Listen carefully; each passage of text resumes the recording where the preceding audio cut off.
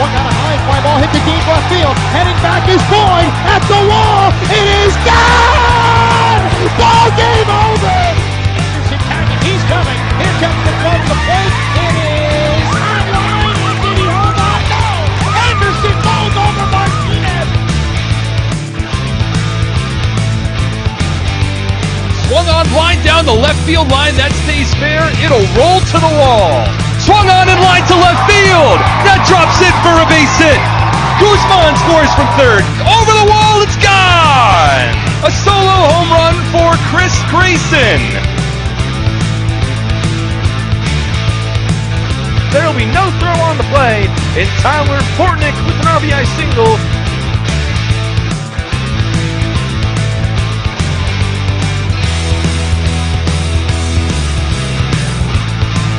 Warning track at the wall. It's over the wall again with a 3-run homer.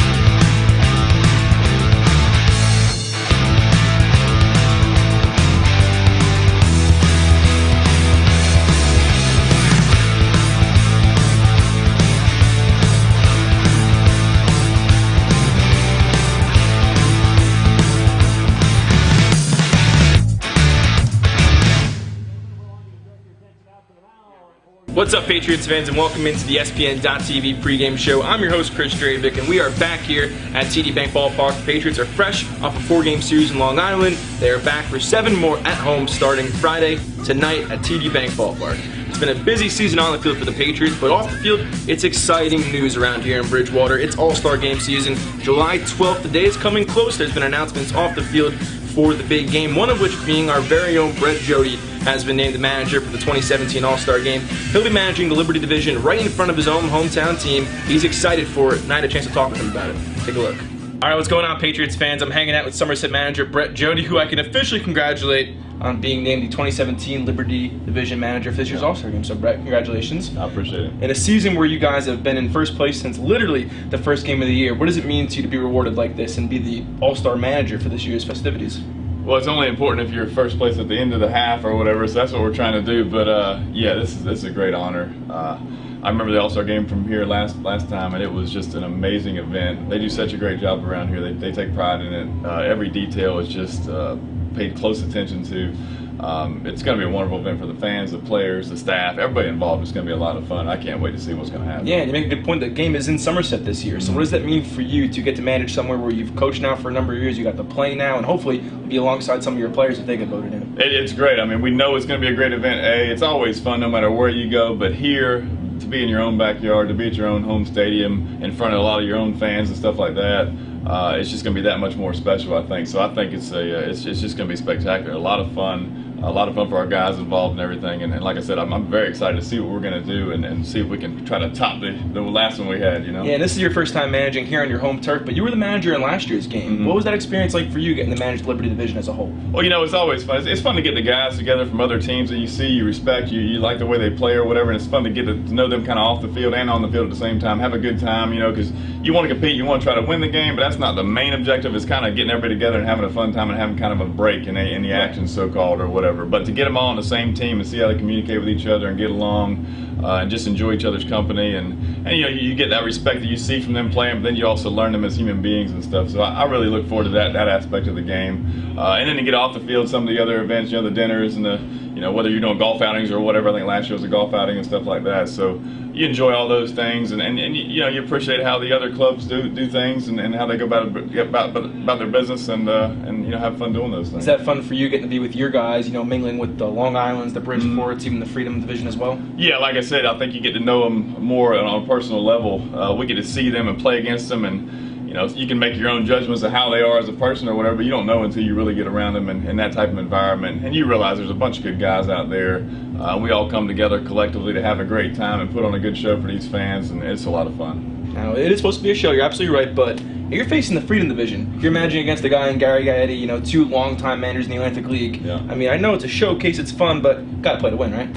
Well, you do. You don't want to lose, but not at all costs are you doing that. Like I said, you're gonna have your 8 or 9 pitchers. You're gonna throw them an inning or 2 apiece or whatever. You're kind of gonna set it up before the game. You're not really gonna do matchups and stuff like that. So you hope it works out on your side of things, but you're not gonna push people too far or anything. If a guy's got a good game going, you might leave him in there, but you kind of premeditate who you're putting in there half a game and who you're gonna replace him with and stuff like that. So you do want to win. Obviously, you always want to win. We're competitors, but I love coaching against Gary Gaetti. I always enjoy playing against the Sugar Land team. It's a fun series every time we play.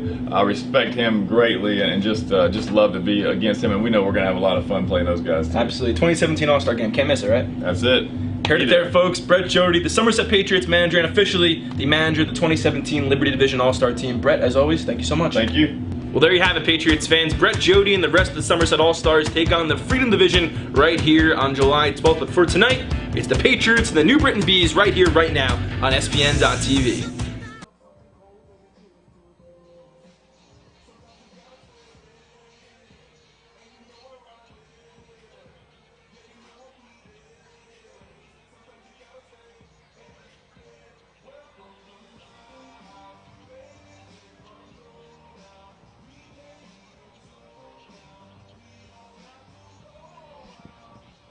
And welcome back to TD Bank Ballpark here in Bridgewater, New Jersey, as the rain delay is over and we are hoping to get ready for some Somerset Patriots baseball shortly. Again, thank you so much for tuning in for everyone, not only on 1450 WCTC and WCTCIM.com, but also all of our SPN.TV viewers today and all of our viewers on Facebook.com/Somerset Patriots. Thank you guys so much for tuning in for tonight's broadcast. We're getting ready for first pitch. It's the series opener between the Somerset Patriots and the New Britain Bees. We were supposed to get underway at 7:05 p.m.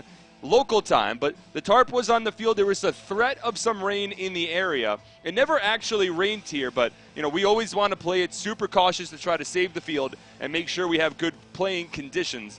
So the tarp is off the field right now, and we're creeping closer and closer to first pitch in a big game for the Somerset Patriots. They enter 3 games up on the Bridgeport Bluefish for first place in the Liberty Division. The magic number for the Somerset Patriots to clinch the division is 7. So any combination of Patriots wins and Bluefish losses that equals 7 will give the Patriots their first half crown in the Liberty Division. Somerset coming off of a 4-game split with the Long Island Ducks over at Bethpage Ballpark over the last 4 days. The Somerset Patriots and the Ducks split on Tuesday's doubleheader. Long Island took Wednesday night's ball game, but then it was all Somerset last night. Certainly a very impressive performance from the Patriots, both on the offensive side and on the pitching side. The Patriots won the ball game 9-2. 9 runs on 12 hits for the Somerset Patriots. They scored a run in 7 consecutive innings. Meanwhile, it was David Kubiak pitching on 2 days rest for the Patriots. All he did was go 7 strong innings, allowing just 1 run on 3 hits with 1 walk and 9 strikeouts. So Kubiak pitched well, and the offense played very well as well. But right now we're getting ready for first pitch, so we're going to take a break for God Bless America and the National Anthem. When we come back, we'll go over the TD Bank starting lineups and first pitch on 1450 WCTC, WCTCAM.com.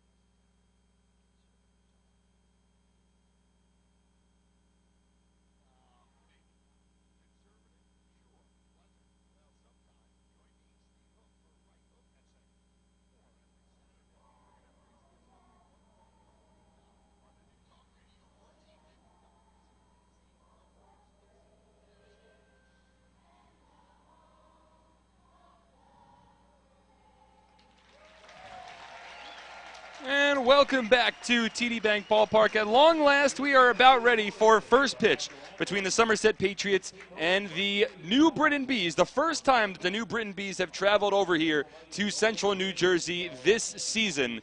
It'll be a 3-game series here at TD Bank Ballpark between the Patriots and the Bees.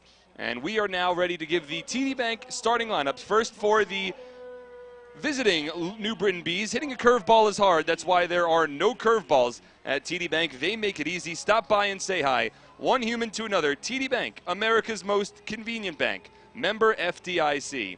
Well, for the New Britain Bees today, they are managed by Stan Clyburn in his second season as manager of the Bees. He's been the only manager in the New Britain Bees franchise history. Leading off for the Bees today is Yusuke Kajimoto, a former Lancaster Barnstormer. He gets the start at second base. Hitting second, the former Somerset Patriot, James Skelton. Jovan Rosa bats third at third base. The cleanup batter for the Bees is Craig Maddox. He's also the designated hitter. Connor Bierfeld hits fifth in left field. The first baseman is John Griffin, batting sixth. Michael Krause hits seventh. He gets the start in center field. It's Jamar Walton over and right, batting eighth. And Michael Baca over at shortstop for the New Britain Bees. He bats ninth.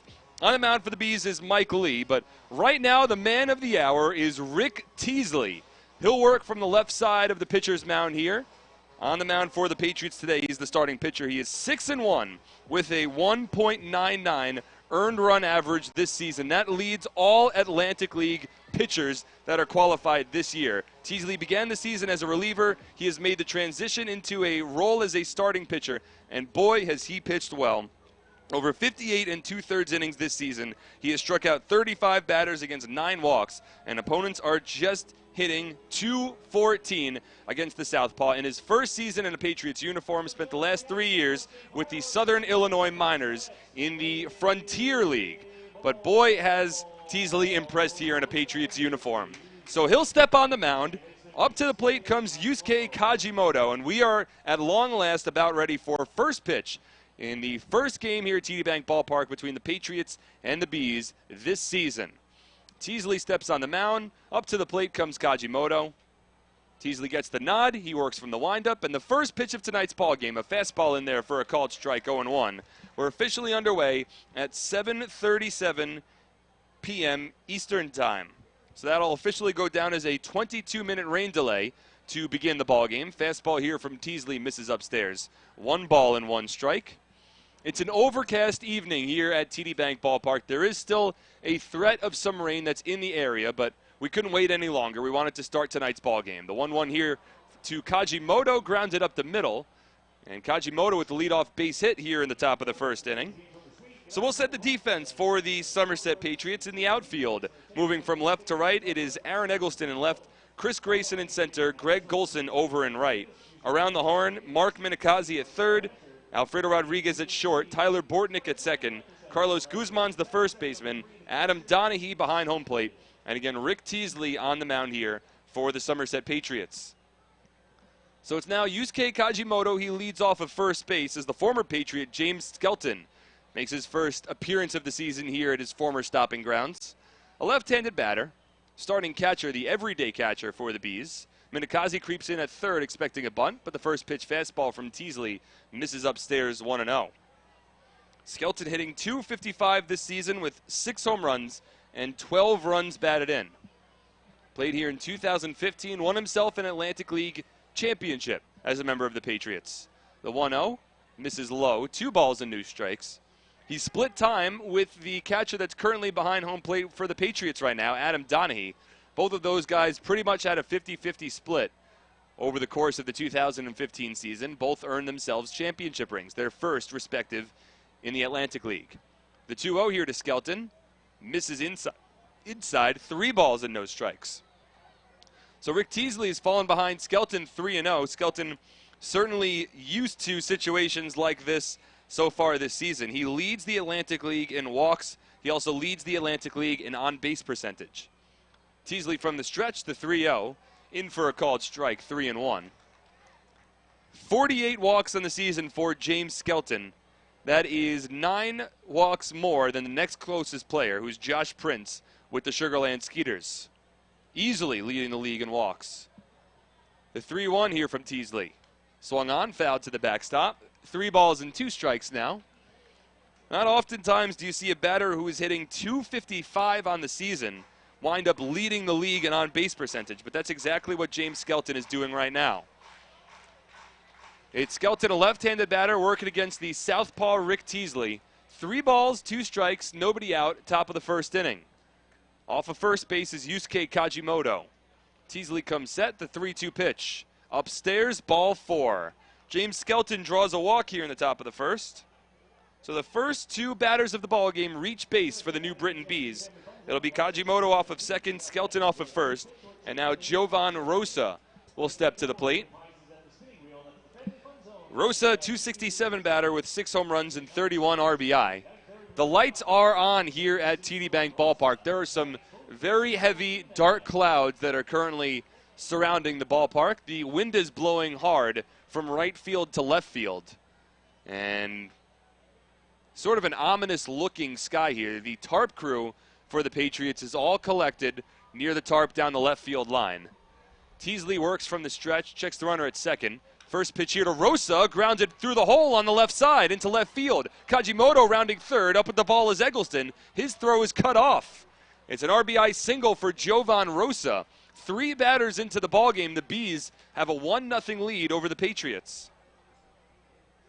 First pitch swinging there, Jovan Rosa. He gets his 32nd RBI of the season. Kajimoto scores, so it goes base hit, walk, RBI single against the league leader in earned run average, the first 3 batters of this ballgame. The Bees have a 1-0 lead. The wind picking up even more here at TD Bank Ballpark as the sky continues to get darker and darker. There is a storm system that is around us right now. There were some rumblings of thunder, not any real lightning sightings, but there were rumblings of thunder as we were getting ready for first pitch.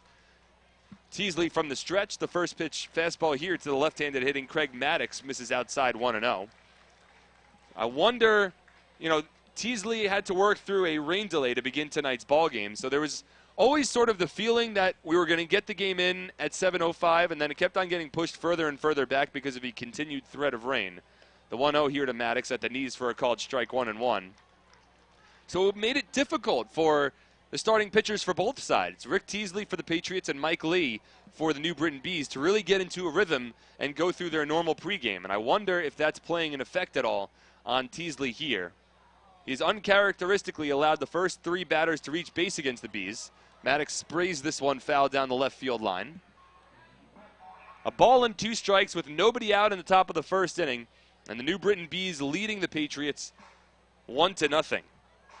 Somerset wearing their traditional home white jerseys with white pants and a single-tone blue cap with a blue brim, whereas the New Britain Bees in their alternate Hardware City road gold jerseys with gray pants and a single-tone black cap with a black brim. The 1-2 to Maddox misses low. 2 balls and 2 strikes.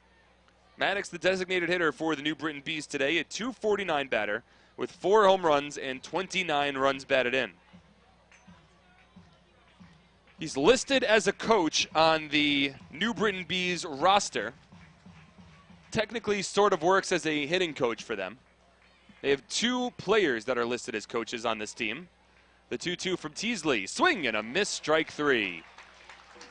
Rick Teasley gets his first strikeout of the ballgame, challenges Craig Maddox with the fastball and beats him.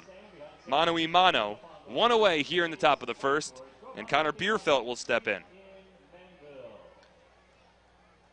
So 1 out, it's still James Skelton leading off of second, Jovan Rosa off of first, and Connor Bierfeld, the batter. Starting left fielder for the Bees today, a .264 batter with 10 home runs and 13 runs batted in. Wears the high pants with the stirrup-striped socks, a very traditional look for Connor Bierfeld. Rain starting to fall here at TD Bank Ballpark. The tarp crew on alert. Teasley from the stretch, first pitch to Bierfeld, misses upstairs 1-0. So some of the fans that are in attendance are retreating towards the concourse now with some light rain beginning to fall. Nothing hard just yet, but there is a very dark storm cloud that is certainly hovering right over TD Bank Ballpark right now. Teasley from the stretch, the 1-0. Swung on, line towards left, past the diving Alfredo Rodriguez. It drops into left field. Skelton had to freeze on the play with the ball in the air. It's a base hit for Connor Bierfeld. Each runner moves up station to station. The Bees have the bases loaded and one away in the top of the first. That'll bring John Griffin to the plate.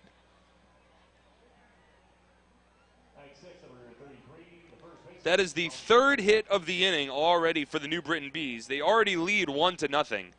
And very uncharacteristic for Rick Teasley. Just to provide some context, his last time out against the York Revolution, 7 shutout innings in which he allowed just 3 hits, no walks, and 5 strikeouts. Teasley has been as strong as you can ask this season, specifically since making his return to the starting rotation. But he's found himself in some trouble here in the top of the first. John Griffin at the plate, right-handed batter. First pitch to Griffin, misses inside, 1-0. Well, this is the second time that Rick Teasley has worked against the New Britain Bees this season. First time as a starting pitcher. He tossed 4 innings of relief, allowing 1 run against the Bees back on May 1st. The 1-0 here to Griffin. Line drive towards left field. That's going to drop in front of Eggleston. He cuts it off. Scoring from third is James Skelton. Holding at third base is Jovan Rosa. An RBI single for John Griffin. And the Bees are out to a 2-0 lead against Rick Teasley here in the top of the first. Well, there seems to be just this odd sort of aura surrounding this game right now. There's a light rain falling, but Corey Dommel, the pitching coach for the Patriots, he's going to come out to the mound. And this is the earliest meeting that the Patriots have had to have with Rick Teasley this season. 25 runs batted in now on the season for John Griffin. 4 hits in the inning for the Bees, including a walk. They keep the bases loaded, and it will be Michael Kraus, who has been red hot for New Britain, coming up to the plate momentarily. With Corey Dommel coming out to have a conversation here with Rick. Wind blowing straight out to center field, but right now the Bees are teeing up Teasley. Again, Rick entering with a 1.99 earned run average on the season, easily the best in the Atlantic League. He has allowed no more than 2 earned runs in his start in his last 3 outings. The most earned runs that he's allowed in a single outing this season was 5. That was 4 starts ago on June 1st against the Lancaster Barnstormers.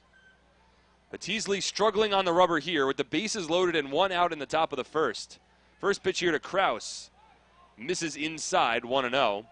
And Teasley freezes on the mound a little bit. He thought that he was going to get that call. The umpires for tonight's ballgame, it's Freddie DeJesus behind home, Jorge Teran at first, and Warren Nicholson over at third. Patriots have seen plenty of Fred DeJesus this season, so they have no problem sort of jawing it out with him a little bit. The 1-0 to Kraus, misses inside. No, but that's called a strike from DeJesus. A ball and a strike. Well, on this one, Kraus sort of lifted his hands up at the plate, expecting that to be inside, but Teasley gets the call. He could certainly use a ground ball here. Middle infield plays at double play depth. Corner infielders play halfway with only 1 away. The 1-1 from Teasley. Swung on, blooped, foul, and that'll land out of play. So a ball and 2 strikes. Rick would also take a strikeout in this situation. 2 runs on 4 hits for the Bees here in the top of the first inning against the Atlantic League leader in earned run average. The only pitcher in the league right now of qualified pitchers that has an ERA under 2. Teasley coming in with a 1.99 earned run average. Stares into Adam Donahue, now comes set. Bases loaded, 1 away. The 1-2 pitch. Swing and a miss, strike 3. Big strikeout there from Rick Teasley, his second strikeout of the inning. Kraus set down swinging, who came in second in the league in strikeouts on the year. And now Teasley an out away of getting out of any further damage. And that'll bring Jamar Walton to the plate. So Walton's been a solid batter for the New Britain Bees this year, but unfortunately for Walton, his play in the field hasn't been the best. In fact, the last time the Patriots saw Jamar Walton, he had 2 errors in the top of the first inning. That helped lead to a 7-run top of the first for the Patriots. First pitch here to the left-handed hitting Walton. He grounds it softly to second. It's fielded by Bortnick. Throw to first in time, and Teasley able to get himself out of further damage. But 8 batters come to the plate. The Bees score 2, and they lead 2-0 on SPN.TV, 1450 WCTC, and WCTCAM.com. We, the TV-loving people, want our whole house to be filled with entertainment. Easy, boy. But we don't want annual contracts and hardware. You scoundrel! Ah! We just want to stream live TV! And we want it for $10 a month. Wow, I'd like to have that in my house. It's a very big house. Yeah, mine too. Look at us, just two bros with sick houses. High five. DirecTV Now, a big streaming deal for $10 a month. It's entertainment your way. Hyundai is prepping for our best 4th of July ever. So what's your best deal? Right now, you can save up to $6,000 on a new Santa Fe Sport. And here's the best part. America's best warranty comes on any new Hyundai. Any new Hyundai. The 4th of July sales event only happens once a year. That's how we roll. So it's go time. Boom. I'll take this one. Better is the reason to buy Hyundai. And here's another reason to buy now. Hurry into your local Hyundai dealer today and get up to $6,000 in total savings on a Santa Fe Sport. But don't wait. TD Bank Ballpark, as we'll set the defense now or the starting lineups for the hosting Somerset Patriots. Again, brought to you by TD Bank. Hitting a curveball is hard. That's why there are no curveballs at TD Bank, America's most convenient bank. Member FDIC. So the starting lineup here for the Somerset Patriots, again managed by Brett Jody in his 5th season at the helm of the Patriots. It's Aaron Eggleston leading off in left field. Greg Golson hits second. Carlos Guzman third. Adam Donahue is the Raritan Building Services cleanup batter of the ballgame. Raritan Building Services, we don't cut corners, we clean them. Kyle Rollers, the designated hitter, batting 5th. Mark Minikazi hits 6th at third base. Tyler Bortnick bats 7th. Chris Grayson 8th. And Alfredo Rodriguez hits 9th. So it'll be Aaron Eggleston coming up to the plate here to work against Mike Lee on the mound for the New Britain Bees. Lee making his first start of the season against the Somerset Patriots. He tossed 1 inning of relief against the Patriots back on May 1st. Overall, he enters 1-4 on the season with a 5.14 earned run average. Over 42 and a third innings, he has struck out 32 batters against 18 walks. Opponents hitting .282 against the lengthy righty, standing at 6'7", 235 pounds. First pitch here to Aaron Eggleston. Misses outside, 1 ball and no strikes. Aaron Eggleston making his first start of the season batting leadoff for the Patriots. He's hit second plenty of times, but never first. The 1-0 here from Lee, in there for a called strike, 1-1. Aaron hitting .291 this season with 1 home run and 23 runs batted in. Left-handed batter against the 6'7" righty, Mike Lee. From the windup here, the 1-1 pitch. Swung on, fouled to the backstop. 1 ball and 2 strikes. Well, there's a huge storm cloud that is still over TD Bank Ballpark. That being said, the tarp crew is no longer guarding the tarp down the left field line. So there is some optimism here that whatever was supposed to hit us has passed us, and we are good to go moving forward. The 1-2 here to Eggleston. Line down the left field line. That's going to stay fair. Bierfeld can't get there. It'll 3-hop against the wall. Eggleston rounds first. He'll head in safely at second base with a leadoff double. So the first time this season that Aaron Eggleston's batting leadoff, and he rips a base hit down the left field line, going opposite field. And the Patriots with a runner in scoring position here with nobody out in the bottom of the first inning. So we'll set the defense for the New Britain Bees. Quickly in the outfield from left to right, it's Connor Bierfeld, Mike Krause, Jamar Walton. Around the horn, Jovan Rosa, Michael Baca at third, Yusuke Kajimoto at second, John Griffin at first, and James Skelton behind home plate with Mike Lee on the mound. A very oddly illuminated field here with some sun that's behind this really dark storm cloud hovering above the field. First pitch to the right-handed hitting Greg Golson is a fastball that misses inside, 1-0. Golson hitting .250 with 4 home runs and 19 RBI. Patriots trailing 2-0 here in the bottom of the first inning. Eggleston leads off of second. The 1-0 here from Lee. Swung on, grounded over to third, fielded on a hop by Jovan Rosa. He was playing along the infield grass, and he's able to complete the throw onto first base for out number 1.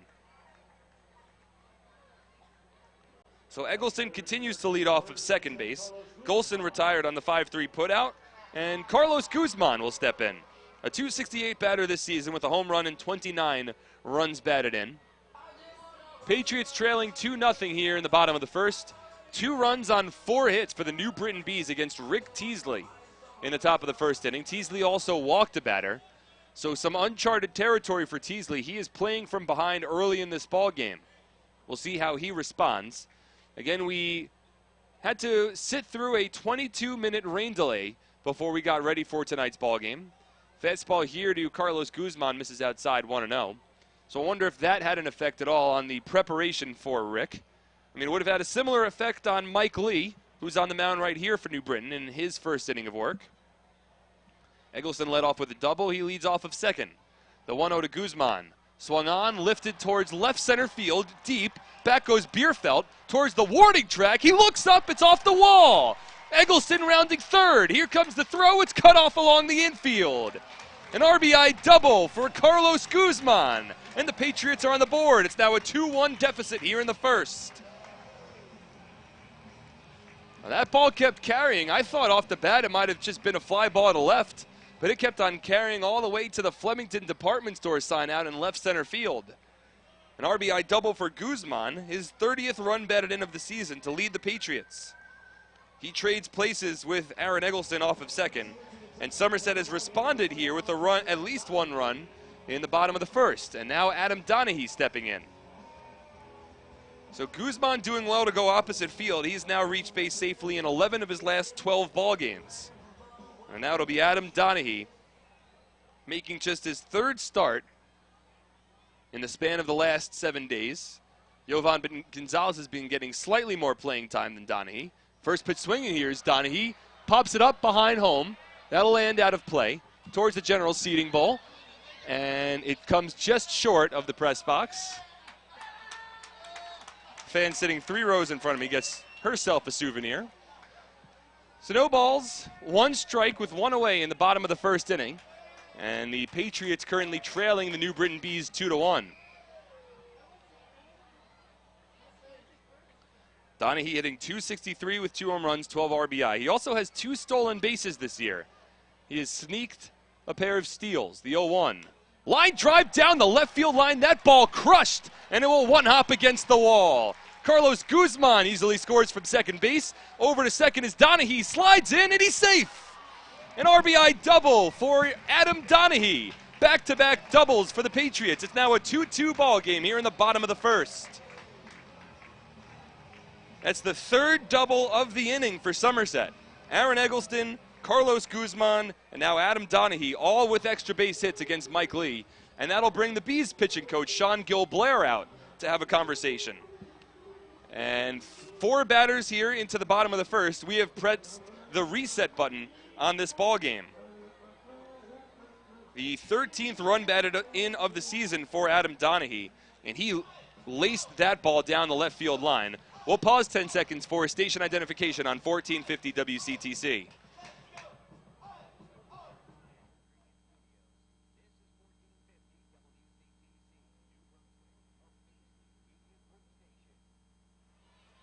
So now Kyle Roller will step in here for Somerset with a runner at first and runner at second and 1 away in the bottom of the second inning. This ball game tied at 2.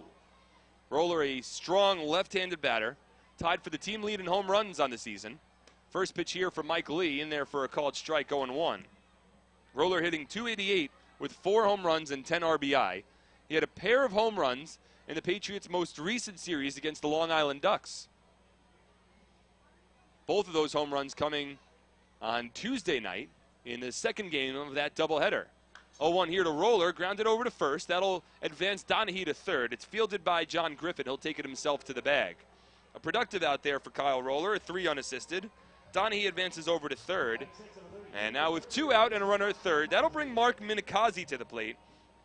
And Minikazi's been playing far better as of late. Specifically over the last 2 games, Minikazi has reached base safely in 8 of his last 9 at-bats. That included a very strong day at the plate yesterday. He enters with a .241 batting average on the season, 1 home run, and 6 runs batted in. Just 2 for 9 against the New Britain Bees this year. But he has an opportunity where a base hit could give the Patriots a lead here in the bottom of the first. Already a high-scoring ball game in this one. 2-2's our score. Donahue leads off of third with 2 out in the bottom of the first. First pitch here to Minikazi, in there for a called strike, 0-1. Infield plays back with 2 out. The outfield straight up. Wind blowing out towards center. Mike Lee's already allowed a pair of runs here. From the stretch, checks the runner at third. The 0-1 to Minikazi. Breaking ball, grounded softly towards third. It was off Minikazi's shin. Rosa charged in to make the play, but Minikazi didn't leave the right-handed batter's box. So it's an 0-2 count with 2 away. Again, a picturesque real cloud that has passed over us here at TD Bank Ballpark. It looks like a very ominous storm cloud, but nothing actually wound up falling. It was just a little bit of drizzle for only a couple of minutes. That was about it. And we're hoping now that the majority of the storm systems here have cleared away and that we actually have a clear night the rest of the way for some Patriots baseball. Lee works from the stretch here, the 0-2 pitch. Swing and a miss, strike 3. Lee's first strikeout of the ballgame, that retires the side. But the Patriots tie it up at 2 in the bottom of the first as we head to the second on SPN.TV, 1450 WCTC and WCTCAM.com. Are you ready for some family fun? Have a ball with everyone. It's a slam and hit. Come on and get patriotic. Hi, I'm Sparky Lyle. I'm going to be at the ballpark all year long, and so should you. It's an all-star season. It's a slam and hit. Come on, get patriotic.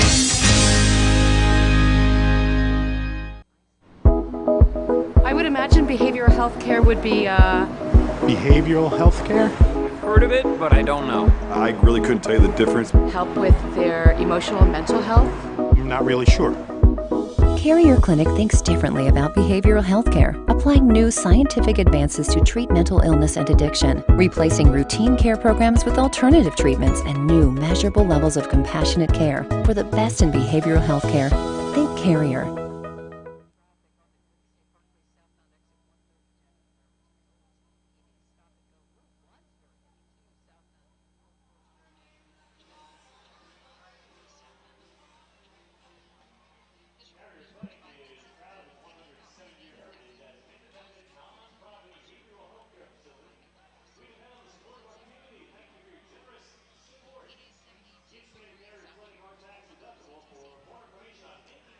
Save time checking online with the Supercuts mobile app. Download it now from the App Store or Google Play. When it's time for a haircut, save time and check it online using their convenient mobile app or at supercuts.com. Looking for a great deal on a new car? You'll score big savings at your Tri-State Ford dealer. Proud sponsor of Somerset Patriots baseball. Visit tristateford.com for more information today. Top of the second inning here at TD Bank Ballpark, and we have pressed the reset button on tonight's ball game. Rick Teasley on the mound here. He had allowed 2 runs in the first inning, working against 8 batters and tossing 24 pitches.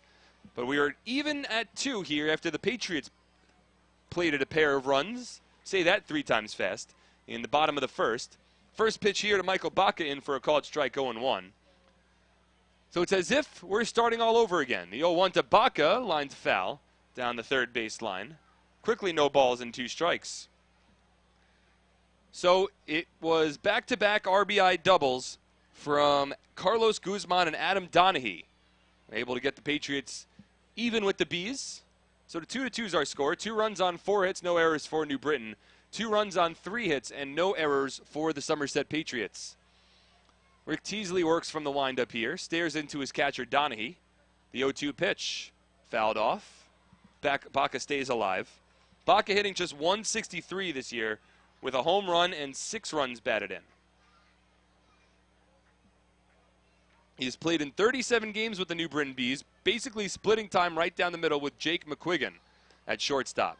Fastball from Teasley misses outside. 1 ball and 2 strikes. Teasley had a pair of strikeouts in the first inning. Most strikeouts Teasley's had in a game is 9. That was back against the Long Island Ducks on May 20th. Baca here lifts one to deep right. Over's Greg Golson. He's able to range over, make the catch for out number 1. So Baca retired. 3 consecutive retired now by Teasley, who moved back to the top of the order. And Yusuke Kajimoto, who led off this ball game with a ground ball right up the middle. eventually scored 2 batters later on a Jovan Rosa RBI single to left field.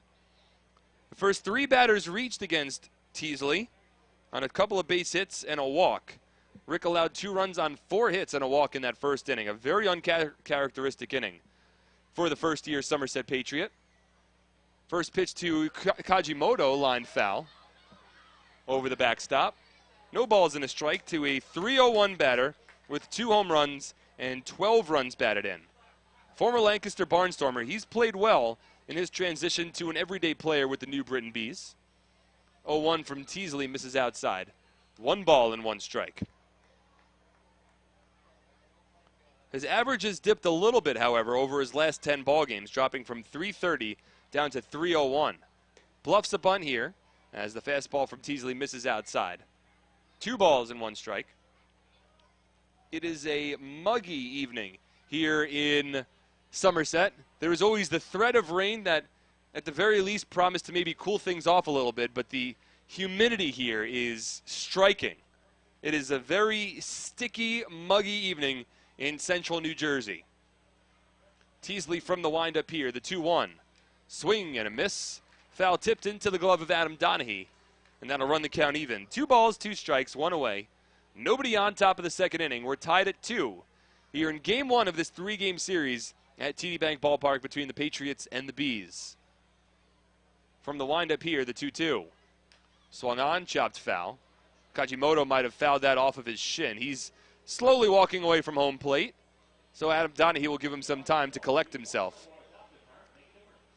Fans continue to file in here at TD Bank Ballpark. Unfortunately, with the threat of rain sort of subsides some of the larger crowd expected. We do have a post-game fireworks show planned, presented by Carrier Clinic.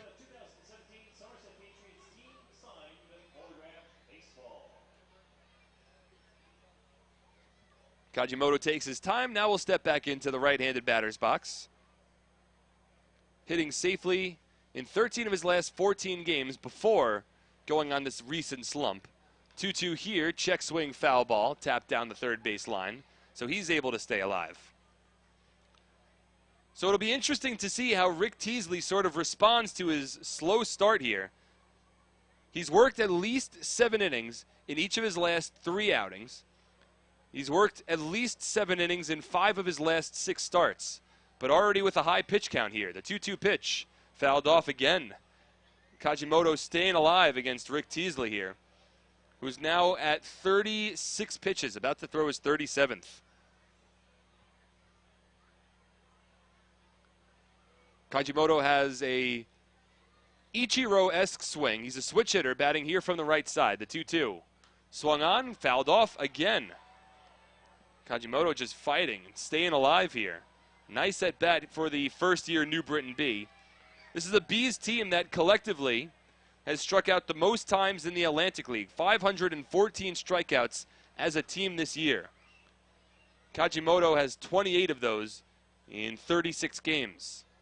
But he's fighting here against Teasley, the 2-2. Grounded softly up the middle. Charging in is the second baseman, Bortnick. Fields in front of the second base bag. His throw to first is scooped out by Carlos Guzman for out number 2. A nice play over at first by Guzman, who has certainly made a seamless transition over to first base this season. 2 out, nobody on, and James Skelton stepping in. Skelton drew a walk in his first plate appearance of the ballgame, tacking on to his Atlantic League lead in walks drawn, now 49 on the season. The league leader in on-base percentage. The Patriots have a man that would have a higher on-base percentage than Skelton and Justin Pacioli, but unfortunately Pacioli doesn't have enough plate appearances to qualify among league leaders. Skelton bloops this one to left center field on the first pitch from Teasley, deposits it in front of Aaron Eggleston, and Skelton has been on base now 2 times here in the first 2 innings. That continues a trend for James, playing well against his former team. He is now 8 for 19 against the Patriots this year with 8 walks, and he just continues to get on base.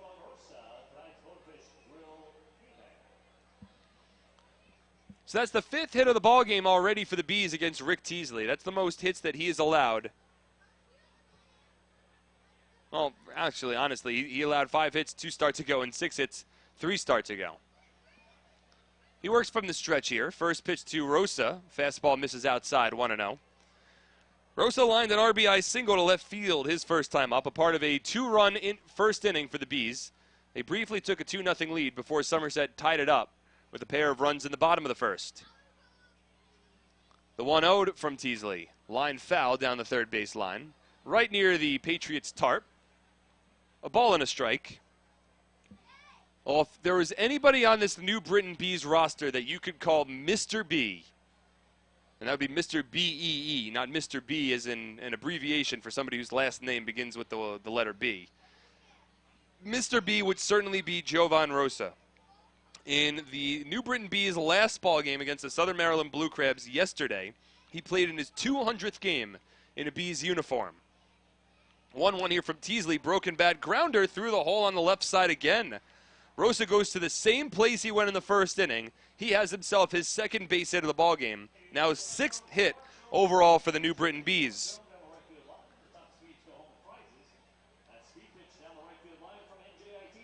So on to second base goes James Skelton.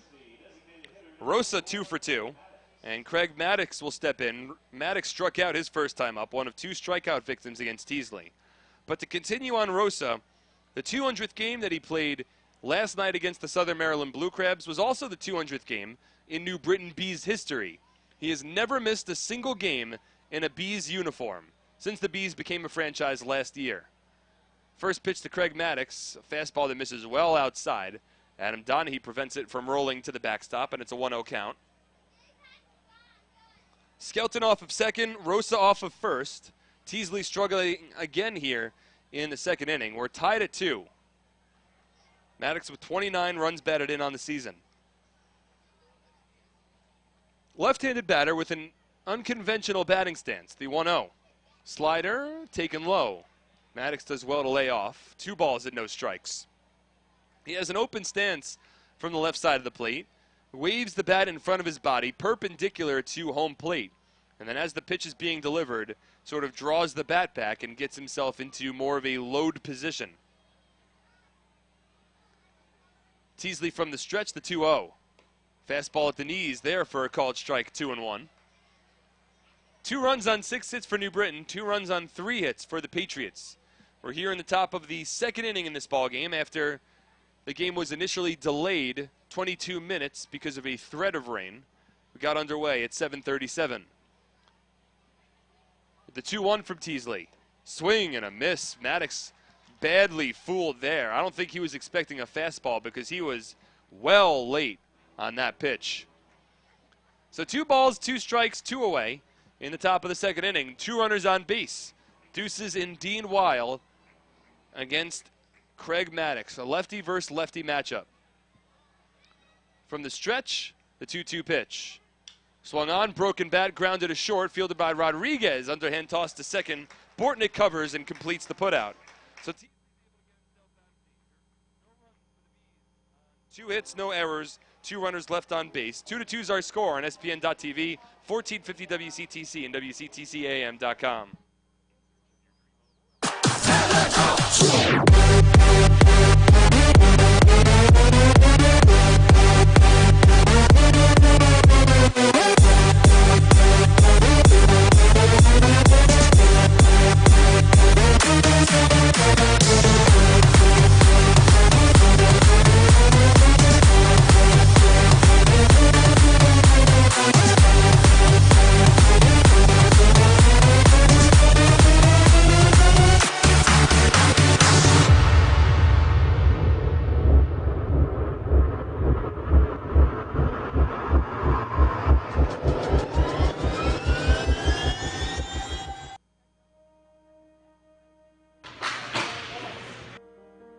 I couldn't hold my meals down anymore. I would get chronic fatigue. Yeah, in the beginning, it's very tough when you're first told that somebody that you love has to have a transplant. Where do I go? Who can come and get themselves tested? You know, to see who's a match for me.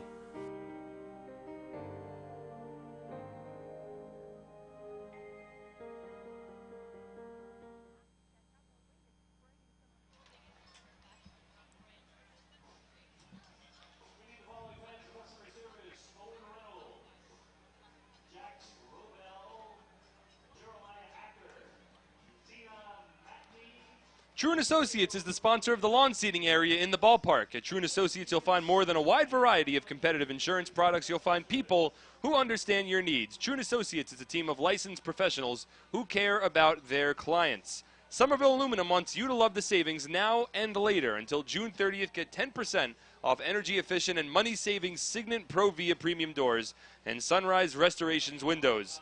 Visit SomervilleAluminum.com for details. It'll be Tyler Bortnick to lead off the bottom of the second inning for the Patriots. This ball game tied at 2. 2 runs on 6 hits already for the Bees. 2 runs on 3 hits for the Patriots. Both teams' runs coming in the first inning. Teasley was able to work out of a 2-hit jam in the second inning to keep the Bees off the scoreboard. So Bortnick at the plate here. First pitch swinging, drills it foul. Well down the left field line over our Somerville Aluminum party deck. And it's an 0-1 count. It'll be Bortnick followed by Chris Grayson and Alfredo Rodriguez due up for the Patriots here. A bit of a different lineup Brett Jody going with today. Scott Kelly getting a night off. Christian Marrero getting a night off. Yovan Gonzalez getting a night off. The 0-1 line foul. No balls and 2 strikes. Justin Pacioli, a little more than a night off for him. Right now he's nursing a wrist injury. The schedule today was to actually get that checked on again, get a second opinion. So we don't have any more information just yet on Justin Pacioli's injury, but he's out of the lineup and not available for tonight's ball game. 0-2 to Bortnick, grounded softly foul down the left field line, so Bortnick's able to stay alive. But one of the big additions for this Patriots team, he is active, he is dressed, and right now he is sitting in the Patriots dugout down the first base line, is Olmo Rosario. Announced earlier today, Rosario has made his return to this Patriots team. He is active and he is available for tonight's ball game. He's not in the starting lineup, but I would expect to see him plugged back into the lineup shortly. 0-2 here to Bortnick, chopped foul.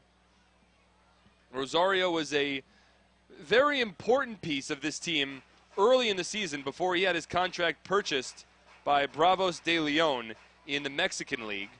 Somerset certainly happy to have Rosario back now that he's back in the fold. He really worked as a utility player for the Patriots. He would split time between corner outfield positions and primarily over at third base. The 0-2 to Bortnick is flared foul down the first base line over his Griffin. He slides, but he can't get to the ball.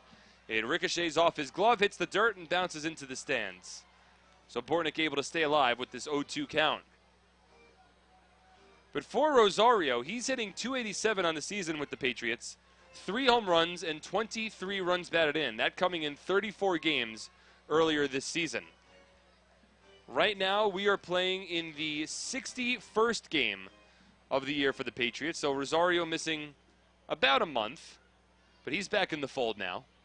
Bortnick at the plate. The 0-2 pitch from Mike Lee. Swung on, grounded foul again.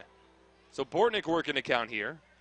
Lee allowed 2 runs on 3 hits in the first inning, but he only threw 15 pitches. Patriots were attacking him pretty early in the pitch count. Last game that Rosario appeared in with the Somerset Patriots was back on May 28th against the Bridgeport Bluefish. He went 1 for 4 in that ball game. He is available should Brett Jody call his number today. The 0-2 to Bortnick. Line drive towards right. That's going to drop in front of Jamar Walton. An excellent at-bat from Tyler Bortnick, fouling off pitch after pitch, eventually getting one he could drive into right field for a base hit. The 4th hit of the ballgame for the Somerset Patriots. So it's Bortnick off of first now with Chris Grayson stepping in. Bortnick has now hit safely in 11 of his last 13 ball games, has reached base safely in 24 of his last 26. And now Grayson slowly walks up to the Patriots left-handed batter's box, certainly enjoying the song that has become a crowd favorite here at TD Bank Ballpark. A left-handed batter hitting .227 this season with a pair of home runs and 7 runs batted in.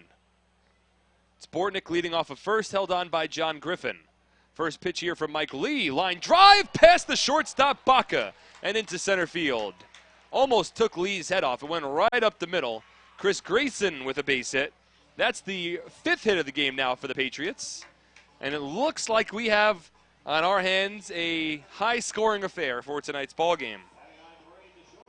Already 11 combined hits between these two teams, and we don't have an out in the bottom of the second inning.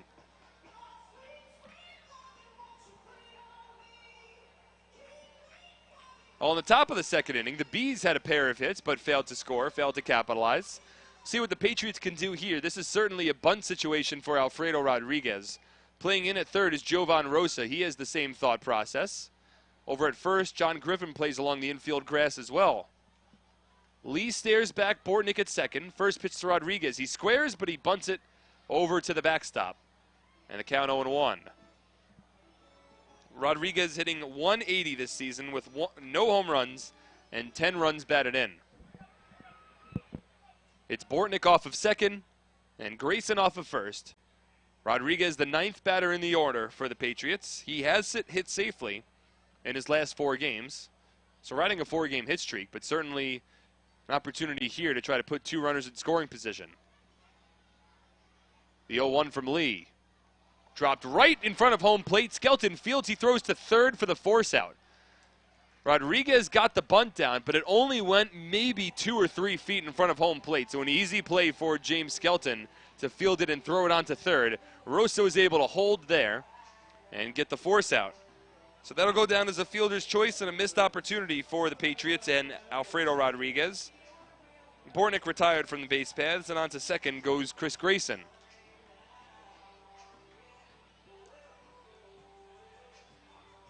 And now Aaron Eggleston steps into the batter's box. Eggleston led off the bottom of the first inning by slapping at a double down the left field line. Eventually scored a couple of batters later on an RBI double from Carlos Guzman. One of 3 doubles in the first inning for Somerset. Lee from the stretch. First pitch here to Eggleston. Misses low. 1 ball and no strikes. Eggleston hitting .291 with a home run and 23 RBI. Certainly up for consideration in terms of balloting for All-Star Liberty Division outfielders. Definitely in the conversation. Reminder that the 2017 All-Star Game will be played right here at TD Bank Ballpark on Wednesday, July 12th. Promises to be an extraordinary evening. Fastball here from Lee misses outside to Eggleston. 2 balls and no strikes. Brett Jody will be the manager of the Liberty Division team. It'll be the 2nd consecutive year that Brett's the Liberty Division manager of the Midsummer Classic. He was the manager last year over in Lancaster. The 2-0 to Eggleston. Breaking ball drops in for a called strike, 2-1. Eggleston's been in his fair share of Atlantic League All-Star games. This is now his 5th season with the Patriots. In his first 4 seasons, he was named an All-Star 3 times. Definitely among consideration once again here in 2017. Grayson off of second, the 2-1, and Eggleston asks for time. Looked like Mike Lee was trying to swat away a fly or something near him. Again, it's a very muggy evening, very humid, very sticky. Not a super comfortable evening here today. Grayson off of second, Rodriguez off of first, with Eggleston at the plate here.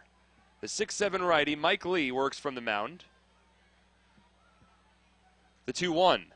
Fastball at the knees for a called strike, 2-2. So Lee trying to work himself out of 2-hit jam, just as Teasley was able to do in the top of the second inning. But Lee doesn't have the numbers that Teasley's had so far this year. Opponents hitting .282 against Lee.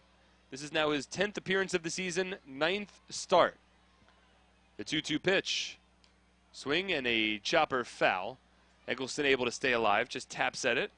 Count stays at 2 balls and 2 strikes. He's made 1 appearance so far this season against the Patriots, is Mike Lee. He allowed 3 runs, all earned on 2 hits and 3 walks, all the way back on May 1st. That was a game in which the Patriots won 12-1, their largest margin of victory this season. 2-2 pitch coming here to Eggleston. Swinging a ground ball to first. It's fielded by Griffin. On to second for 1. Turn to first won't be made. Holding at third is Chris Grayson. Mike Lee was slow to cover the first base bag. No chance to double up Aaron Eggleston there.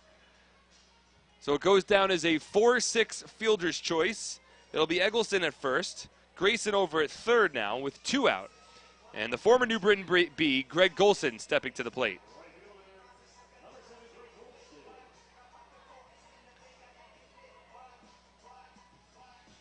Golson grounded out to third base back in the first inning. He's 0 for 1, but he's played well against the Bees this season. 5 for 15 from the plate, with a pair of doubles, a triple, and 4 runs batted in.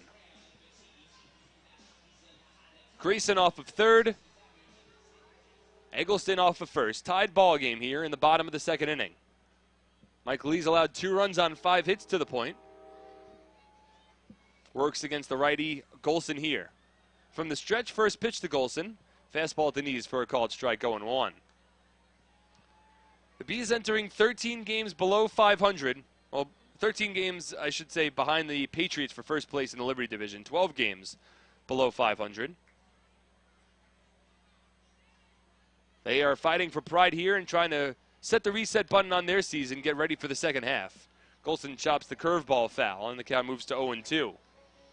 But the Patriots hoping to lock up a first half crown here in the first half this season. Currently 3 games up on the Bridgeport Bluefish. Magic number is 7. Bridgeport right now trailing the Southern Maryland Blue Crabs 4-2 in the bottom of the 5th inning over in Waldorf. Lancaster certainly helping out the Patriots the last couple of nights, taking 2 straight over the Bluefish. The 0-2 here to Golson, misses upstairs, 1 ball and 2 strikes. Other out-of-town scoreboard scores, the Barnstormers and the York Revolution are in a rain delay right now. It's a 5-1 Barnstormers lead, but that game in a rain delay. The Ducks and the Skeeters haven't gotten underway yet. That game should be starting momentarily down in Constellation Field in Texas. Lee comes set, the 1-2. Grounded over to second. Long hop fielded by Kajimoto. Quick throw onto first, beats Golson, and that retires the side. So the Patriots with 2 base hits to lead off the inning. They fail to score. We remain tied at 2 heading to the third on 1450 WCTC and WCTCAM.com.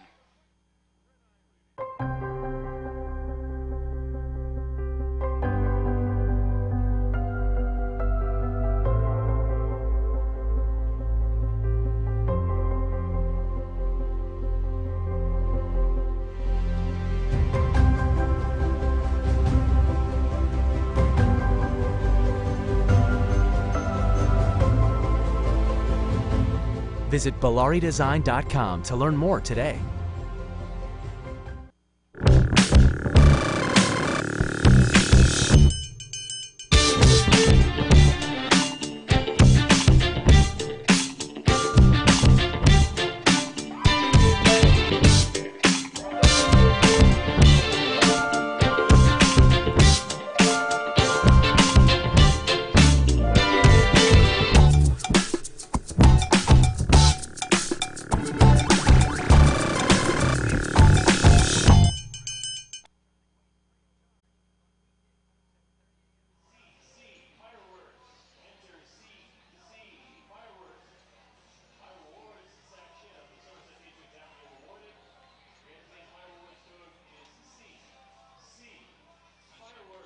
All right.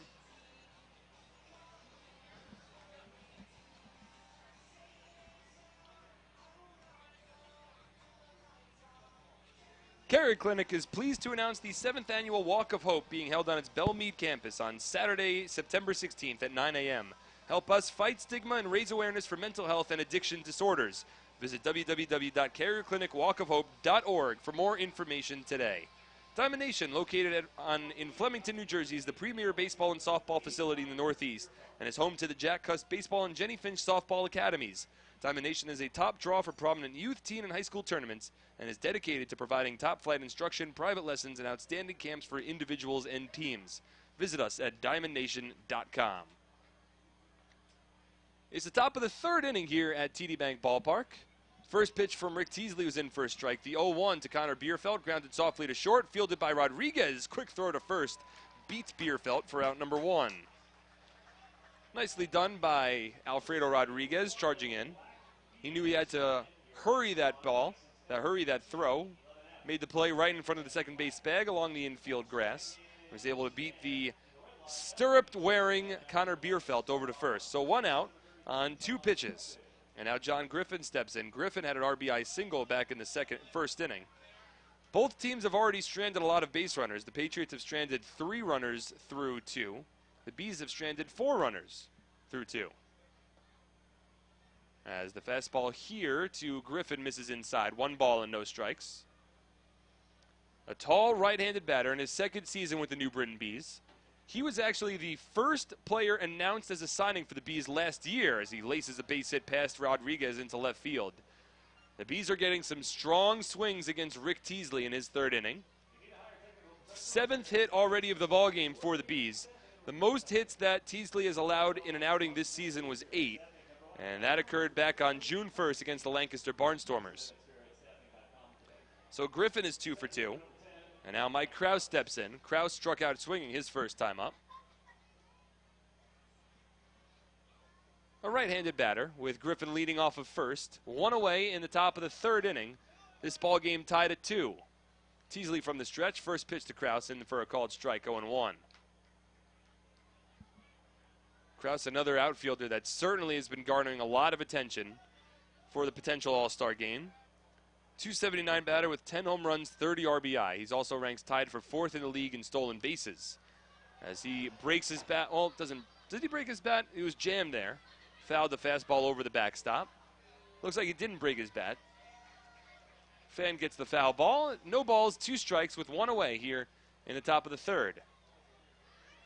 2-2 is our score, but the Bees are out-hitting the Patriots 7-5 already in this ball game. The 0-2 from Teasley. Swing and a miss, strike 3. Mike Krause strikes out for the 2nd time today. 3rd strikeout for Rick. He entered with just 35 strikeouts in 58 innings. It hasn't been a huge part of his repertoire so far this season, but 2 out now in the top of the 3rd for Jamar Walton, who grounded out to second base his first time up. So Krause now with 65 strikeouts on the season. That's 2nd most in the Atlantic League. The only player he trails is his teammate, Connor Bierfeld, who entered the ballgame with 68 strikeouts on the year. Walton, a left-handed batter, steps in. First pitch swinging, hits it opposite field towards deep left. Eggleston ranging back. It will one-hop against the wall. Eggleston has to field the ball here. Stopping at 3rd is John Griffin. But it's a double opposite field shot for Jamar Walton. And the Bees now with runners at 2nd and 3rd. 2 out here in the bottom of the top of the 3rd inning for Michael Baca. It's the 8th hit of the ballgame for the Bees. It is their first extra base hit. A double for Walton. He's now 1 for 2. Griffin had to stop at 3rd. The ball was hit sharply, and Griffin doesn't run particularly well. Eggleston was able to get the ball back along the infield quickly. But now Michael Baca steps in. He has just 1 run batted in his last 13 ball games. Comes to the plate here with 2 runners in scoring position and 2 away in the top of the 3rd. Teasley from the stretch. First pitch here to Baca. Misses inside. 1 ball and no strikes. Infield plays back with 2 away. Baca just a 163 batter entering tonight's ball game. He's 0 for 1. He's now 1 for his last 17 from the plate in his last 7 ball games. The 1-0 from Rick. Ground lined over towards short, field out on a hop by Rodriguez. Quick throw to first, beats Baca. And once again, Teasley able to work out of a jam. He strands 2, and we remain tied at 2 as we move to the bottom of the 3rd on 1450 WCTC and WCTCAM.com.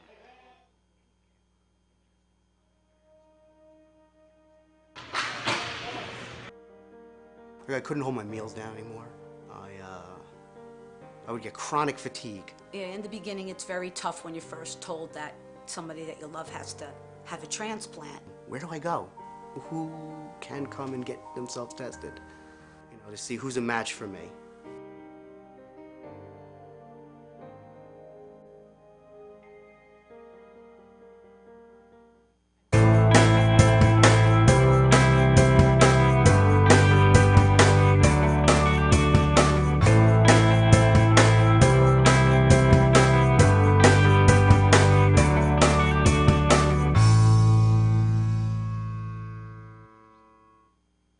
At Hunterdon Family Medicine at Bridgewater, board-certified family practice physicians Drs. Klein and Shapiro provide a full range of medical services, including acupuncture. We look forward to caring for your family. Visit HunterdonHealthcare.org.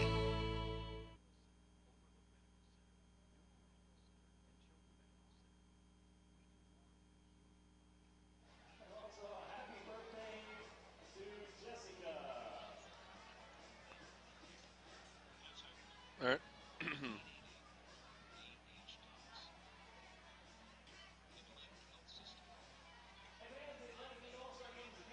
Hey fans, all season long the Somerset Patriots have teamed up with AARP New Jersey to offer its members discounted tickets to every Sunday home game.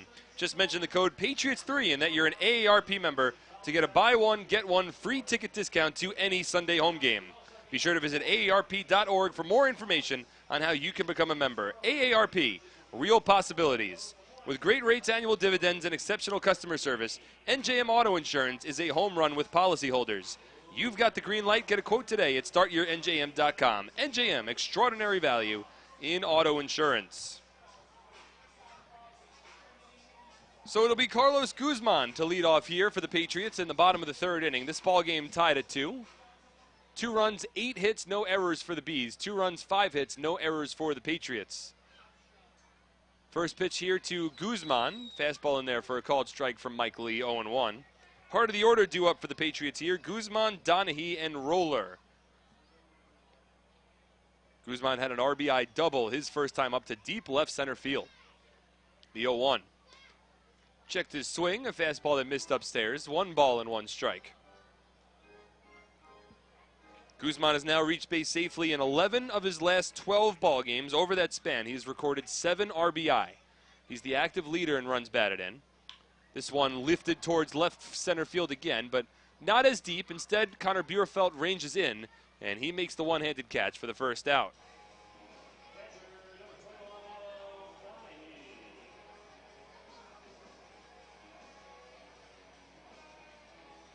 So Adam Donahue will step in, a right-handed batter.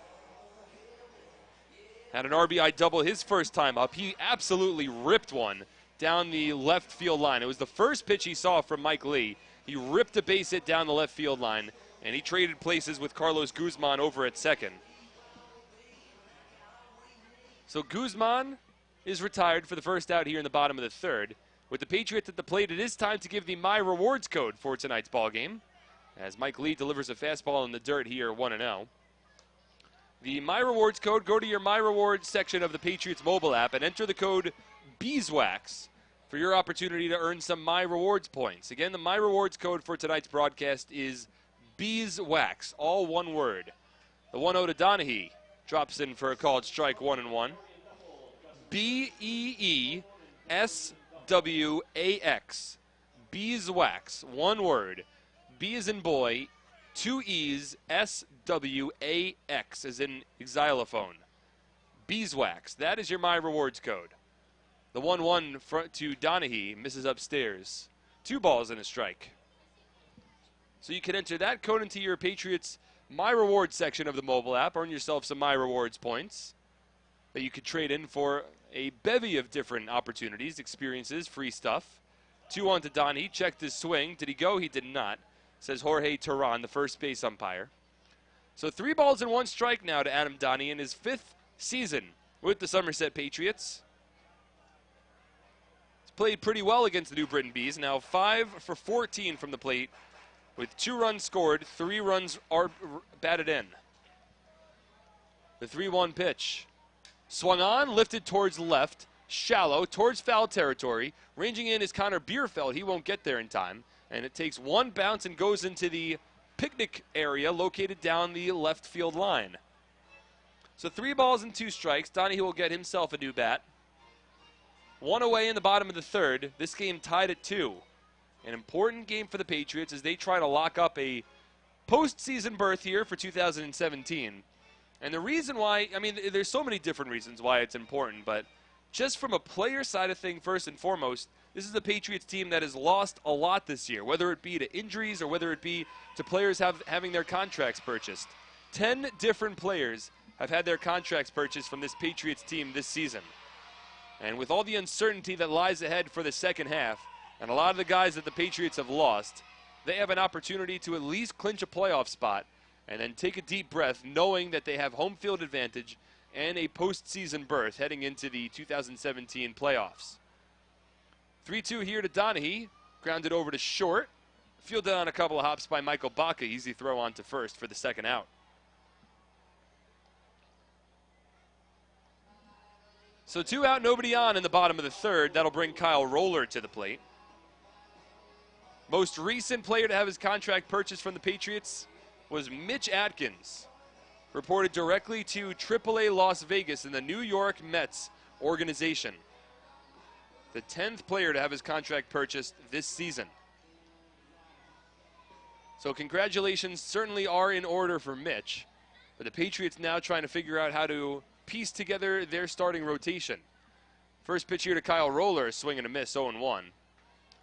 Last night it was David Kubiak making a spot start on 2 days rest, and Kubiak tossed one of his best games of the season, 7 strong, allowing just 1 run while striking out a season-high 9 batters.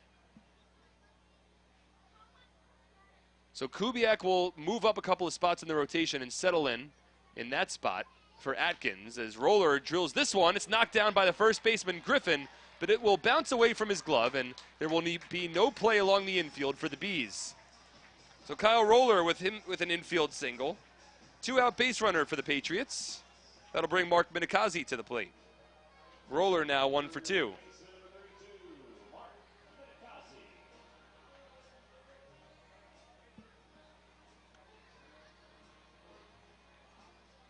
Minikazi, a right-handed batter, struck out swinging his first time up. He's 0 for 1. Again, coming into this ball game, having reached base safely in 8 of his last 9 at-bats. A very strong day at the plate yesterday in the series finale against the Long Island Ducks, a team that he had played with last year. First pitch from Lee in there for a called strike, 0-1.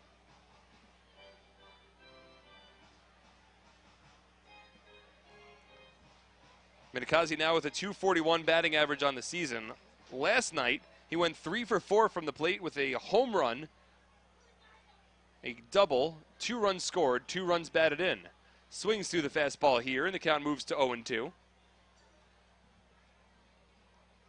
So Minikazi falling behind in the count, but Minikazi's on notice here because Olmo Rosario has rejoined this Patriots team. So try to figure out where Rosario is going to fit in terms of playing time, and one of the natural places that he could fit in is at third base, considering Rosario is a natural third baseman. Breaking ball here from Lee, misses upstairs, 1 ball and 2 strikes. But of course, if Minikazi continues to turn things around and plays well, then it would be hard to take him out of the lineup. And then where do you put Olmo Rosario? Because you still have a man in Scott Kelly who's not in the lineup today, but Kelly's played plenty of third this year and has played a very strong third base. Figure he might get a little more playing time at shortstop, trading off with Alfredo Rodriguez. The 1-2 here misses outside, 2 balls and 2 strikes. So then you have a situation where Kelly and Rodriguez are sort of switching up playing time at short, and then potentially Minikazi and Rosario at third. But Olmo was a everyday player when he was here with the team earlier this season. And not only an everyday player, but an everyday middle-of-the-order player for the Patriots. The 2-2 here to Minikazi, misses low. Nice block made by James Skelton on a breaking ball in the dirt from Mike Lee. That runs the count full. It'll give Kyle Roller a head start off of first base. This game tied at 2 with 2 out in the bottom of the third inning. Both teams plating 2 runs in the first, and both teams stranding runners on base in each of their last respective half innings. The Bees already with 6 runners stranded over the first 3 innings of this ball game. Patriots had 2 runners on and nobody out in the bottom of the second, but failed to score. Minikazi at the plate here, the 3-2. Swung on, grounded foul. Minikazi able to stay alive. So there's always the thought also that you could potentially put Olmo Rosario at one of the corner outfielders positions, considering that is where he made some playing time earlier this season. But, I mean, if you try to do that, where are you going to put him? Aaron Eggleston's an everyday player in left. Greg Golson's turned into an everyday player for the most part in right, though he's made a couple of appearances in center field. You have Justin Pacioli, who granted is nursing an injury right now, but he has the highest batting average on the team. And you just signed Christian Marrero, who's gotten off to a very hot start to his career. 3-2 to Minikazi, skied towards right center, but playable over as Jamar Walton. Stares up, makes a one-handed catch, and that retires the side. So no runs for the Patriots on 1 hit, no errors, 1 runner left on base. Through 3, tied at 2 on 1450 WCTC and WCTCAM.com.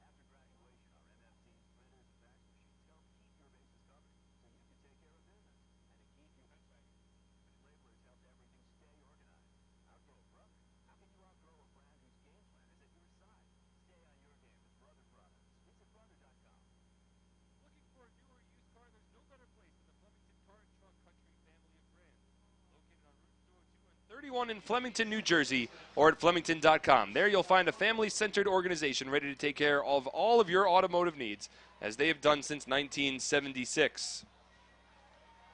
Visit NJ.com, the #1 local source for news and information about New Jersey and our communities, from our schools to our streets, our city halls, high school sports, and pro sports. NJ.com, small news, big news, true Jersey. First pitch here to Yusuke Kajimoto, in for a called strike 0-1. It'll be the top of the order due up for the Bees here. Kajimoto, Skelton, and Jovan Rosa against Rick Teasley, as Kajimoto skies this one foul. No balls and 2 strikes. It's a 2-2 ball game here in the top of the 4th inning. 2 runs on 8 hits for the Bees, 2 runs on 6 hits for the Patriots. Kajimoto with his 3rd plate appearance already of this ball game. He's 1 for 2 with a run scored. Switch hitter bats from the right side here, waves the bat above his head. The 0-2 from Teasley misses upstairs, 1 ball and 2 strikes. It's been an uncharacteristic performance so far from Rick Teasley, but that being said, he's been able to work himself out of danger in the last couple innings and keep this ball game tied. The 1-2 to Kajimoto comes inside. 2 balls and 2 strikes. Already 2 runs on 8 hits and 1 walk allowed by Rick Teasley so far. He's allowed 2 base runners in both the 2nd and 3rd inning, both times working out of a jam on a ground ball to short. The 2-2 to Kajimoto misses inside, 3 balls and 2 strikes. Teasley was at 57 pitches through his first 3 innings, which is certainly not something we're used to seeing out of Rick. Usually he keeps his pitch count very low and works very quickly from the mound. But his pace has slowed down a little today. The 3-2, line towards right, foul, towards the Truant Associates lawn seating area. So the count holds at 3 balls and 2 strikes. Nobody out, top of the 4th inning. This ball game tied at 2. Again, Rick has worked into the 7th inning in 5 of his last 6 starts. I don't know if he's going to get that far today. 3-2 to Kajimoto, line towards right. In comes Golson, and it's just fair down the first base line. Golson fields it in foul territory. That ball must have landed right on the chalk in moderately, middle of the road right field. Kajimoto just sneaks that ball fair, and that gives Kajimoto his 2nd hit of the ball game, and the 9th hit now for the New Britain Bees. That's the most hits allowed by Rick Teasley in an appearance this season. So Kajimoto with a leadoff base hit here. And once again, Teasley will have to work from the stretch. Teasley had given up a combined 8 hits and 2 runs over his last 2 outings that spanned 14 innings. He's matched those outputs here today. Pick throw over to first, and back diving safely is Kajimoto. He has 3 stolen bases in 5 attempts this season. He's held on by Carlos Guzman. James Skelton at the plate. He's been on base 2 times today, and once again, Teasley will throw over. At third base, it's Mark Minikazi. He's almost expecting Skelton to drop a bunt down. He's playing along the infield grass. Middle infield plays at double play depth, hoping for a ground ball from Skelton, who drew a walk and scored a run in the first inning. Bloop base hit to left center field in the second. Pitch here to Skelton in for a called strike, 0-1.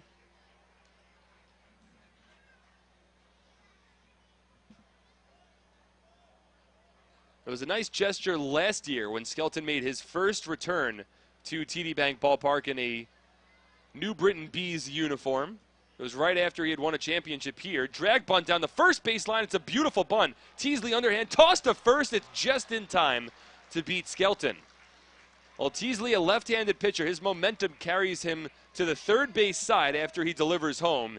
It was a beautiful drag bunt down the first baseline by Skelton.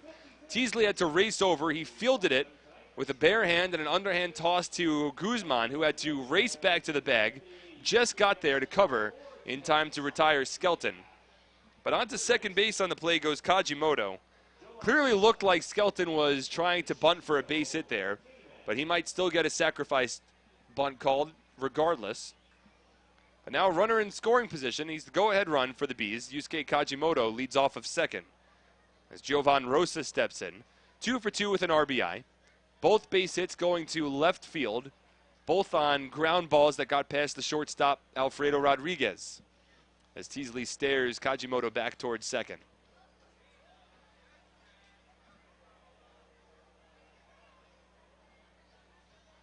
Kajimoto with a nice-sized lead off of second base also. First pitch here to Rosa, swing and a miss. 93-mile-per-hour fastball there from Rick Teasley. Blows it by Rosa. No balls and 1 strike. Rosa tied for the Atlantic League lead in games played this season. Both him and Craig Maddox have played in every single game for the New Britain Bees this year. All 60 of them. The 0-1 to Rosa, skied foul down the first base line, 0-2.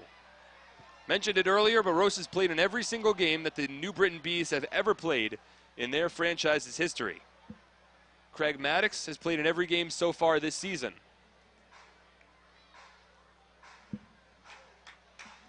So no balls, 2 strikes, and 1 away. Top of the fourth. Kajimoto leads off of second. 2-strike clap picks up a bit here. Teasley has to work out of danger for the 3rd consecutive inning. He allowed 2 runs in the first, including an RBI single to Rosa, also an RBI single to John Griffin. The 0-2 pitch here to the right-handed hitting Rosa. Upstairs, 1 ball and 2 strikes.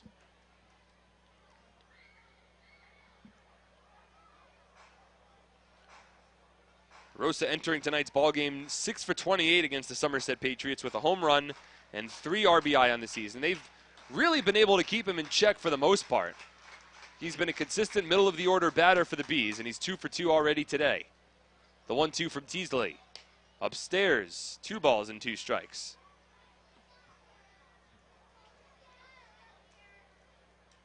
Again, Rick entering with the lowest ERA in the Atlantic League at a 1.99 margin. Made 4 relief appearances to start the season and has since that point made 7 starts. This is his 8th. The 2-2 pitch to Rosa comes inside, ball 3. And it looks like Teasley is struggling to locate his fastball here tonight. He was ahead in the count 0-2 against Rosa, but 3 straight fastballs that missed up and out of the zone has drawn this count full with 1 away in the top of the 4th, and this ball game tied at 2. Kajimoto continues to lead off of second base, held on by Bortnick. Teasley stares back, the 3-2, grounded softly over to third. Long hop fielded by Minikazi. He stares Kajimoto back to second, makes the throw on to first in time for the second out.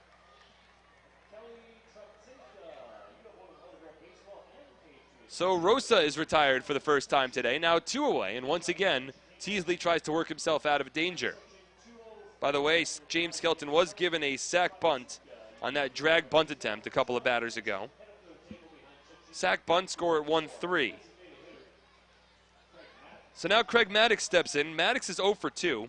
He's one of 3 batters in this Bees lineup that has not yet reached base on a hit. Maddox, Kraus, and Baca, the only 3 batters who haven't reached base yet against Rick Teasley. From the stretch, first pitch here to Maddox. Grounded softly towards second. In comes Bortnick, collects, throws to first in time, and that retires the side. So Teasley works around a leadoff base hit to Yusuke Kajimoto. The game remains tied at 2 as we move to the bottom of the fourth on 1450 WCTC and WCTCAM.com. Hi, Somerset Patriots fans. I'm Joe Bodner of Bodner's Auction Sales. Please join me here on August 6th to get great things autographed and signed for Operation Shoebox, such as this jersey. So come on, I'm going to get it signed. Guys, sign Joe. Guys, sign Joe. Hey, guys, sign Joe. Guys, sign Joe. Hey, we got to sign Joe. No. The jersey. Oh, jersey. I can write real big, right? Yes. Okay.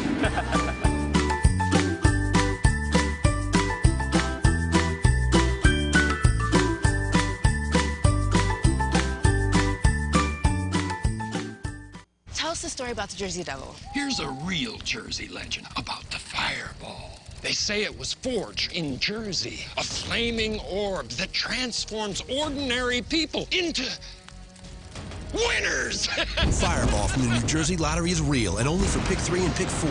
Play Fireball and you can transform a non-winning ticket into a winner. Hey, look, I won! Give your numbers more firepower because anything can happen in Jersey. Urban legends have feelings too!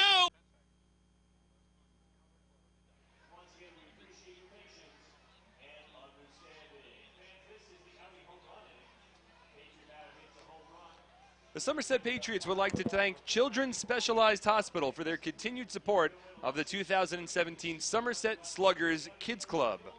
Have your monthly telephone costs been on the rise? Are you looking for better ways to communicate with your customers and remote employees? Or perhaps you're planning to move or expand your business? Ideacom Communications Group can help.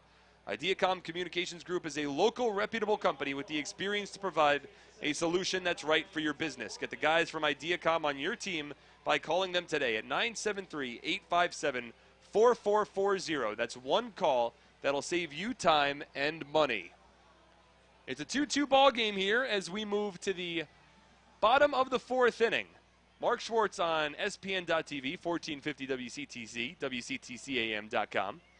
First pitch to Tyler Bortnick, drops in for a called strike 0-1. We've got Mike Sanfilippo running the boards back at the Somerset Studios. We've got Chris Drabick and Jonathan Danica running the SPN.TV broadcast in the booth right next to me. The 0-1 from Mike Lee is lined foul. No balls and 2 strikes. It'll be Bortnick followed by Grayson and Rodriguez, the bottom 3 of the order for the Patriots. Rick Teasley was once again able to work himself out of danger in the top of the fourth inning. But Teasley's pitch count has been up. It's at 73 pitches now through 4.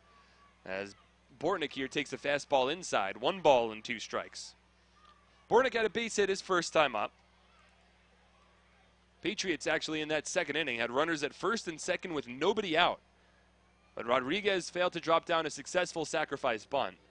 The 1-2 here to Bortnick is blooped over towards right. Lining it up is Jamar Walton. He'll make the easy play for the first out. 1 away now for Grayson.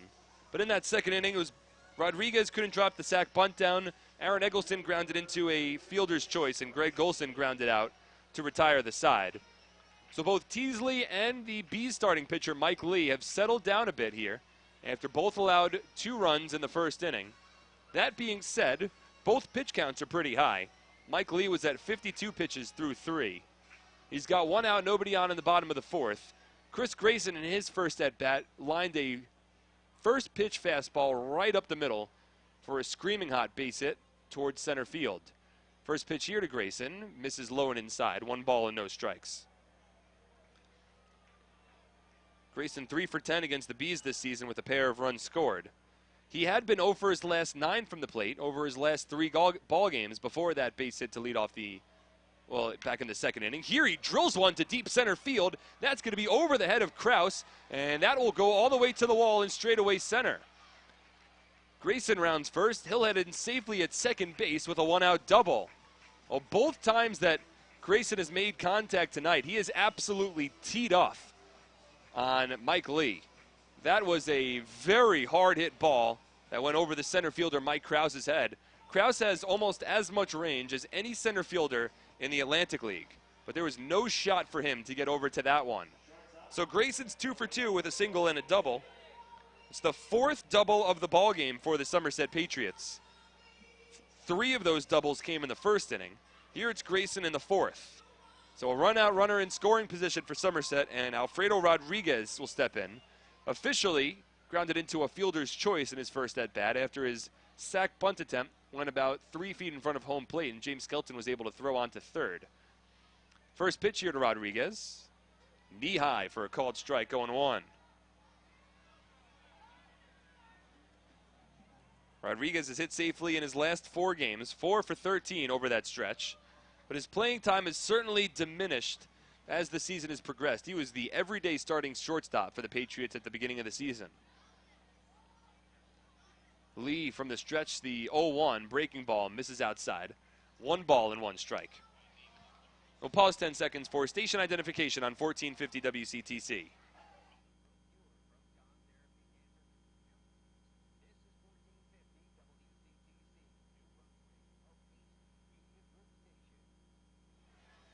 Rodriguez at the plate, repping the I can't even speak right now, repping the red batting gloves. This one grounded through the hole into center field.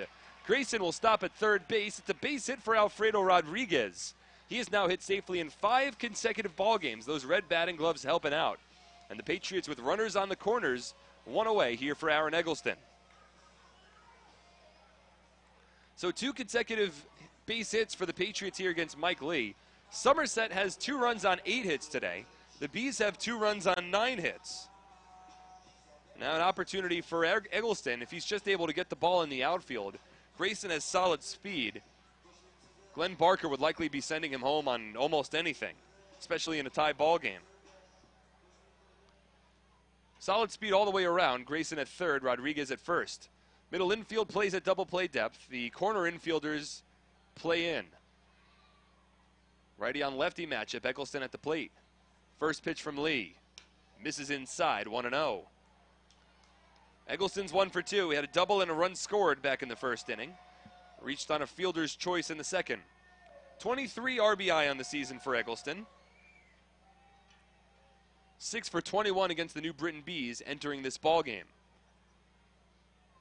Mike Lee will come set. Stares in. The 1-0. Misses low. 2 balls and no strikes, with Greg Golson awaiting on deck. Again, the Patriots' magic number to clinch the division is 7 over the Bridgeport Bluefish.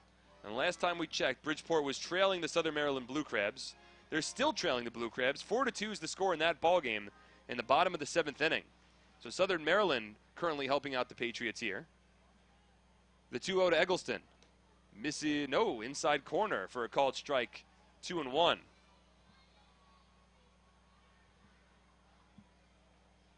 Other out-of-town scores, the Long Island Ducks are currently leading the Sugarland Skeeters 2-0 in the top of the 4th inning down in Texas. And the Barnstormers and the Revolution have been officially rained out. The rain continues to fall over in eastern Pennsylvania. The 2-1 to Eggleston misses inside here, 3 balls and 1 strike, and that makes me nervous because with my expert knowledge of how the jet stream works here in America, that means that if it's raining in Pennsylvania, there might be a system coming our way here in Jersey. And it looks like there is a rainstorm that eventually is coming, but we're hoping to get this game in, make it official. Lee comes set. Runners on the corners, the 3-1 pitch. Misses low, ball 4. Aaron Eggleston draws himself a 5-pitch walk. The base is now loaded with 1 away in the bottom of the 4th inning for the former Bee, Greg Golson. That's the first walk allowed by Mike Lee today. So it's now Grayson off of third, Rodriguez off of second, and Eggleston off of first. That'll bring Sean Gil-Blair out to the mound for the New Britain Bees. Not only does he work as a reliever for the Bees, he also works as their pitching coach. 2 player coaches on this Bees team. It's Sean Gil-Blair and Craig Maddox. So they'll talk over strategy working against Greg Golson here. And now it looks like there might be a pitcher that's going to begin to get loose in the Bees bullpen. Looks like that's number 15 getting loose right now. Would be Brandon Shimo. But Lee working on the mound here in a tied ball game. Greg Golson at the plate. He's 0 for 2 with a pair of groundouts. The Patriots are still looking for their first grand slam of the season. They've had success with the bases loaded, but not yet a grand slam. It's Grayson off of third, Rodriguez off of second, and Eggleston off of first. Golson at the plate here. He is 1 for 6 from the plate with the bases loaded this season. Lee works from the stretch. First pitch to Golson, lined foul, 0-1.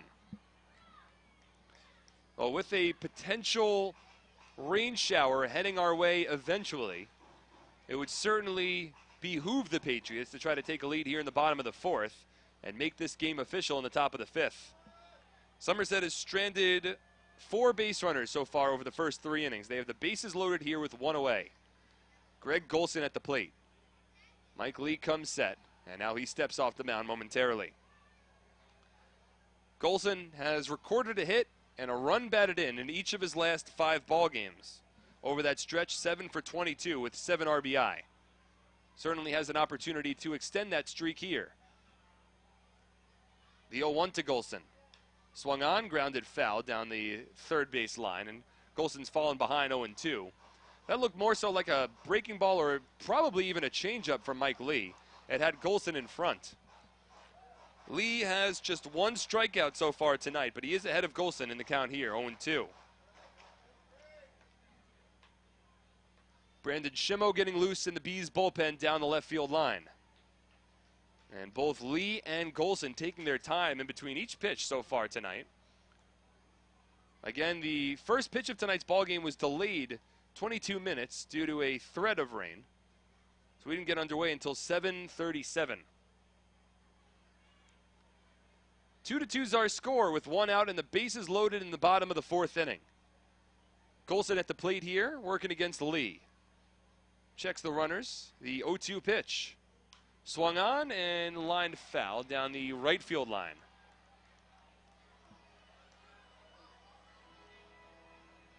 Lee has now thrown 70 pitches. Rick Teasley, the starting pitcher for the Patriots, has also thrown north of 70 pitches, but there's nobody getting loose in the Patriots bullpen down the right field line.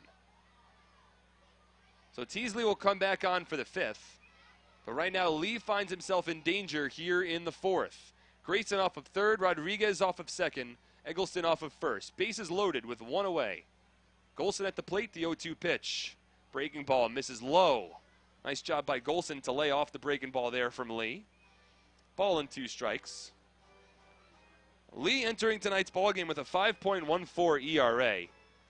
He had struggled a bit as of late. Granted, his last start was one of his better ones. He allowed 2 runs over 7 innings. But before that, 4 runs against the Revs, 5 runs against the Ducks. He's allowed 2 so far tonight.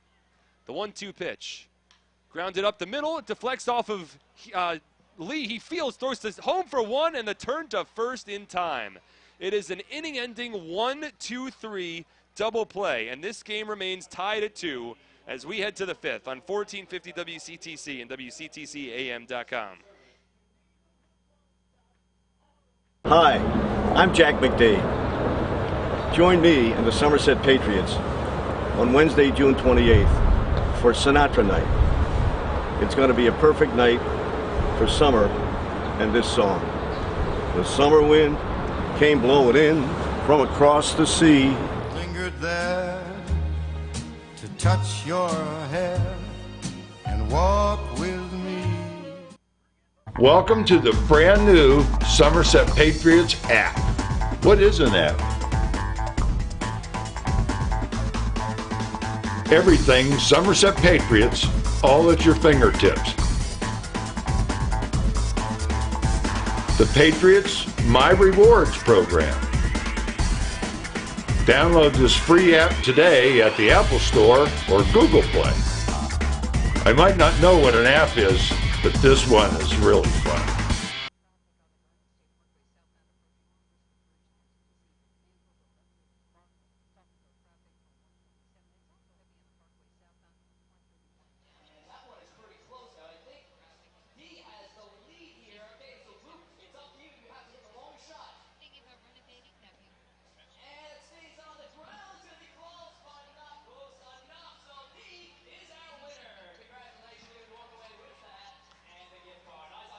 Attention Patriots fans, this summer the Atlantic League will play its 20th All-Star Game at TD Bank Ballpark in Somerset on Wednesday, July 12th. Join the Somerset Patriots All-Stars and enjoy a perfect summer night at the ballpark and catch the league's brightest stars compete in a home run derby.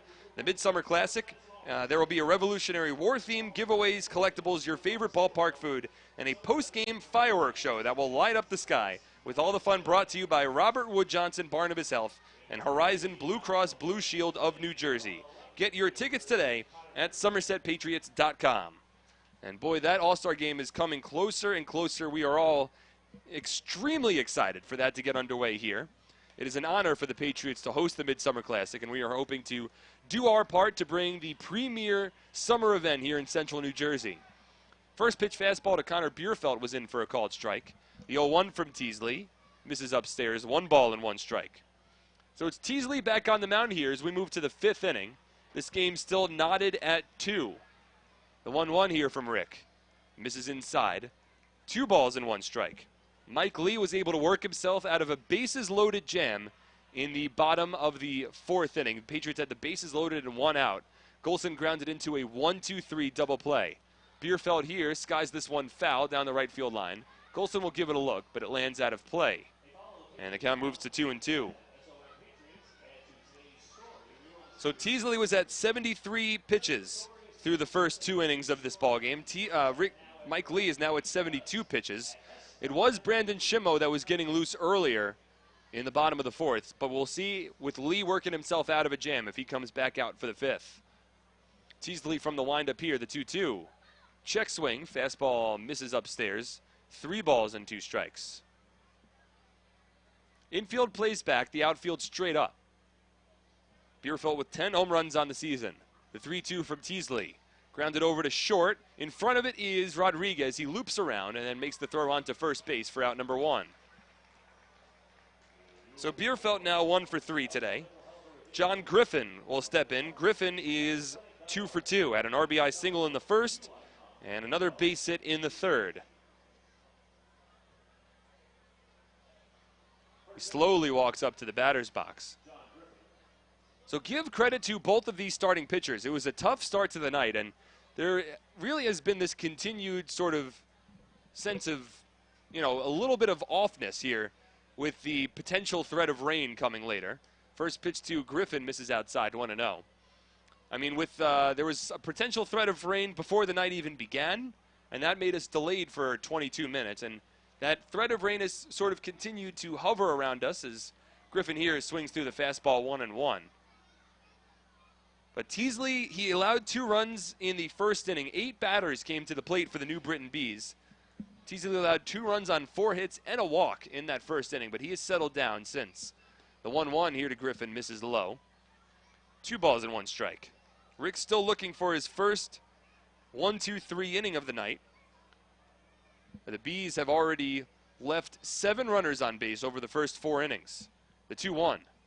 Line drive over Carlos Guzman into right field. And another base hit for John Griffin. That is his 3rd base hit of the ballgame. He is 3 for 3. Now 10 hits overall for the New Britain Bees.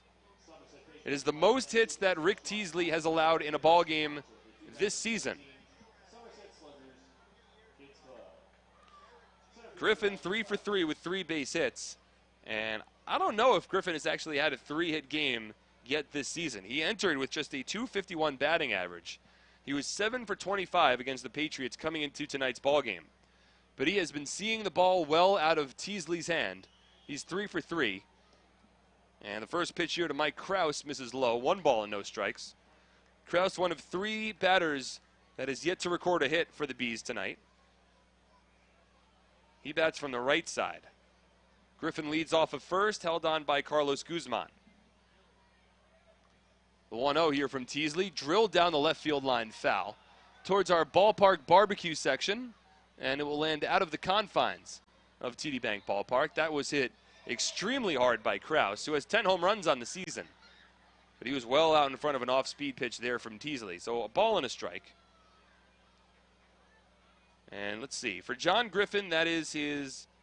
He has had actually 4 different 3-hit ball games this season. So this is his 5th. Kraus here lines one over Minikazi's head down the third base line. Overs Eggleston, he fields it at the wall, just with the ball now. Stopping at third base is Griffin. On to second base goes Michael Kraus. So Kraus with his first base hit of the ball game. He's 1 for 3. 11 hits now for the New Britain Bees against Rick Teasley. Nobody getting loose yet in the Patriots bullpen. So it looks like right now this is Teasley's inning to finish. Getting a stat here from Chris Drabick, who's running the directing for our SPN broadcast, mentions that 11 hits now given up by Rick Teasley is the most hits given up by any Somerset Patriots pitcher in a game this season. Thank you for the tip, Chris. So it is now Griffin leading off of third and Kraus leading off of second on the double. Second extra base hit of the ball game for the Bees. And now the left-handed hitting Jamar Walton steps in. First pitch swinging, drills it to deep center. Going back is Grayson. It one-hops against the wall. That'll score 2. Walton into second base with a 2-run double, and the Bees lead 4-2 here in the top of the 5th. Second double of the ball game for Jamar Walton. And boy, the Bees have just really swung the bat well against Rick Teasley. This is such a surprise considering how well Teasley's been. He's been the ace of this Patriots team as of late. But Walton with a smoked double well over the head of the center fielder Chris Grayson there. That brings home a pair.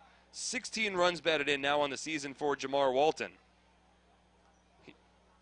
He leads off of second base. Both Griffin scored from third and Kraus scored from second.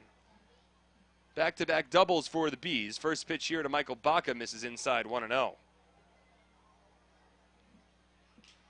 So 4 runs on 12 hits for the Bees, 2 runs on 8 hits for the Patriots. Certainly a missed opportunity here for Somerset. They had the bases loaded with an opportunity to take the lead in the bottom of the 4th. Couldn't do so. And now it's the Bees who jump on top here in the top of the 5th. Fastball to Baca misses low. 2 balls and no strikes. Baca 0 for 2 today. He came up with runners at second and third and 2 out back in the 3rd inning. But he failed to capitalize. Again, he is now just 1 for 18 in his last 8 games, including tonight. He's 1 for 10 against the Patriots. It's Walton leading off of second, the 2-0 to Baca. Lifted towards shallow right. In comes Greg Golson, a long way to carry, and that drops in for a base hit. A perfectly placed blooper down the right field line. Fell in between Golson, Guzman, and Bortnick. And when your things are going your way, they're going your way for the Bees. The 13th hit of the ball game already for New Britain. We have 1 out in the top of the 5th inning. And now Corey Dommel is going to come out to the mound and have a conversation with Teasley. That's just the 2nd hit in the last 8 games for Michael Baca. A blooper, he was jammed on that one, just fisted it, muscled it into shallow right field. So Jamar Walton, who held at second base for most of the play because the ball was in the air and there was always that thought that it might be caught, he holds at third. So runners on the corners now with 1 out. Conversation with Rick ends on the mound. He's going to stay in this ball game. That's already the 2nd meeting that Corey Dommel's had with Rick Teasley today. He met him all the way back in the 1st inning and again here in the 5th. 2 runs home for the Bees. They lead 4-2. And we move back to the top of the order in Yusuke Kajimoto. 4 consecutive hits for the Bees here in the top of the 5th. Have plated 2. John Griffin with a single, Mike Kraus with a double, Jamar Walton with a double, and Michael Baca here with a single. So now Kajimoto steps in. Kajimoto is 2 for 3. And now 8 of the 9 players in this Bees lineup have a hit against Teasley. The lone exception is their hitting coach, Craig Maddox, who's also their cleanup batter. Teasley stays in the ballgame. From the stretch, first pitch to Kajimoto. Fastball in there for a called strike, going 1. Still nobody getting loose again in the Bees bullpen. It was Shimo that was getting loose in the bottom of the 4th when Lee was struggling. But now Lee in a situation where if he's able to complete the bottom of the 5th, he would be in line for just his 2nd win of the season. The 0-1 here from Teasley. Upstairs, 1 ball and 1 strike.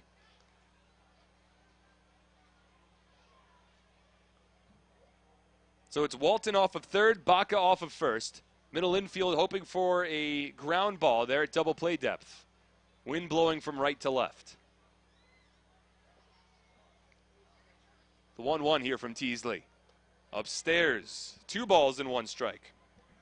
Teasley's only walked 1 batter today. That came back in the 1st inning. But Rick now, he is north of 100 pitches. 100, oh no he's not. I still can't do math. He's at 93 pitches, not 103. He's at 93 pitches right now with 1 out in the top of the 5th inning. The 2-1. Swing and a miss. Kajimoto late on the fastball. He took a big cut there. And the count runs even. 2 balls, 2 strikes, 1 away in the top of the 5th inning. It's Walton off of 3rd, and it's Baca off of 1st. 2 runs home already for the Bees. They lead 4-2. Teasley comes set. Checks the runners, the 2-2 pitch. Misses inside, 3 balls and 2 strikes. And I think another part of just how out of nowhere this ball game has been so far is that the Patriots have really controlled games against the Bees this season. The first 7 games these two teams played against each other happened over at New Britain Stadium. Patriots took 6 of those 7 ball games. The 3-2 here to Kajimoto. Broken bat grounder, foul. And he'll have to slowly walk back to his dugout to get himself a new piece of lumber. I mean, it was weird the way that the schedule worked out between the Patriots and the Bees. The first 7 meetings between these two teams were played over in New Britain over the first 2 months of this season. Now 3 games here against the Bees here at TD Bank Ballpark. The Patriots go back to New Britain in early July. Only about a week away, a little over a week away, the Patriots return to New Britain to play 3 against the Bees for the 4th of July slate of games. And then that's the last time that the Patriots play in New Britain this season. They finish up with 7 home games against the Bees to finish the year. So a bit of an odd schedule between these two teams. Teasley will throw over to 1st and Baca back standing. Baca does not have a stolen base this year. He's 0 for 1 in attempts. And really the last time that the Patriots played the Bees, it was a real back-breaking loss for New Britain. It was a getaway day. The Bees were up 3-0. The Patriots scored 5 unanswered runs to win that ball game 5-3. Kajimoto fouls the fastball off of Teasley. So the count holds at 3 balls and 2 strikes.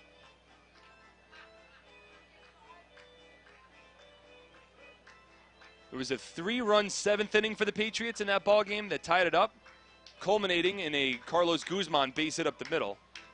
And then in the 8th inning, Scott Kelly came to the plate and ripped a 2-run single to put the Patriots in front 5-3. It was a big day for the Patriots because at the time, the Bluefish were leading and then they wound up losing that game. So Somerset picked up a couple of games on Bridgeport. Once again, Kajimoto fouls off the fastball. So the count holds at 3 balls and 2 strikes. Check the out-of-town scoreboard again to see what's going on in that New Britain, in the Southern Maryland Bridgeport ball game. Again, the magic number for the Patriots is 7, and the Blue Crabs have increased their lead. It's now a 7-3 lead for Southern Maryland, heading to the top of the 9th inning over at Regency Furniture Stadium. So if the Blue Crabs can hold on, that would drop down Somerset's magic number to 6. The 3-2 to Kajimoto, grounded to short, fielded by Rodriguez to 2nd for 1. The turn to 1st in time. A 6-4-3 double play ends the inning, prevents further damage, but 2 runs come home for the Bees. They lead 4-2 on SPN.TV, 1450 WCTC, and WCTCAM.com.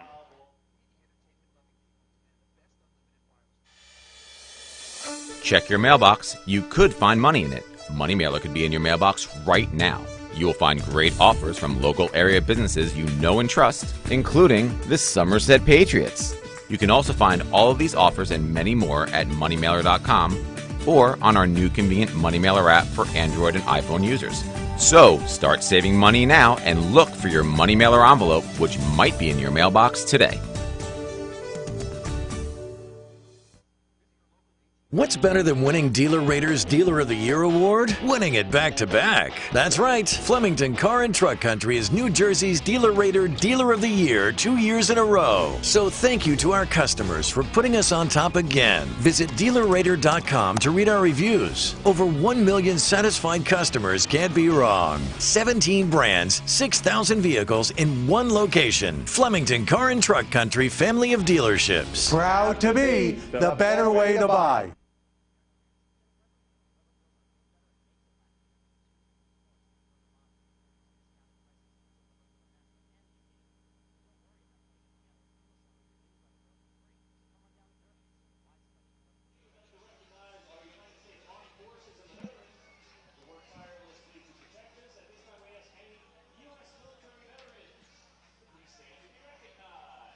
For complete family eye care, go where the Patriots go. See Dr. I.B. Ehrlich and Dr. Martin Storbeck at Bridgewater Optometric Center, located in Pearl Vision at the Somerset Shopping Center. Bridgewater Optometric Center is the official eye doctor of the Somerset Patriots. Bring in your Patriots ticket stub for an additional 5% discount.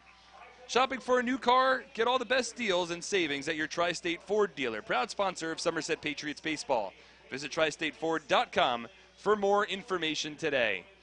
It's a 4-2 lead for the Bees as we move to the bottom of the 5th inning here at TD Bank Ballpark. 4 runs on 13 hits for the Bees, 2 runs on 8 hits for the Patriots. Missed opportunities for both teams today, specifically for the Patriots and specifically in the bottom of the 4th inning. Bases loaded with 1 out, failed to capitalize, failed to score a run. And now with the next half inning, the Bees were able to take a 2-run lead on a 2-run double from Jamar Walton. Absolutely smoked it to straightaway center field.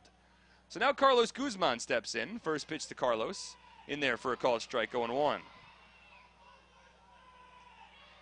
Mike Lee returns to the mound here for the Bees. He's hoping to get the final 3 outs here in the bottom of the 5th and qualify himself for a potential victory. 0-1 to Guzman. Misses inside. 1 ball and 1 strike. The Bees opened up the scoring in the top of the 1st inning. RBI singles from Jovan Rosa and Jonathan Griffin gave the Bees a 2-0 lead before the Patriots responded in the bottom of the 1st. 1-1 here to Carlos, swing and a miss, 1-2. 3 doubles in the inning for the Patriots, including back-to-back RBI doubles from Guzman and Adam Donahue, tied up the ballgame at 2. But the Patriots stranded 2 on base in the 2nd, 1 left on base in the 3rd, and 1 more left on base in the 4th. Or 2 more left on base in the 4th, excuse me. They had the bases loaded there. The 1-2 to Carlos, swing and a miss, strike 3. Fastball that was close to the dirt. Guzman went fishing, came up empty. 1 away in the top of the 5th, and Adam Donahue will step in. So Carlos 1 for 3 today now. That's his second. That's Mike Lee's second strikeout of the ballgame. Adam Donahue 1 for 2. And Donahue's played very well for the Patriots. He has certainly deserved all of the increased playing time he's been getting. Over his last 10 ball games entering tonight, 13 of 40 with 2 home runs, 8 runs scored, 8 runs batted in. First pitch here misses inside, 1-0. In his 5th season with the Somerset Patriots, he has settled into his role as a player coach. A right-handed batter with a 2-tone bat. Works against the 6'7" righty here, Mike Lee. From the windup, the 1-0. Line foul down the 3rd base line as the backup catcher, Ivan Villascusa, tried to make an acrobatic play on that foul ball. He was protecting the catcher, another bullpen catcher, as another reliever gets loose for the Bees. 1 ball and 1 strike in the bottom of the 5th.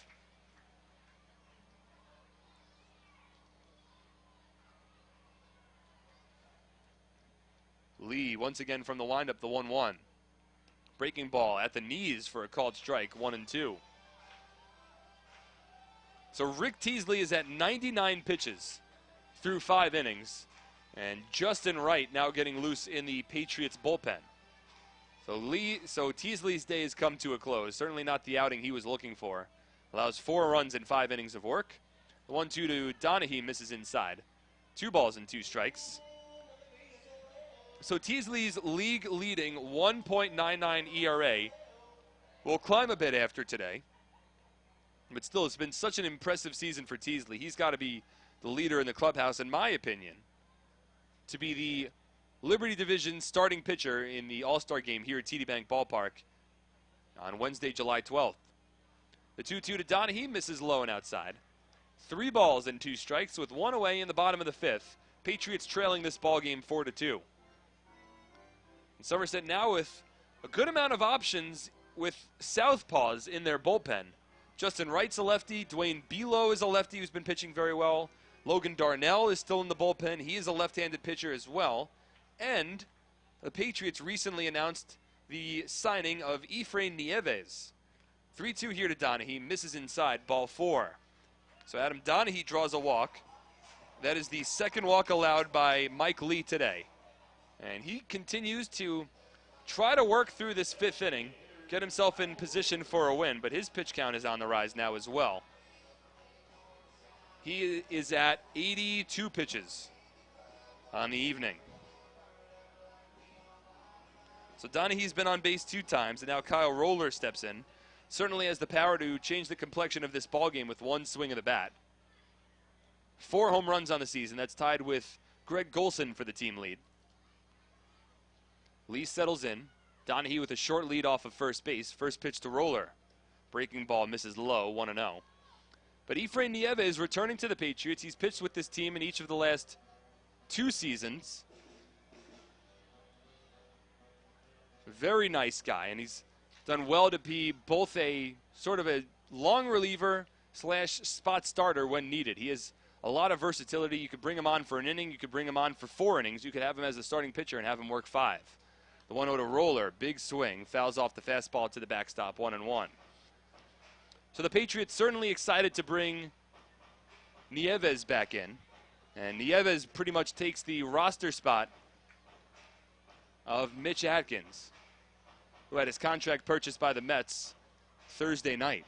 Right now it's Olmo Rosario who's active for this game. He has taken the roster spot, so another spot will open up for Nieves. He was signed yesterday, but he will likely be joining the team. He has a flight coming in on Sunday as Roller lifts this one to right center field. Walton ranges over. He covers a lot of ground to make the running catch. And retreating towards first is Adam Donahue. So now 2 out and a runner at first here in the bottom of the 5th inning for Mark Minikazi. Roller just hit that one off the end of the bat. The trajectory was there, but just not enough power behind it. So 2 out with Donahue at first, and now Minikazi, who is 0 for 2 today, will step in.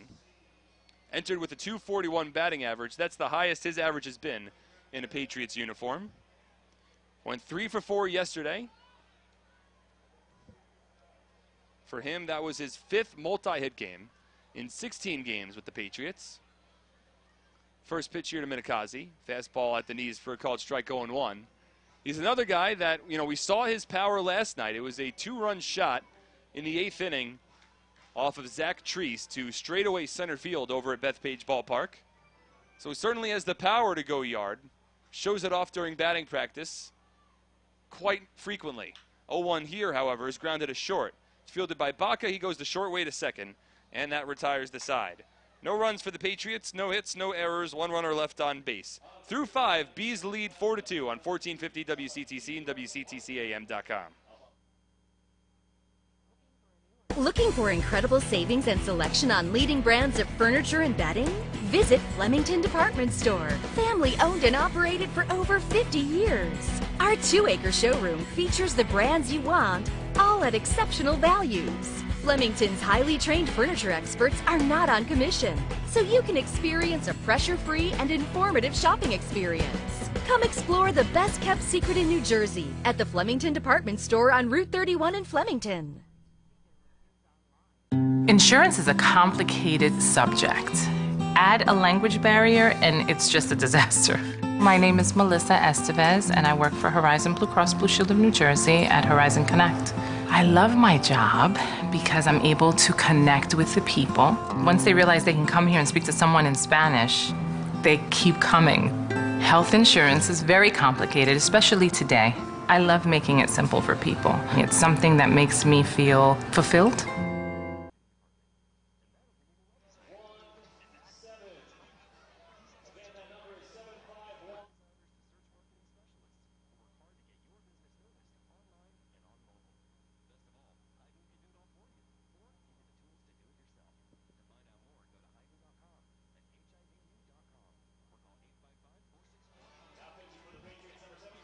All right. Ask your Supercut stylist for the Tea Tree experience today. 1 part invigorating, 1 part relaxing. The Tea Tree experience is something you need to try. Find a location near you at supercuts.com. HealthQuest is a premier health and fitness club conveniently located on Route 31 North in Flemington. Open 7 days a week to serve Hunterdon County and Central New Jersey. HealthQuest provides high-quality family fitness, wellness, athletic opportunities in an optimal, educational, friendly, and entertaining environment, utilizing state-of-the-art facilities available to the entire community. New pitcher in the ballgame for the Patriots here as we move to the top of the 6th inning. It is Justin Wright that is on the mound, so Rick Teasley's day has come to a close. We'll get his final line in a moment, but certainly not the outing that Teasley was looking for here. In Game 1 of this 3-game series between the Patriots and the Bees, Game 1 of a 7-game homestand for the Patriots. It's their longest homestand so far this season. 3 against the Bees and 4 against the Southern Maryland Blue Crabs. So it'll be Justin Wright on the mound. Teasley tosses 99 pitches before his day comes to a close, and right now he is in line for what would be just his 2nd loss of the season.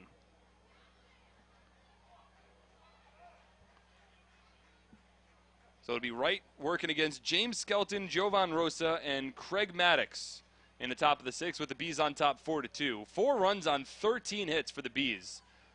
2 runs on 8 hits for the Patriots. The most hits that the Patriots have allowed as a staff in a ballgame this year is 14. First pitch to Skelton, late on a fastball from Wright. 1-0.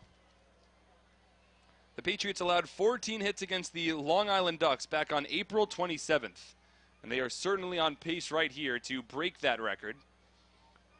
Bees with 13 hits through the first 5 innings, chasing Rick Teasley from this ballgame. The 0-1 from Wright. Check swing, fastball misses low, 1 ball and 1 strike. So Teasley goes 5 innings for Somerset, allows 4 runs, all earned on 13 hits, with 1 walk and 3 strikeouts. And you still have to give Teasley credit. The line could have been worse. Fastball here in for a called strike, 1-2. Worked out of danger both in the 2nd, 3rd, and 4th inning at the time to keep the Bees off the scoreboard, but wasn't able to do it again in the 5th. A 2-run double from Jamar Walton has the Bees in front 4-2. The 1-2 from Wright here misses outside. 2 balls and 2 strikes. Skelton's 2 for 2 today. He drew a walk back in the 1st inning and hit a base hit to left center field in the 2nd. Also dropped down a sacrifice bunt in a 4th, which looked like a drag bunt. He almost beat it out for a base hit. Swings through the fastball here from Justin Wright, strike 3. Nice looking at bat there from Justin Wright. Blew that one right by James Skelton for the first out here in this inning. So now Jovan Rosa will step in. Rosa is 2 for 3 today. So Wright looking for a little bit of redemption. He has certainly struggled as of late. He enters this ballgame with the Patriots trailing by 2. But Justin Wright's earned run average on the season has now climbed up to 4.05 after he got off to such a strong start. He has allowed a run in at least each of his last 3 outings, as Rosa grounds this one sharply into the Bees dugout. Hopefully everyone's all right over there. A couple of players went scurrying, but it looks like everyone's okay. No balls, 1 strike with 1 away here. Wright stares into his catcher, Donahue, with Rosa at the plate. But Wright has allowed at least 1 run in each of his last 3 appearances and 4 of his last 5. The 0-1 misses upstairs. 1 ball and 1 strike. His last time out against the Long Island Ducks, he allowed 2 runs in 1 inning of work on 4 hits. That came on Wednesday night when the Patriots were tied with the Ducks 2-2 heading to the bottom of the 8th inning. Fastball here to Rosa, misses upstairs. 2 balls and a strike.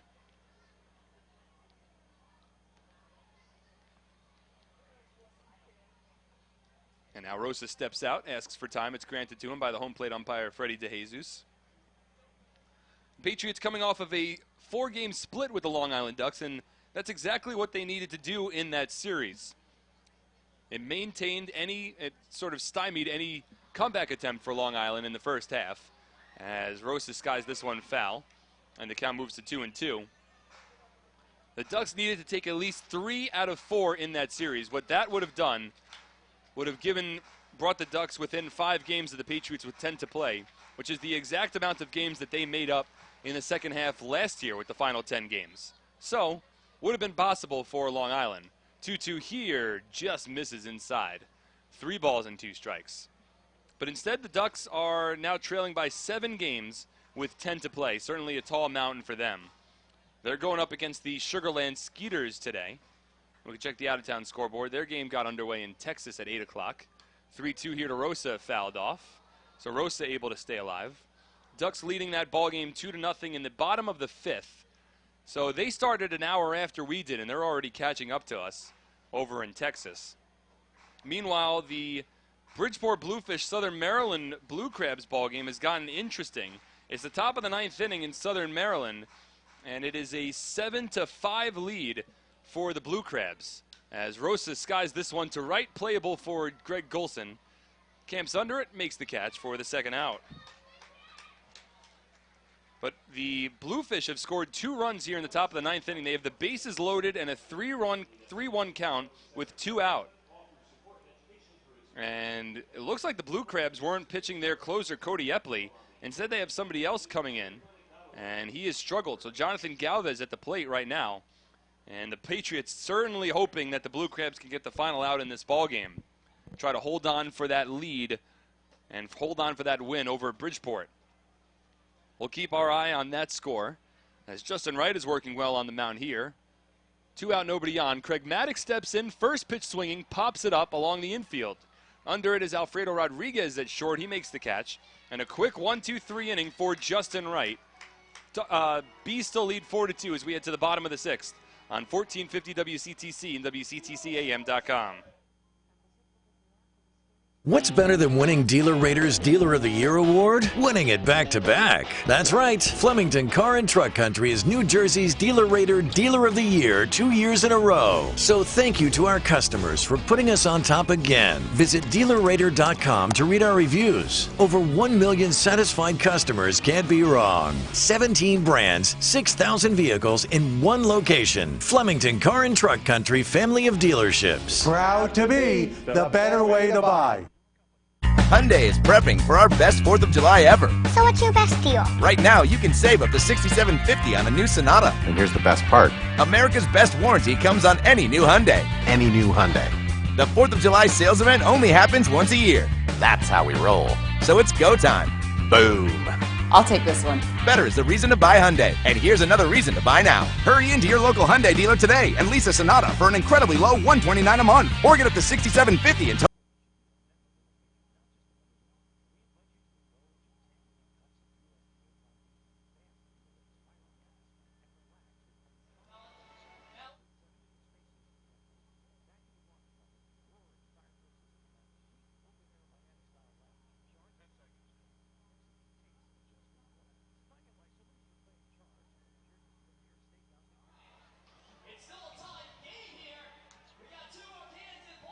The Somerset County Education Association supports the outstanding public school employees that make your child's education possible. TD Bank is proud to sponsor the Somerset Patriots. It's time to bank it human again with TD Bank. With TD Convenience Checking, all it takes is a minimum daily balance of $100 to avoid a monthly maintenance fee. TD Bank also offers the longest hours and a free debit card on the spot. Stop in today to open an account. Visit them at tdbank.com/checking or give them a ring at 888-751-9000. TD Bank, America's most convenient bank. Member FDIC. Somerset trailing 4-2 as we move to the bottom of the 6th inning here at TD Bank Ballpark. Mark Schwartz on 1450 WCTC.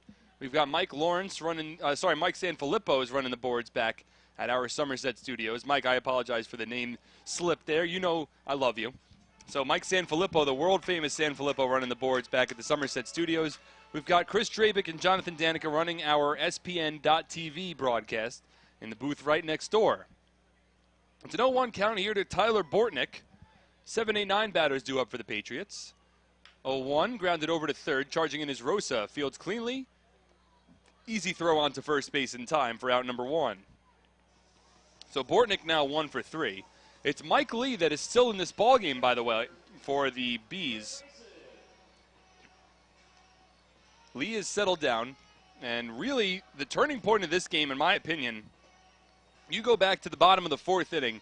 The Patriots had the bases loaded and 1 out. Greg Golson hit a sharp ground ball, but it went right back to Mike Lee on the mound. He made the play. He threw on to the catcher for 1 and then onto first base in time for an inning-ending 1-2-3 double play.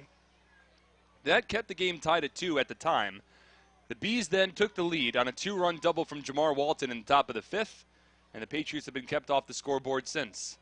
First pitch here to Chris Grayson is fouled off, 0-1. Grayson's had a very strong day at the plate. He's 2 for 2. A line drive base hit in the 2nd inning and a line drive double over the center fielder Michael Krause's head in the 4th. The Patriots have stranded now 7 runners on base over the first 5 innings of this ballgame. 0-1 to Grayson, misses inside. 1 ball and 1 strike. Well, when we left in the top of the 6th inning, I sort of teased the score between the Southern Maryland Blue Crabs and the Bridgeport Bluefish because they had the bases loaded and 2 out in a 2-run ball game in the top of the 9th inning over in Waldorf. As the 1-1 here to Grayson misses inside, 2 balls and a strike. Well, the Blue Crabs were able to finish off the job. Jonathan Galvez flew out to left field with the bases loaded, and the Blue Crabs have held on to win that ball game by a final score of 7-5. Grayson takes a breaking ball here in the dirt, 3 balls and 1 strike. So, with the Southern Maryland Blue Crabs helping out the Patriots, the Bridgeport Bluefish have now lost 3 consecutive ball games, and the magic number for the Patriots to clinch the first half has dropped to 6. And if Somerset could make a comeback in tonight's ball game and potentially win it, then that number would drop even further to 5. Again, it's any combination of Patriots wins and Bluefish losses that equal now 6. Will give the Patriots a 2017 postseason berth. A team that has stayed in first place since the outset of the season. They've been tied in first a couple of times with the Bluefish as Mike Lee's taken forever on the mound. He steps off and will allow Chris Grayson to reset at the plate.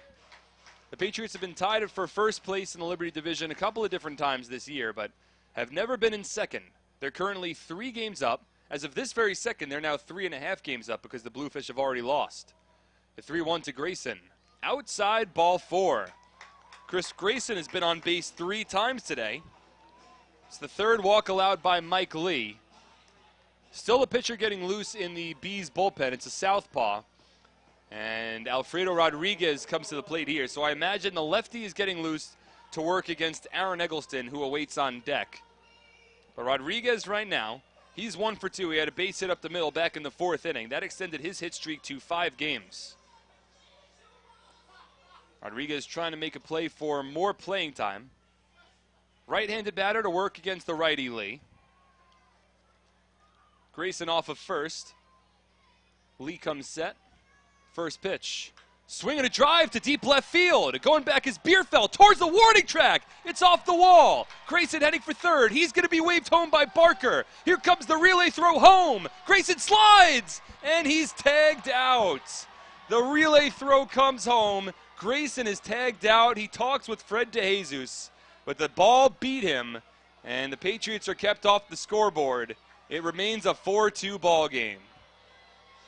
Well, Grayson had a prolonged conversation at home plate with Freddie DeJesus. Alfredo Rodriguez made a bid for his first home run of the season there, but it stayed in the confines of this ballpark.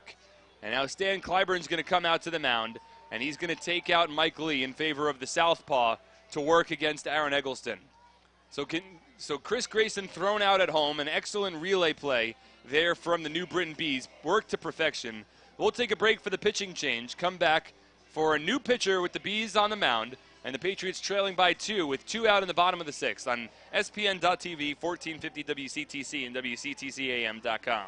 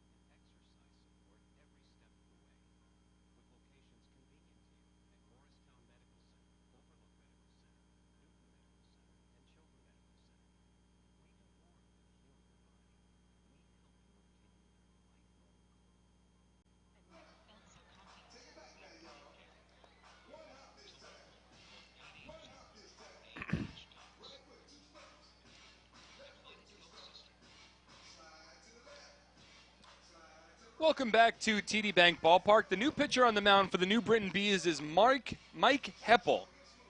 And I thought that they were going to bring in a lefty. They had 2 pitchers getting loose. They had a righty getting loose and a lefty getting loose, with the left-handed hitting Aaron Eggleston coming to the plate.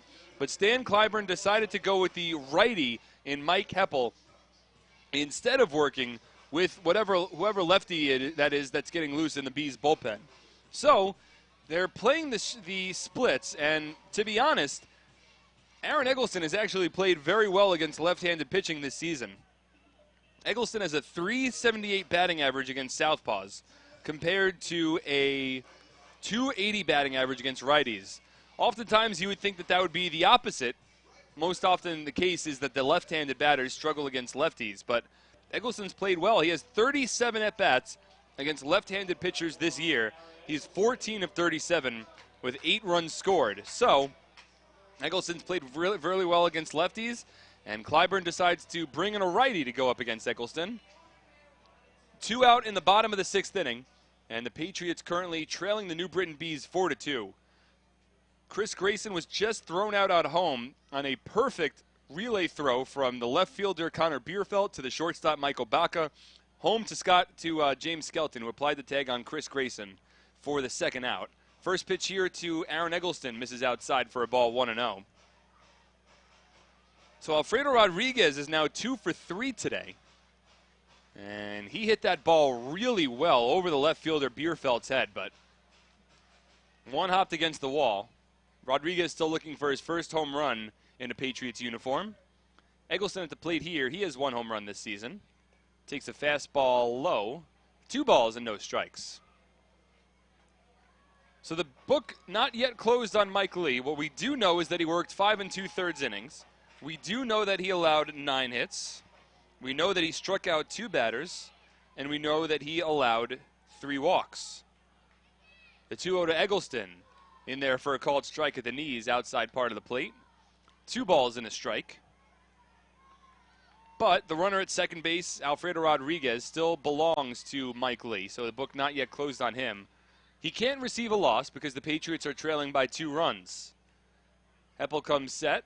From the stretch, the 2-1 to Eggleston. Grounded over to first. It's fielded by Griffin. He'll take it himself to the bag, and that retires the side. So Heppel comes in, gets the job done. No runs for the Patriots on 1 hit, no errors, 1 runner left on base. Bees lead 4-2 through 6 on 1450 WCTC and WCTCAM.com. Attention troops, Scout Nights with the Somerset Patriots will be returning to TD Bank Ballpark for the upcoming season on Friday, June 2nd, Sunday, July 23rd, and Thursday, August 31st. Additionally, our Girl Scout days are set for Sunday, June 4th, and Thursday, July 27th. Troops will have the honor of presenting both their PAX banner, along with our nation's colors on the field before the game. A parade around the field will end with the troops lining the infield during the national anthem. Scouts looking to earn badges for presenting the colors and going on a go-see-it outing can fulfill both, all while enjoying America's pastime. Tickets begin at just $8.50 for everyone in the group, with commemorative 2017 Scout patches available for just $1.50. Visit SomersetPatriots.com or call 908-252-0700 so you can get involved and have your troop honored at a professional baseball game.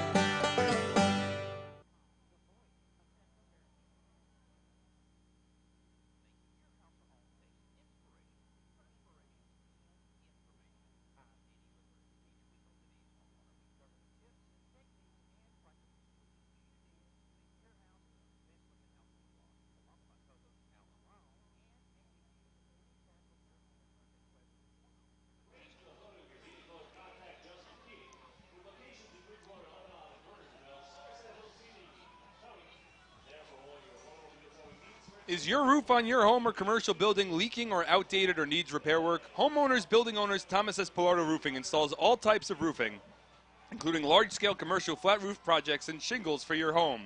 Thomas S. Pilardo Roofing, LLC is your local roofing experts, proudly serving Somerset County. Call us today at 732-560-7500 or visit us online at thomasspilardoroofing.com. Enjoy a Patriots game in style from the Diamond Club. This large private suite has great views, features indoor and outdoor seating, and has our largest all-you-can-eat premium buffet menu. It's a great location for your next family party or corporate meeting. Call the Patriots Group Sales Department at 908-252-0700 to book the Diamond Club today. It's Justin Wright that's still on the mound here for the Patriots. His second inning of work, as the second pitch to Connor Bierfeldt is grounded foul down the third base line, so Bierfeldt has fallen behind in the count 0-2. Mike Heppel was able to come in the bottom of the sixth inning, get the final out, strand Alfredo Rodriguez at second base. So that closes the book on Mike Lee. He goes 5 2/3 innings, allows 2 runs, both earned on 9 hits, 3 walks, and 2 strikeouts. 0-2 to Bierfeldt, misses upstairs. 1 ball and 2 strikes. So this is Justin Wright working his second inning. He's done this a couple of different times this year. Hasn't pitched 2 innings in total since May 14th against the Southern Maryland Blue Crabs. Fastball here misses low, 2 balls and 2 strikes. That was in a part of the 2 doubleheaders in back-to-back days in that series down in Waldorf. The Patriots' lone trip down to Waldorf so far this season. 2-2 breaking ball drops in for a called third strike. Bierfeldt disagrees, but Wright gets himself a strikeout. That's his second strikeout of the ballgame. And for Bierfeldt, who leads the Atlantic League in strikeouts, that's the first time he's gone down on strikes tonight. Now 69 strikeouts on the season for Connor Bierfeldt. That of the looking variety. So Bierfeldt now 1 for 4, and up to the plate comes John Griffin, who's 3 for 3. With an RBI and a run scored.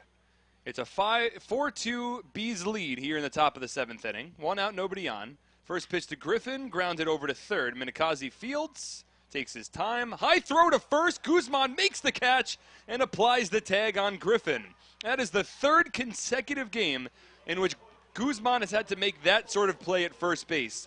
Leaping up into the air, catching it, and then while coming down, having to simultaneously apply the tag on the runner that was running down the first baseline. So a strong play there from Carlos Guzman, who continues to play an extremely impressive first base defensively. I mean, this is a guy who really didn't play a lot of first base at all with the Patriots last season. He appeared in 8 games at first base with the Patriots last year and played at 15 games at first base 2 years ago. First pitch to Michael Krause, broken bat, grounded to short. It's fielded by Rodriguez. He flips it onto first. And a quick 1-2-3 inning for Justin Wright. 6 up, 6 down. Strong outing for him. We'll stretch and then head to the bottom of the 7th on 1450 WCTC and WCTCAM.com. If your child is facing a special health challenge, from chronic illness or autism to spinal cord injuries or developmental delays, it can feel like a long road ahead. But Children's Specialized Hospital is with you for every step, with the nation's most advanced care in multiple locations. And we bring your whole family by our side, adding your expertise to ours, because working together, we can bring children further than you've ever imagined. Children's Specialized Hospital.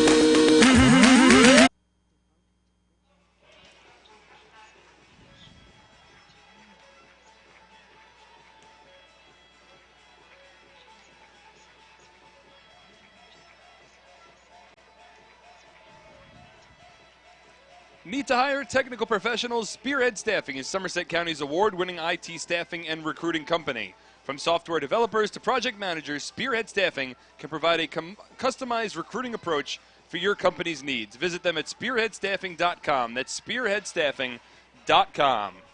Cotton Eye Joe plays here at TD Bank Ballpark. That means it's the 7th-inning stretch. That means that Nick is dancing right next to the ticket office at our main gate. And that also means that we are heading to the bottom of the 7th inning, where it'll be Greg Golson, Carlos Guzman, and Adam Donahue due up for the Patriots, working against Mike Heppel, who comes back out for his 2nd inning. Faced one batter in the bottom of the 6th. He came on with a runner at second base, worked against Aaron Eggleston, was able to get Eggleston to ground out to first base unassisted to retire the side. There's still a lefty that's getting loose in the Bees bullpen. So I wonder if that lefty is available to potentially work against Carlos Guzman, who awaits on deck. We'll see. First pitch from Heppel, swing and a miss. Golson chases the fastball there. A little late. No balls and 1 strike. So Mike Lee, who entered tonight's ballgame 1-4 with a 5.14 ERA, right now is in line for his 2nd win of the season. He limited the Patriots to 2 runs over 5 2/3. 0-1 to Golson, lifted towards left center field. That's going to drop in, split the gap. It'll be an extra base hit for Greg Golson. He rounds first, heading for 2nd. He'll arrive safely. So a leadoff double for Greg Golson here in the bottom of the 7th inning. Patriots will bring the tying run to the plate, and it'll be Carlos Guzman. And we'll see if Stan Clyburn wants to bring in his southpaw, who is ready to go, or if he's going to keep Heppel in to work against the left-handed hitting Guzman. First hit of the ballgame for Greg Golson. He's now hit safely in the last 6 straight ball games. And it doesn't look like Stan Clyburn's going to make a move here. So Heppel's going to remain in the ballgame. He's pitched well this year, a 2.88 ERA over 16 relief appearances coming into tonight. Golson leads off of 2nd, Guzman at the plate. First pitch here to Carlos, misses low. 1 ball and no strikes. Heppel has pitched against the Patriots this season. He's made 2 appearances against Somerset, tossed 2 scoreless innings back on June 9th over at New Britain Stadium. And then all the way back on May 1st, he allowed 4 runs, 2 earned on 2 hits and 3 walks in 2 1/3 innings. That was a game in which the Patriots won 12-1. He's gotten 1 out so far in this outing, but he stays in to work against the lefty. 1-0 to Carlos, misses upstairs. 2 balls and no strikes.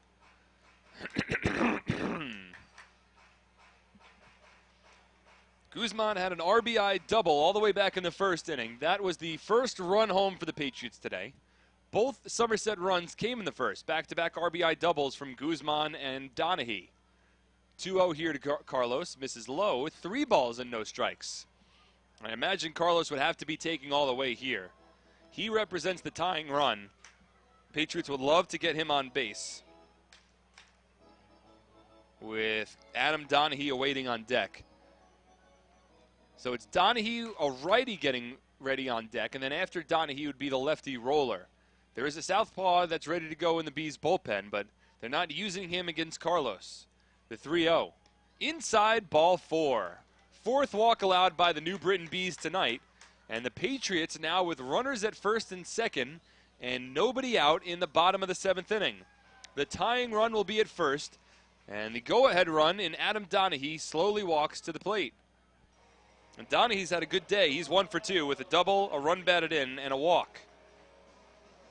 So Carlos Guzman's been on base now 2 times. It's Adam Donahue here, and I would imagine that if a situation comes up where there's runners still in scoring position for Kyle Roller, that Stan Clyburn might make the switch. Heppel has showed that he could work multiple innings this season. But he has allowed the first 2 batters to reach base here in the bottom of the 7th. First pitch to Donahue. He's up there bunting, pulls the bat back, but takes a fastball for a called strike, 0-1. Oh, I like the call to bunt here. I've always been a proponent of small ball, and I know that Adam Donahue right now is working as your cleanup batter, and he's been swinging the bat well, but you try to get 2 runners in scoring position for Kyle Roller. I like that play. The 0-1, Donahue squares again. This one misses outside, so it's a ball and a strike. Now, Donahue has 8 runs batted in over his last 10 ball games to go along with a pair of home runs. Not your prototypical cleanup batter, not your prototypical guy that would potentially drop down a bunt. But I do like the call here. Infield plays in. The 1-1. Swinging away, but he takes the fastball upstairs. Did not square there. 2 balls and a strike. Well, it's the corner infielders for the Bees. Jovan Rosa at third and Jonathan Griffin at first. They were playing along the infield grass. Now they're going to back up a little bit with a 2-1 count. So it looks like they feel that Donahue won't try to drop a bunt down here. Runners at first and second. The 2-1 is popped up to shallow center field. Under it is the shortstop, Michael Baca. He ranges back and he makes the catch for the first out. So Donahue was thinking about dropping a bunt down the first couple of pitches, but he winds up popping it up to shallow center field. And now Stan Clyburn will come out to the mound. So he saved his lefty so he could work against Kyle Roller. That'll spell the end of the day for Mark Heppel. There'll be runners at first and second with 1 out here in the bottom of the 7th inning. Roller coming to the plate, and the Patriots trailing by 2. We'll take a break on SPN.TV, 1450 WCTC, and WCTCAM.com.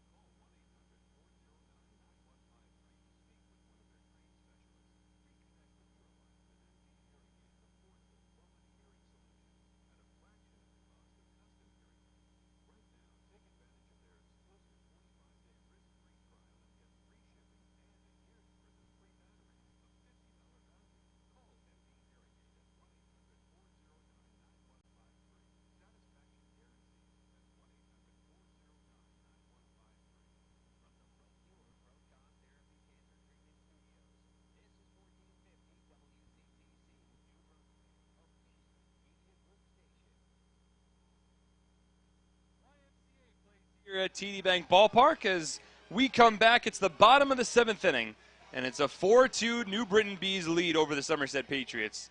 But don't be fooled by that 4-2 score. We have had a lot of hits so far tonight.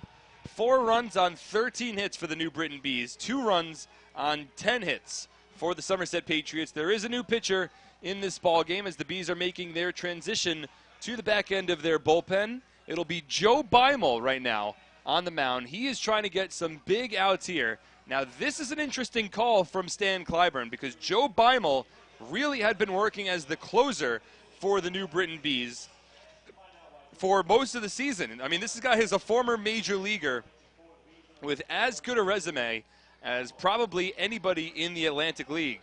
But it's Joe Beimel that's on the mound here with a 4-2 lead, but with 1 out in the bottom of the 7th inning. So it seems as though Beimel has been taken out of the closer's role.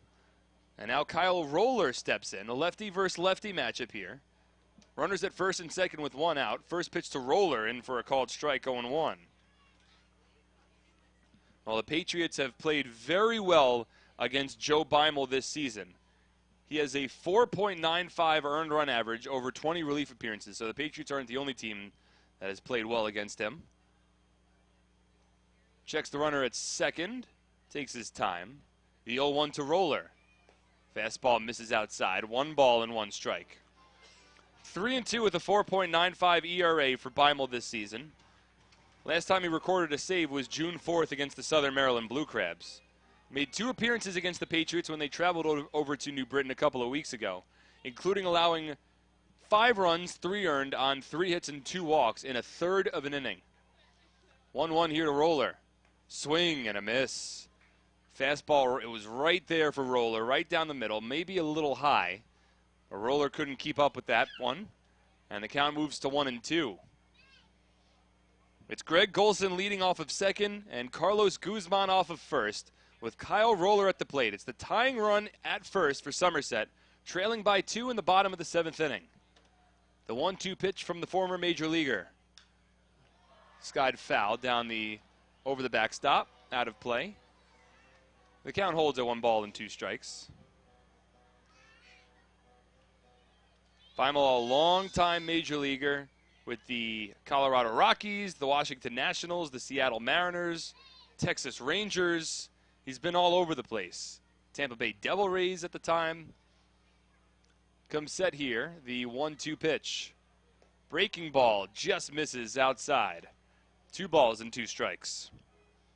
Well, Beimel's trying to work the outside part of the plate here against Kyle Roller, and Roller doesn't necessarily have a problem with that. He's had a lot of success going opposite field this season. In fact, 3 of the 4 home runs he has hit have been opposite field. The other one was a shot to straightaway center against the Bees. Beimel checks Golson over at second base. The 2-2 pitch. Curveball misses low, blocked in the dirt by Skelton, and that runs the count full to 3-2. So it's Mark Minikazi who's awaiting on deck here for the Patriots. If Roller draws a walk, that would put the tying run in scoring position with 1 out in the bottom of the 7th. Minikazi's 0 for 3.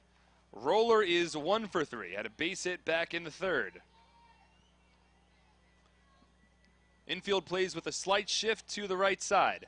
Working against the lefty Roller. The 3-2 pitch coming from Beimel. Swing and a miss, strike 3. 91-mile-per-hour fastball there from Beimel. He challenged Roller with the high cheese, and Roller wasn't able to keep up. So a big strikeout there from Joe Beimel. Now 2 out, but the Patriots are still threatening. They still have a big-time home run threat, and now a righty in Mark Minikazi stepping in. So Roller's 1 for 4. Minikazi is 0 for 3. Struck out in the 1st, flew out to right field in the 3rd, grounded out to short in the 5th.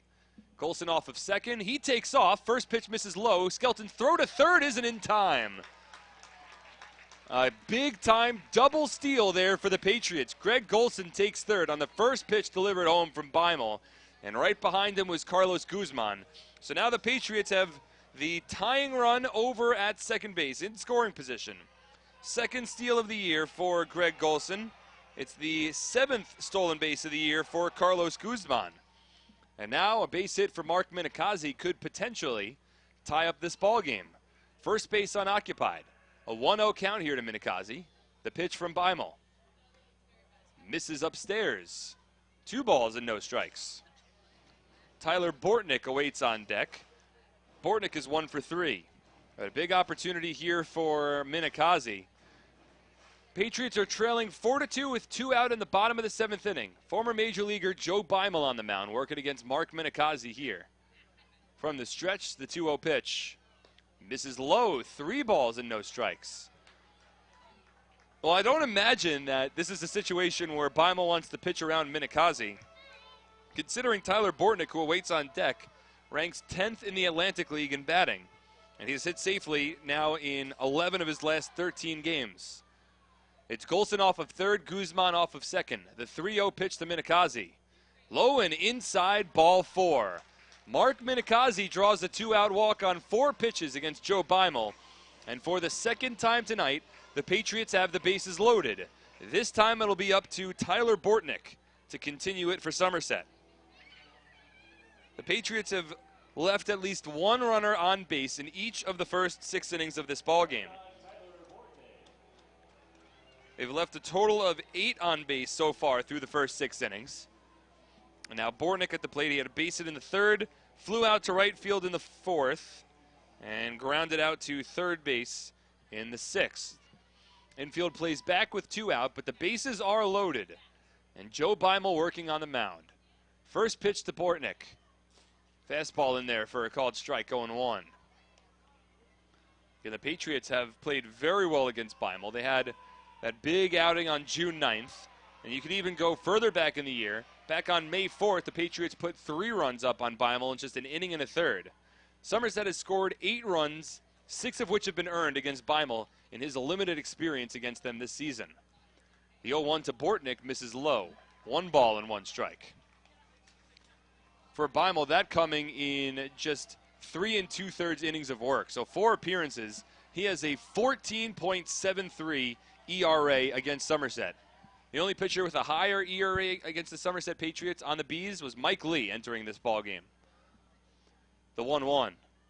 Grounded over to short. It's fielded by Baca. He throws to second, and that retires the side. Beimel works his way out of another jam. The Patriots strand the bases loaded. They trail by 2 as we head to the 8th on 1450 WCTC and WCTCAM.com. Okay, class, as you know, today is career day, and we have a very special guest in.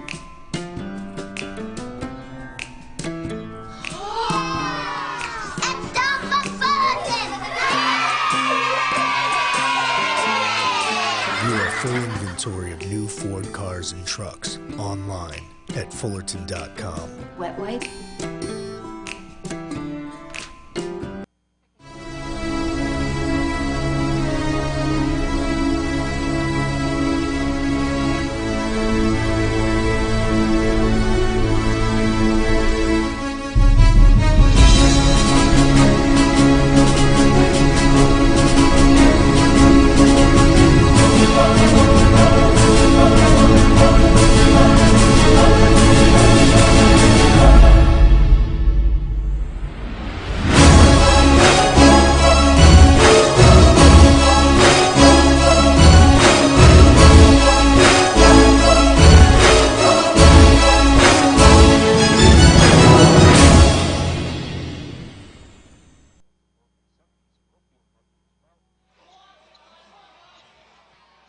All right.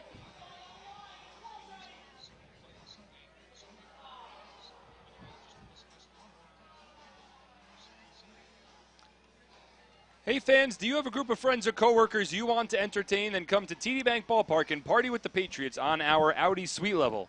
Enjoy the next Patriots game you attend in a lap of luxury. Stop by the ticket office to find out more information on nightly hospitality suite rentals as well as seasonal plans that are still available. The Somerset Patriots Suite Level is brought to you by your New Jersey Audi dealers and the all-new Audi Q5 SUV. Well, Justin Wright remains in the ballgame here as we move to the top of the 8th inning. It is Wright's 3rd inning on the mound. First pitch here to Jamar Walton. Bluff tries to drop a bunt down the third baseline, and he taps it foul.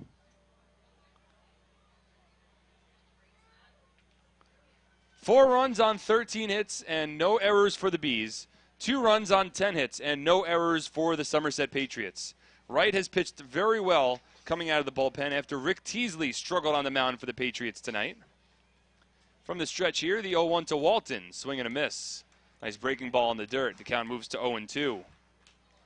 Walton had a 2-run double back in the top of the 5th inning, laced it over the head of the center fielder Chris Grayson, and at the time that gave the Bees a 4-2 lead. They have held on to that lead with the Patriots stranding plenty of base runners. Breaking ball here misses short. Lands maybe about 6 or 7 feet shy of home plate. So a ball and 2 strikes. Wright was at 20 pitches through 2 innings, so Brett Jody decided why not try to bring him out again for his 3rd inning of work. There is a lefty that's also getting loose in the Patriots bullpen. That looks like Dwayne Bilo right now warming up. The 1-2 pitch from Wright. Breaking ball misses inside, a bit high. 2 balls and 2 strikes. It's Walton, Baca, and Yusuke Kajimoto due up here for the Bees. They have not recorded a hit since the 5th inning. The most hits the Patriots have given up in a ballgame this season was 14 against the Long Island Ducks back on April 27th. The 2-2 pitch coming here from Wright. Fastball, outside corner, called 3rd strike, and Walton knew it. 3rd strikeout for Justin Wright. He has faced 7 batters. He has retired 7 batters, 3 of those via strikeouts. So 1 out, nobody on in the top of the 8th for Michael Baca. Baca 1 for 3. He had a base hit back in the 5th inning on a blooper that just stayed fair down the first base line. It was Baca's only his second hit in the last 8 ball games. He's at the plate here. First pitch from Wright. Fastball right down the middle for a called strike, 0-1. If you're just joining us, there has been a good deal of good news for the Patriots today, despite them currently trailing this ball game 4-2. The Southern Maryland Blue Crabs defeated the Bridgeport Bluefish. As Baca grounds this one over to second, a diving stop by Bortnick to his feet, and he throws it on to first base in time to rob Baca of a base hit. Well done there by Tyler Bortnick. He's been impressive in the field. A nice diving stop, full extension to his right, made the play right at the edge of the outfield grass and quickly got to his feet. Baca runs well, so Bortnick had to go through the motions there quickly. Made an accurate throw to first base. So 2 out, nobody on in the top of the 8th inning. 8 consecutive retired now by Justin Wright. And we move back to the top of the order in Yusuke Kajimoto. With the Blue Crabs defeating the Bridgeport Bluefish and the Lancaster Barnstormers York Revolution game getting postponed due to rain. Right now it's the Blue Crabs that are holding a 3.5 game lead for first place in the Freedom Division as Kajimoto grounds this one foul into the Bees dugout. Count 0-1. Sorry, it's a 2.5 game lead. The Blue Crabs only entered 2 games up on the Barnstormers. But Southern Maryland, they had won 8 of their last 10 ball games coming into tonight.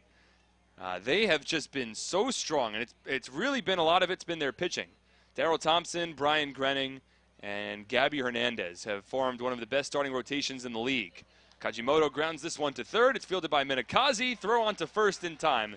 And Justin Wright has worked 3 perfect innings of relief. Kept the Bees off the scoreboard, kept the Patriots in this ballgame. We head to the bottom of the 8th. Somerset trails by 2 on SPN.TV, 1450 WCTC, and WCTCAM.com.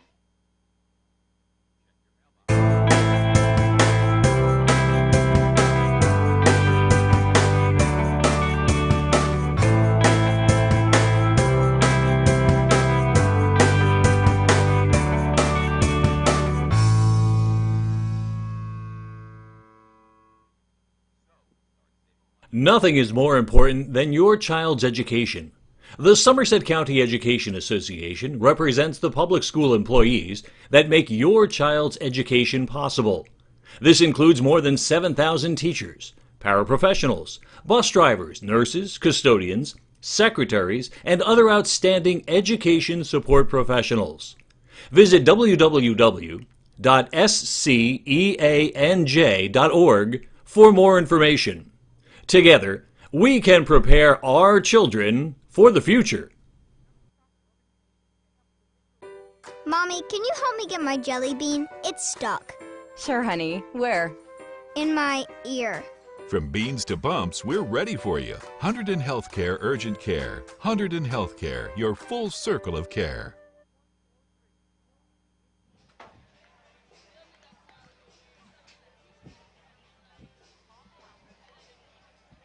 All right.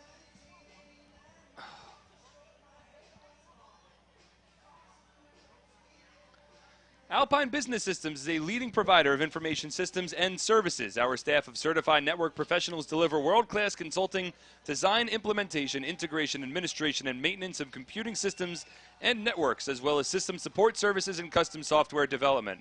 Visit Alpine Business Systems at www.alpinebiz.com. Alpine Business Systems is the official IT provider of the Somerset Patriots. Shopping for a new car? Get all the best deals at your Tri-State Ford dealer. Visit tristateford.com for more information today.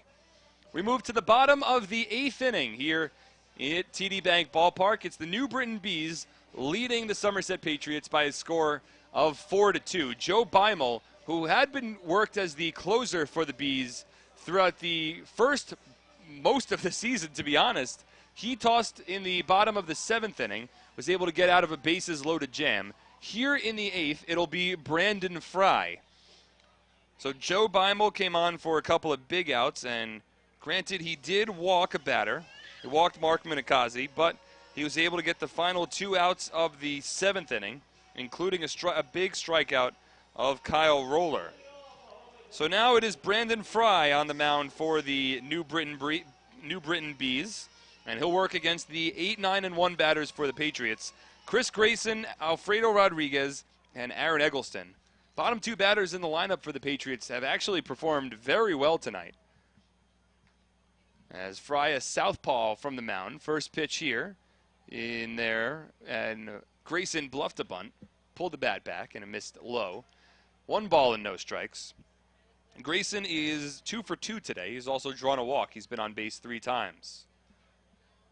So it's Brandon Fry who's come on here for the 8th inning for the Bees. And if they have a save situation going to the 9th, as the 1-0 here to Grayson misses low, their recent closer has actually turned into their pitching coach, Sean Gilblair. Gilblair has 4 saves on the season. He has stepped in as their closer as of late. But Gilblair might not be available tonight.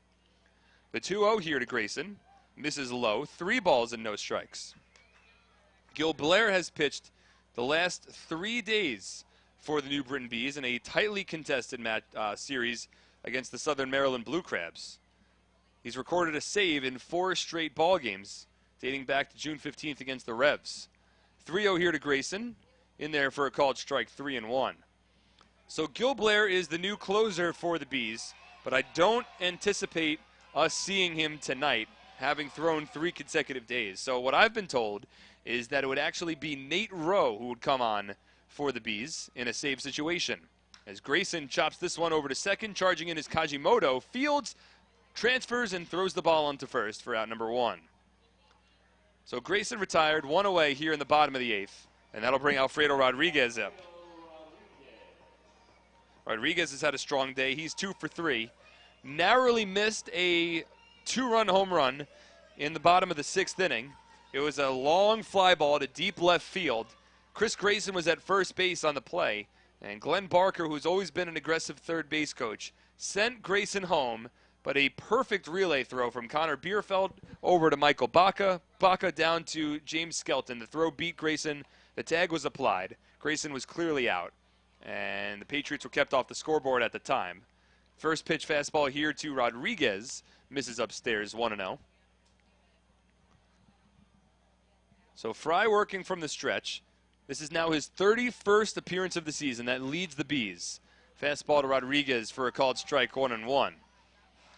Fry has a 2.78 ERA, 23 strikeouts against 7 walks in 32 and a third innings of work. He's been a very strong reliever for the Bees. The 1-1 to Rodriguez misses outside. 2 balls and 1 strike. But we're going to see Nate Rowe potentially in the 9th inning if it's still a save situation for the Bees. And he's probably been their best pitcher. He has 1 save so far this year, but he's got a 1.98 ERA over 27 appearances. 2-1 here to Rodriguez. Grounded over to third. Rosa fields cleanly, takes his time. Throw on to first in time for out number 2. So 2 out, nobody on in the bottom of the 8th. We rotate back to the top of the order, and Aaron Eggleston. Dwayne Belo continues to get loose in the Patriots bullpen, so I imagine we'll see Belo on for the 9th inning. But really a fine job done by Justin Wright as the reliever here today.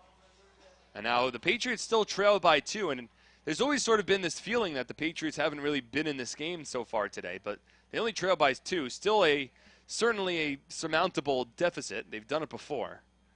Eggleston at the plate here, lefty-lefty matchup. First pitch fastball to Aaron, misses upstairs, 1-0. But a great job by Wright. What he did was keep the Patriots in this ballgame.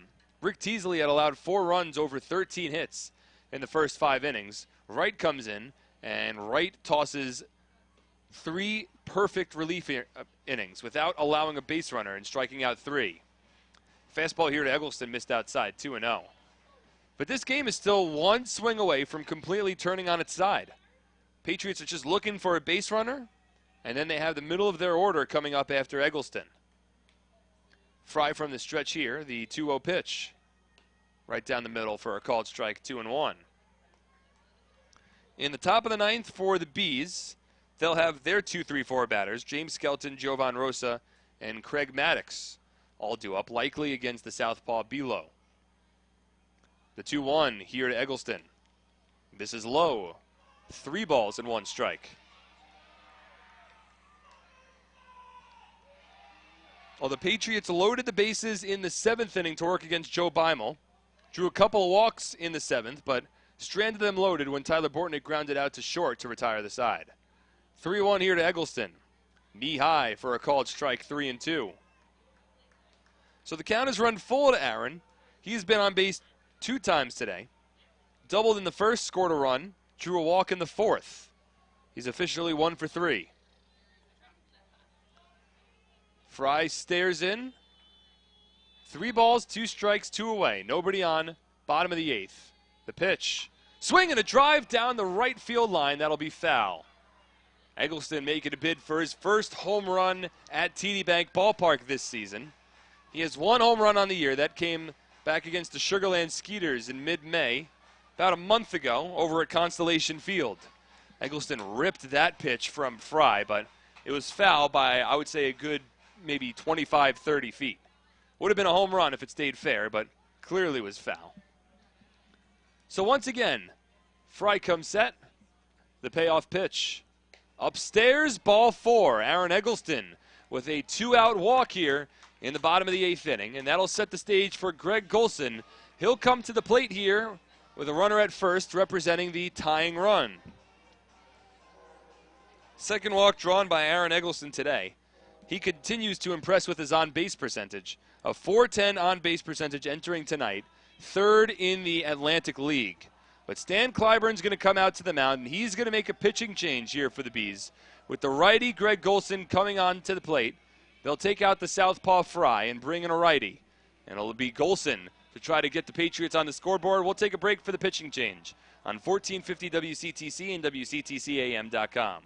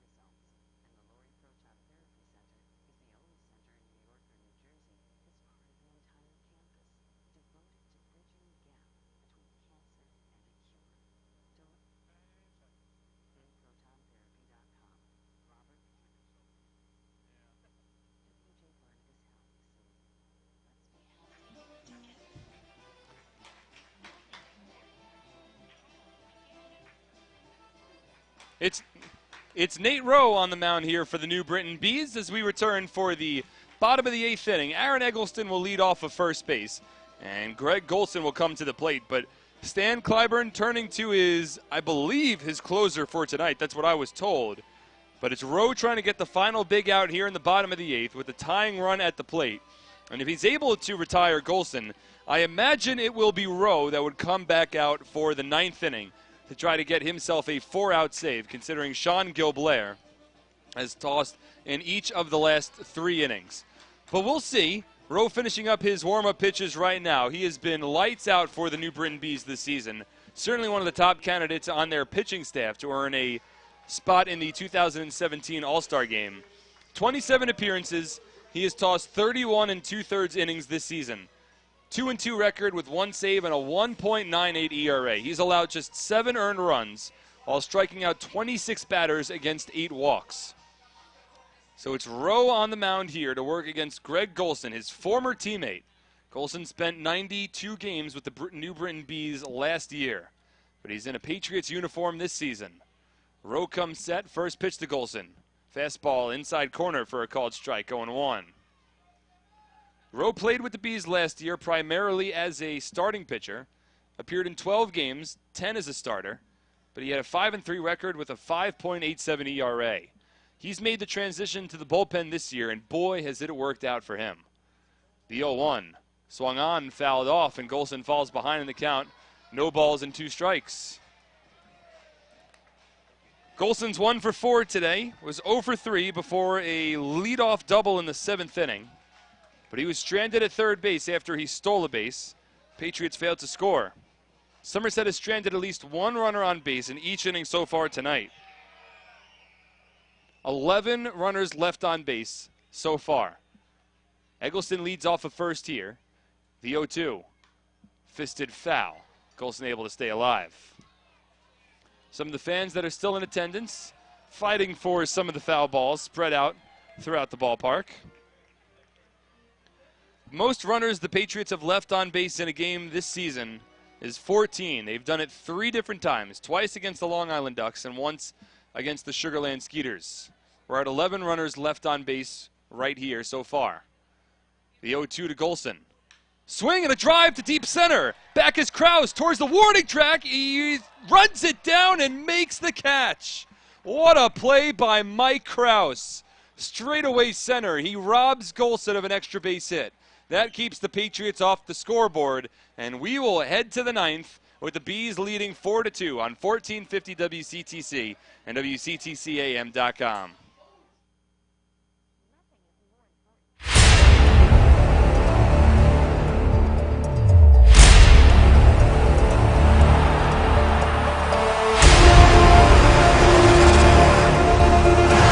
Solution Stadium at Piscataway getting set for kickoff. The ball is loose. That's a live football.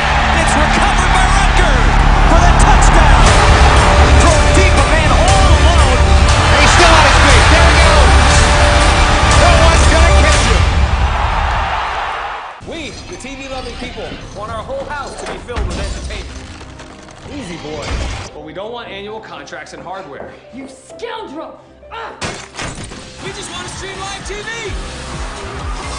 And we want it for $10 a month. Wow, I'd like to have that in my house. It's a very big house. Yeah, mine too. Look at us, just two bros with sick houses. High five. DirecTV Now, a big streaming deal for $10 a month. It's entertainment your way.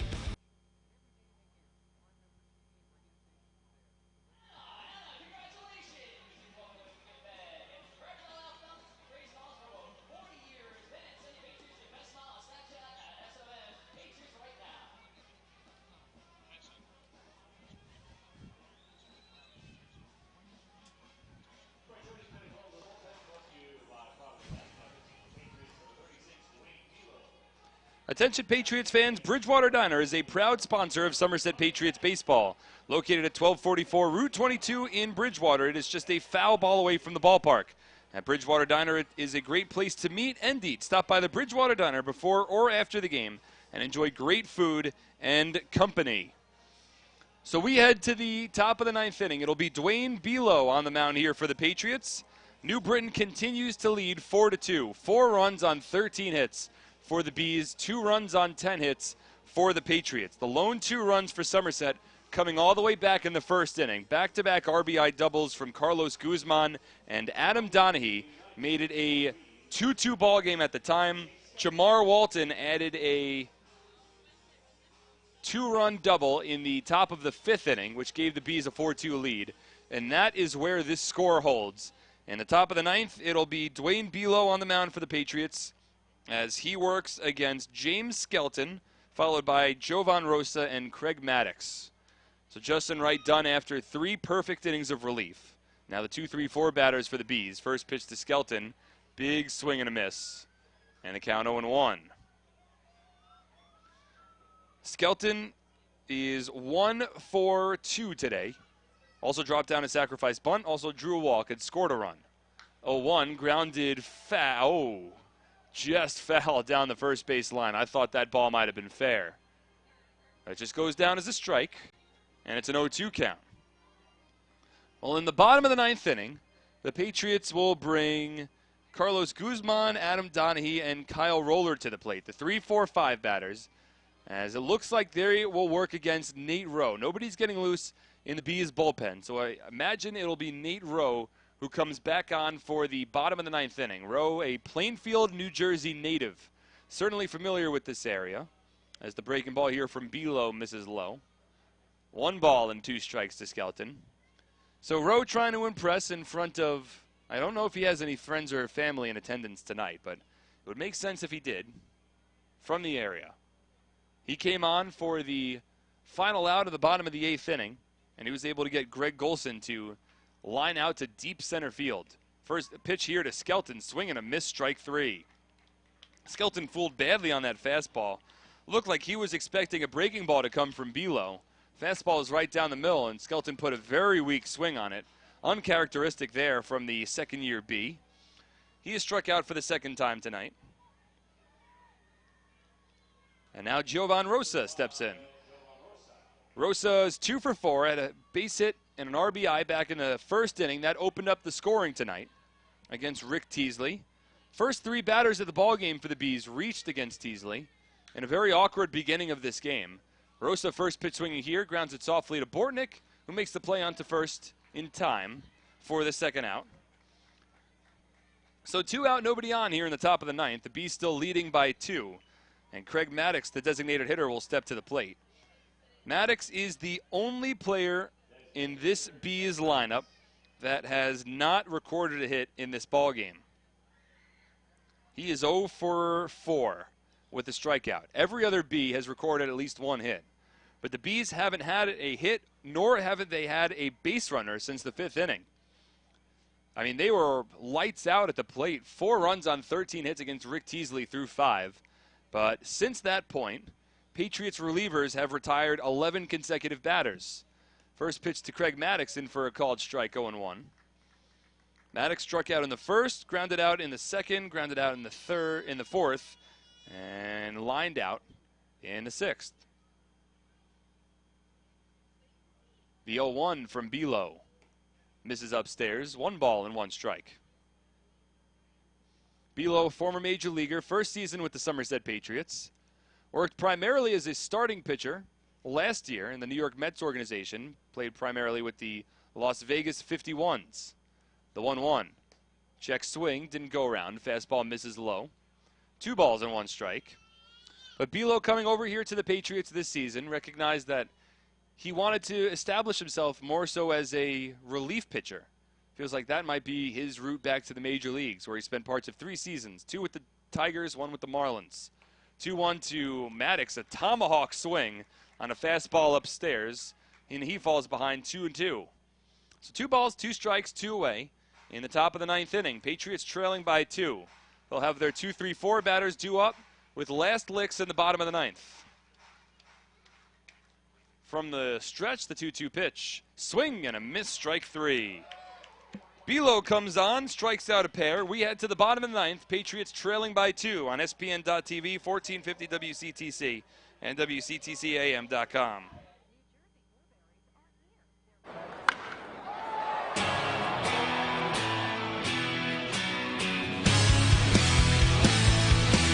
Have a nice day. Have a nice day.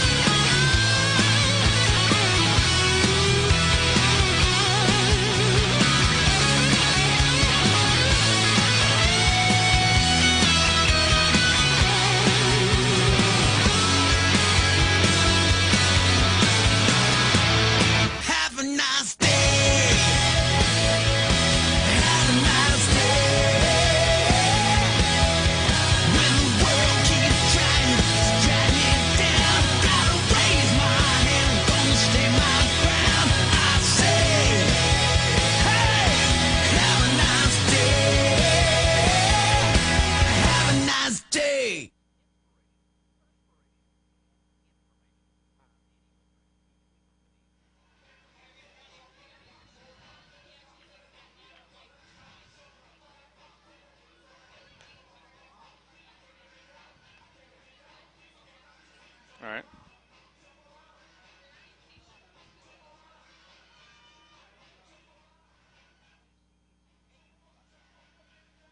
We move to the bottom of the 9th inning here at TD Bank Ballpark. Thank you so much to everyone who has stayed tuned in for this entire broadcast, streaming on 1450 WCTC. We also have live video for tonight's ballgame on SPN.TV and Facebook.com/Somerset Patriots. It is Nate Rowe who stays in this ballgame for the New Britain Bees, and he will work against the 3, 4, 5 batters for the Somerset Patriots.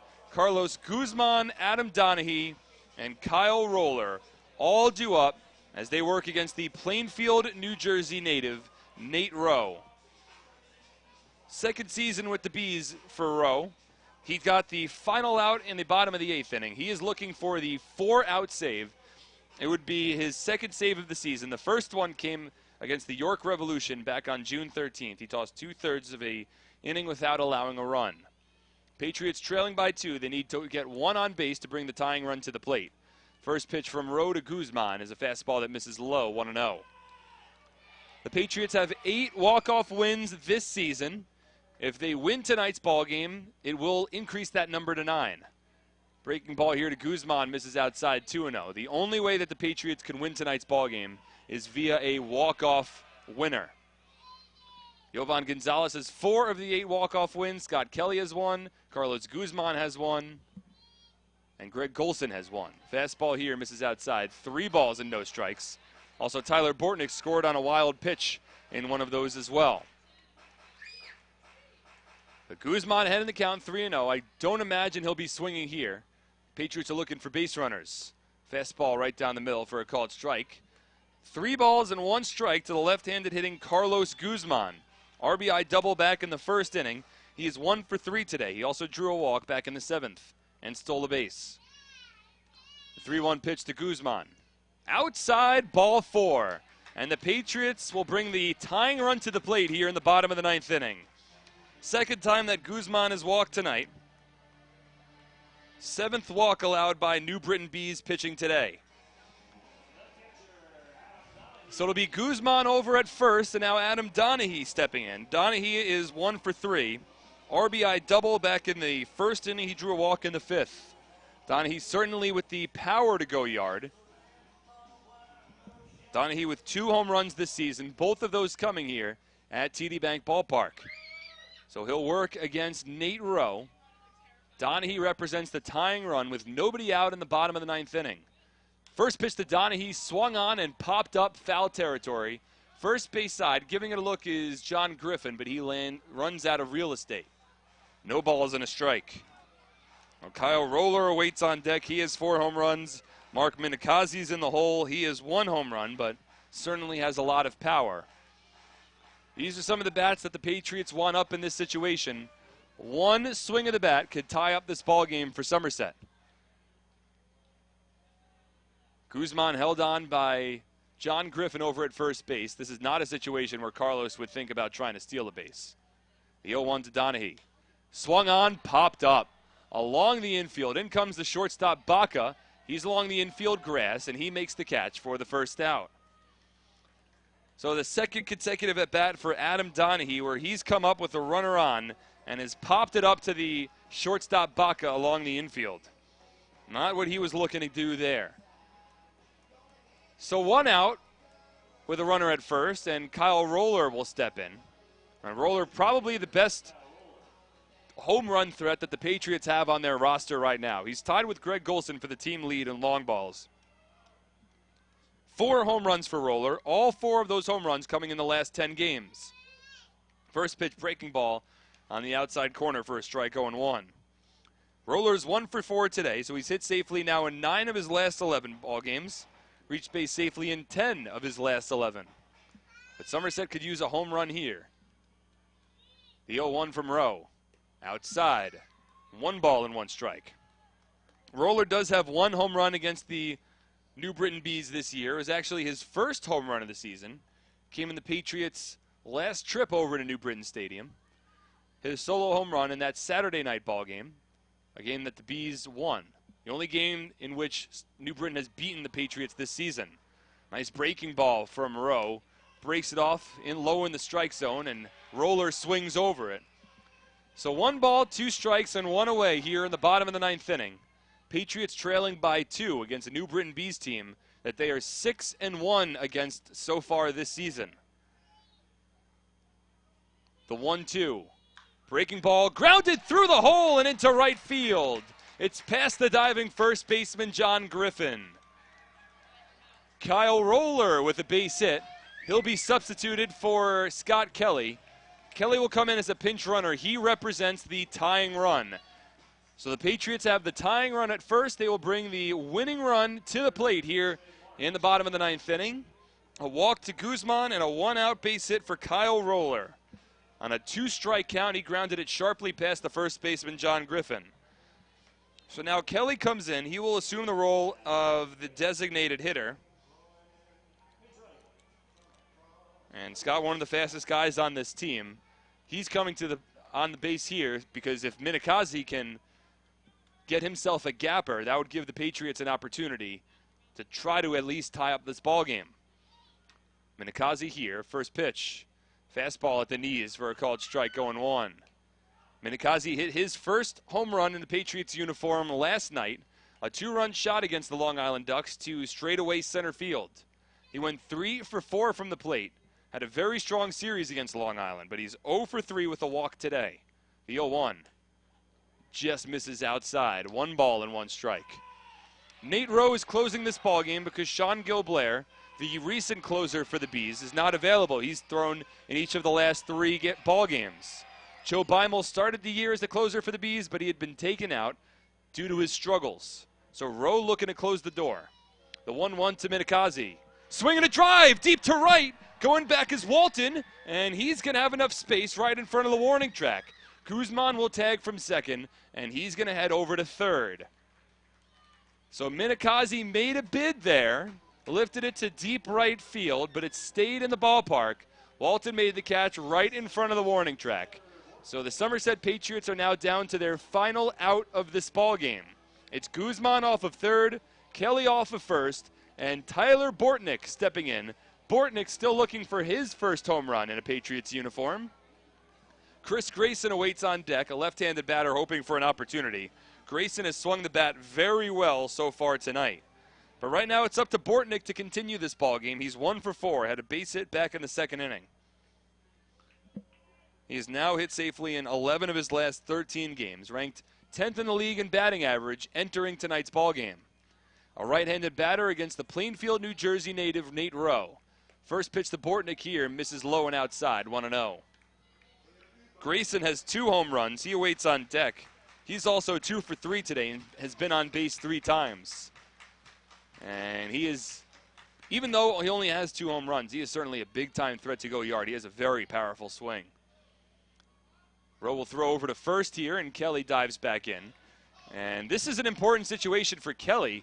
He represents the tying run here. So there's the thought that Kelly might try to steal second base. James Skelton has been very strong at throwing out potential base stealers this year. Kelly takes off. Fastball swing and a miss. The throw down to second. The tag won't be in time. Scott Kelly steals second right on cue. For Kelly, that is his 18th stolen base of the season. And now the Patriots have the tying run in scoring position here in the bottom of the 9th inning. It's Guzman off of third, Kelly off of second now. That's the reason Brett Jody brought him in.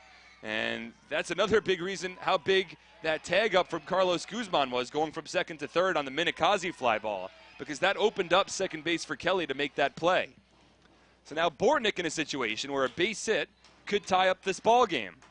2 runners in scoring position, but 2 away in the bottom of the 9th inning, and the Patriots trailing by 2. Rowe steps off the mound to collect himself and steps back in. First base unoccupied with Chris Grayson awaiting on deck. Rowe stares into his catcher, James Skelton, and comes set. And now Bortnick asks for time. So a little bit of cat and mouse there between Bortnick and Nate Rowe. Rowe steps out, Bortnick was ready, then Rowe's ready, and Bortnick steps out. The 1-1 pitch, swing and a miss. Nice breaking ball there from Rowe. And now the Patriots are down to their final strike of this ball game. Trailing by 2 with 2 runners in scoring position. It's a 1-2 count, Tyler Bortnick at the plate and Nate Rowe on the mound. Rowe looking to get his 2nd save of this season. And the Bees looking for just their 2nd win against the Patriots on the year. Bortnick waves the bat above his shoulder. The 1-2 pitch. Swung on, bloop towards right. Racing in is the right fielder Walton, but he won't get there. It lands out of play. Count holds at 1 ball and 2 strikes. That's all the Patriots need in this situation, even a blooper. With Kelly's speed, he is running on contact off of second base. It would take a very nice throw to try to throw Kelly out on anything hit to the outfield. And knowing Glenn Barker, he's been an aggressive third base coach. He would send Kelly on almost anything. So once again, Rowe comes set. The 1-2 pitch. Breaking ball, line foul down the right field line. Bortnick does well to stay alive.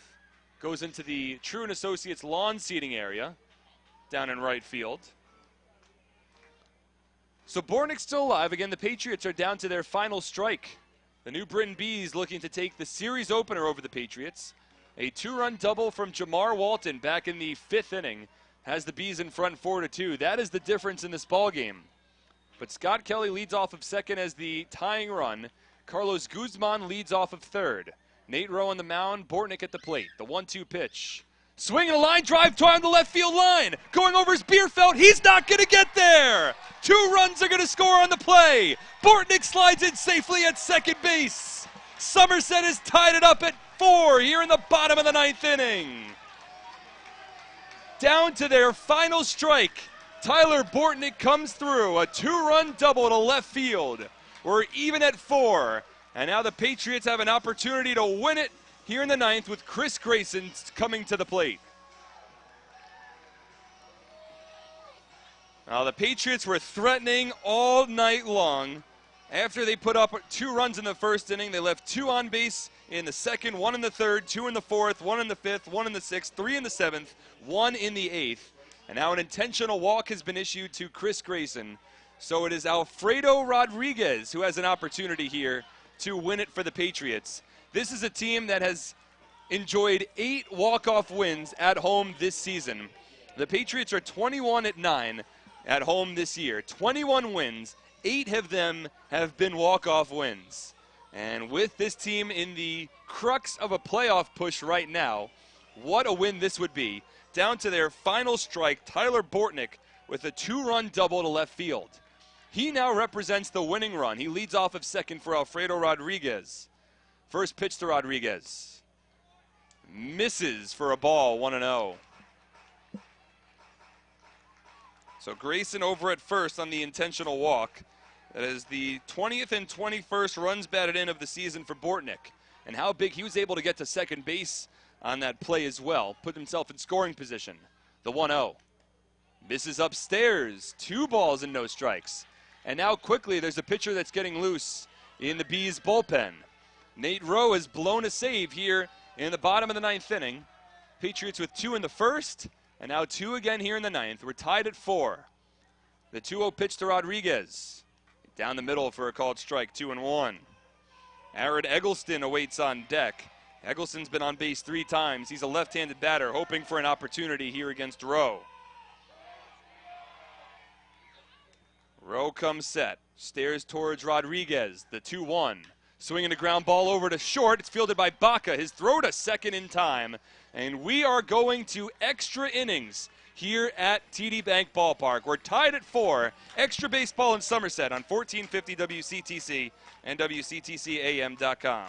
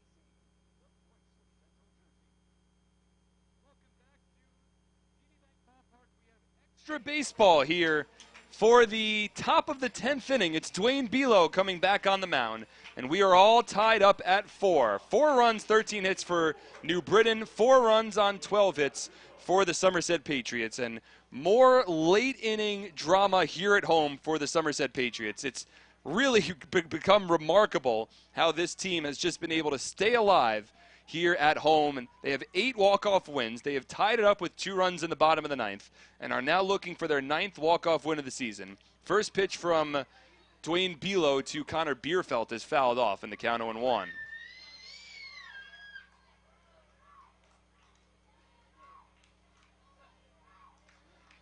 So Bierfeld certainly a threat to go yard. He has 10 home runs on the season. It's Bierfeld, Griffin, and Kraus due up for the Bees against Bilo.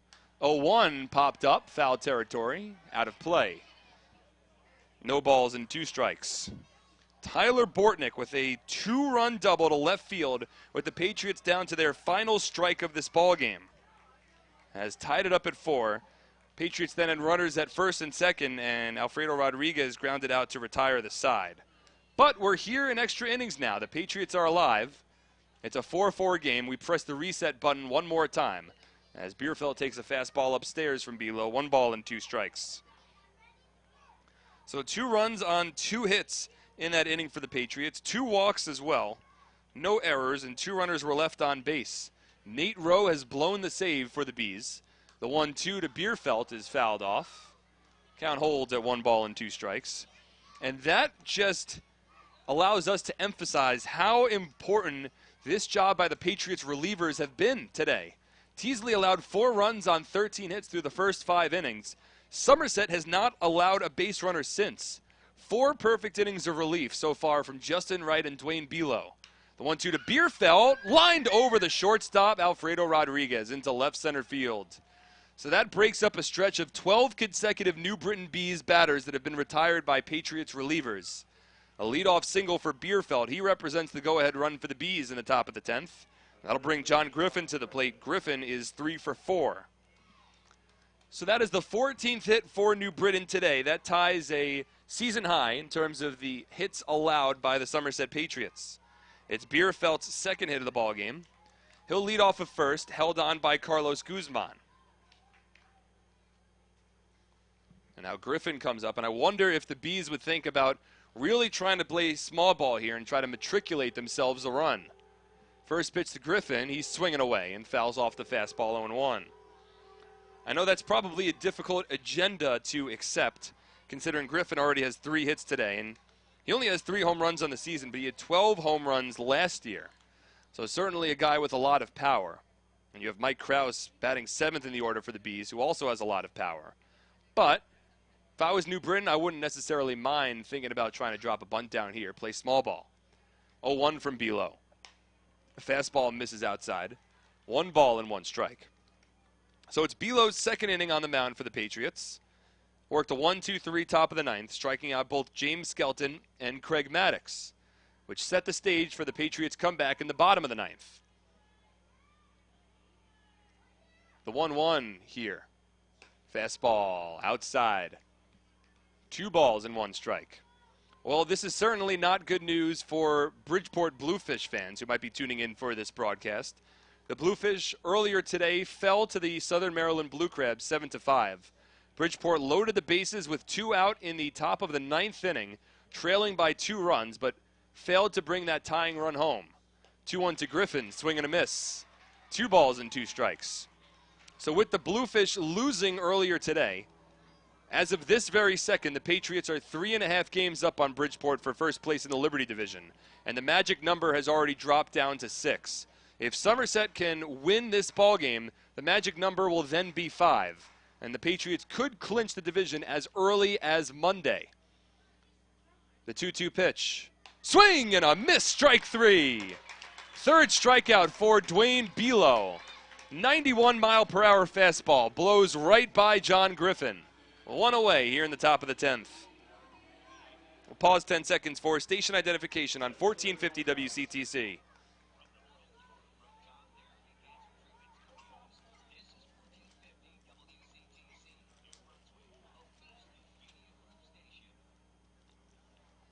Dwayne Bilo on the mound with 1 out in the top of the 10th inning. This ballgame is tied at 4.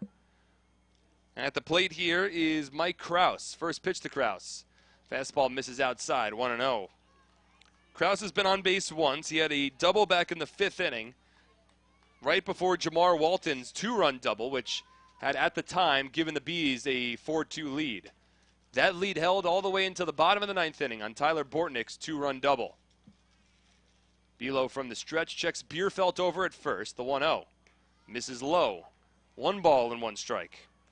Justin Wright tossed 3 perfect innings of relief for the Somerset Patriots, striking out 3 batters without allowing a base runner. Dwayne Below now has 3 strikeouts as well. 9 strikeouts in total for the Somerset Patriots tonight, working against the New Britain Bees. Bierfeld continues to lead off of first. He represents the go-ahead run for the Bees here, after his leadoff single over the outstretched glove of a leaping Alfredo Rodriguez. Fastball here to Kraus, in for a called strike. 2 balls and a strike. Below looks very strong on the mound here for Somerset. And he's a guy that could certainly go an extended amount of time. Brett Jody got 3 innings out of Justin Wright. It was Wright's longest outing of the season. Below, his longest outing of the season was 4 1/3 innings against the Sugarland Skeeters back on May 22nd. 2-1, swing and a miss. Breaking ball there from Below. He pulled the string, and Kraus is well out in front. Kraus has struck out 2 times already today. He ranks 2nd in the league in strikeouts, 65 strikeouts on the season for Kraus. He's behind in the count. 2 balls, well, even in the count. 2 balls, 2 strikes, 1 away. Top of the 10th inning, a runner at first base. Middle infield playing at double play depth. Minikazi guards the line at third. The 2-2 pitch. Swung on, grounded over to short. Rodriguez plays the long hop, gets the sure out at second. That's all Somerset will get, considering Kraus's speed. But they'll take it there. Kraus trades places with Connor Bierfeld, but now 2 away here in the top of the 10th. And Jamar Walton will be the batter for the Bees. So a fielder's choice for Kraus. He is now 1 for 5 on the day. Bierfeld retired.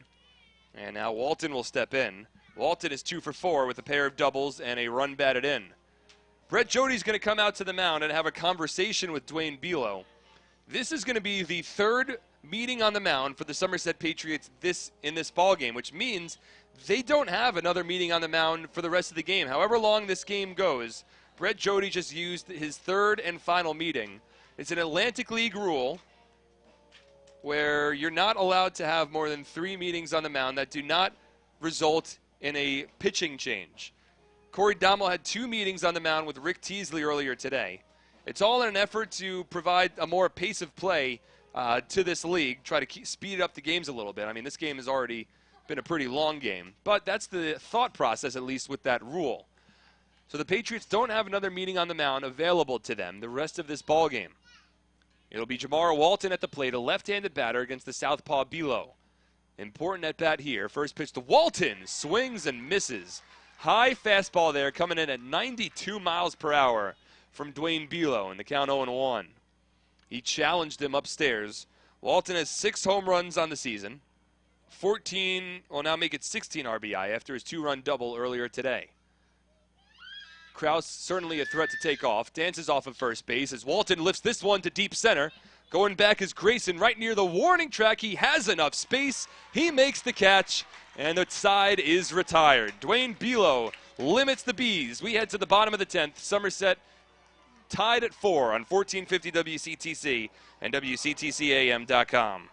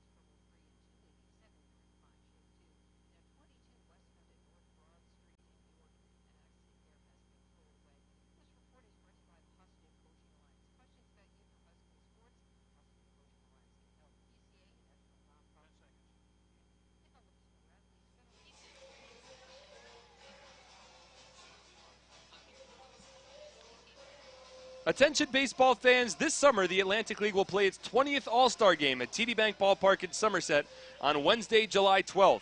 Join the Somerset Patriots All-Stars and enjoy a perfect summer night at the ballpark and catch the league's brightest stars compete in a home run derby and the Midsummer Classic. There will be a Revolutionary War theme, giveaways, collectibles, your favorite ballpark food, and a post-game fireworks show that will light up the sky, with all the fun brought to you by Robert Wood Johnson Barnabas Health and Horizon Blue Cross Blue Shield of New Jersey.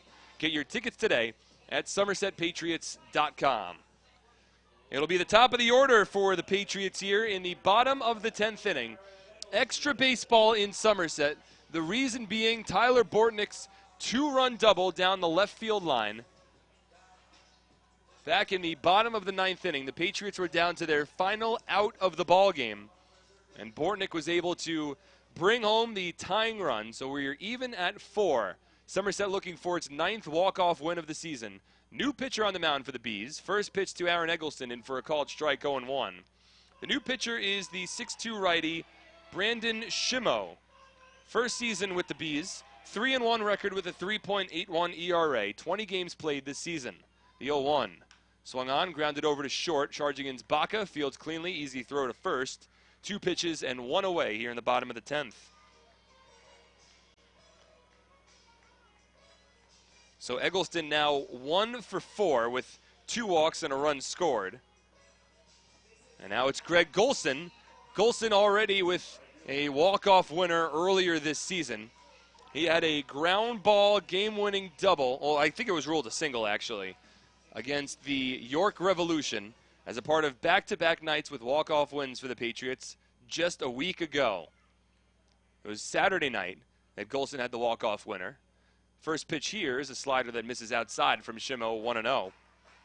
Golson has swung the bat well tonight. It wouldn't really be reflected in his 1 for 5 tally. Grounded into a sharply hit double play with the bases loaded in the 4th and flew out to deep center field his last time up. The 1-0. Swung on, lifted towards right, but it's off the end of the bat. Racing in is Walton. He comes in and he makes a basket catch for out number 2. So Golson quickly retired. 2 away here in the bottom of the 10th. And it'll be Carlos Guzman stepping in with 1 home run on the season. So Golson now 1 for 6. Guzman will step in. He's 1 for 3. He's drawn 2 walks. He has scored 2 runs. Also has an RBI and a stolen base. 30 runs batted in on the season for Guzman.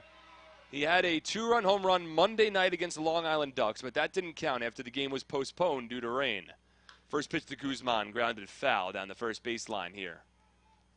It's Ronnie Shaban who's getting loose in the Patriots bullpen down the right field line. So we'll see if Shaban is asked to come in for the top of the 11th inning if we have to play there, or if Bilo is allowed to come in for 1 more inning. Bilo has certainly had long appearances a couple of different times this season. He's tossed 2 innings so far tonight.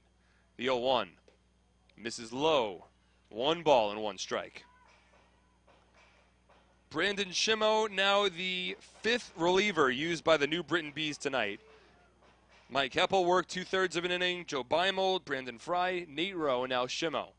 The 1-1. Grounded over to second. In front of it's Kajimoto. He makes the play, throws it over to first, and we're heading to the 11th. Game tied at 4 on SPN.TV, 1450 WCTC, and WCTCAM.com.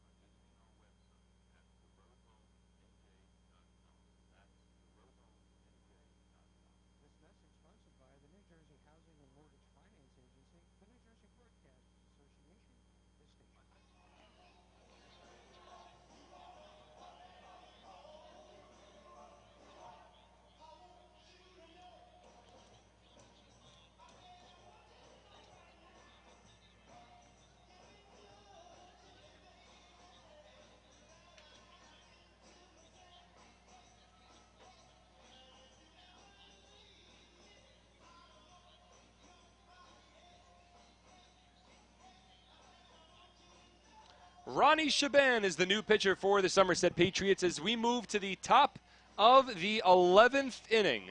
The Patriots have not played in a game longer than 11 innings yet this season, so we'll see if this game is decided here in this frame. But it's Ronnie Shaban coming on, so Dwayne Belo's night ends after 2 scoreless innings of work. Allowed 1 hit, did not walk a batter, and struck out 3. The Patriots have allowed just 1 base runner ever since the 5th inning. It's been a strong job by this bullpen. They've allowed just 1 single over the last 5 innings, facing 1 over the minimum. So now it'll be up to Ronnie Shaban to continue the trend for the Patriots here. It's a 4-4 score in the top of the 11th. 4 runs on 14 hits for the Bees. 4 runs on 12 hits for the Patriots.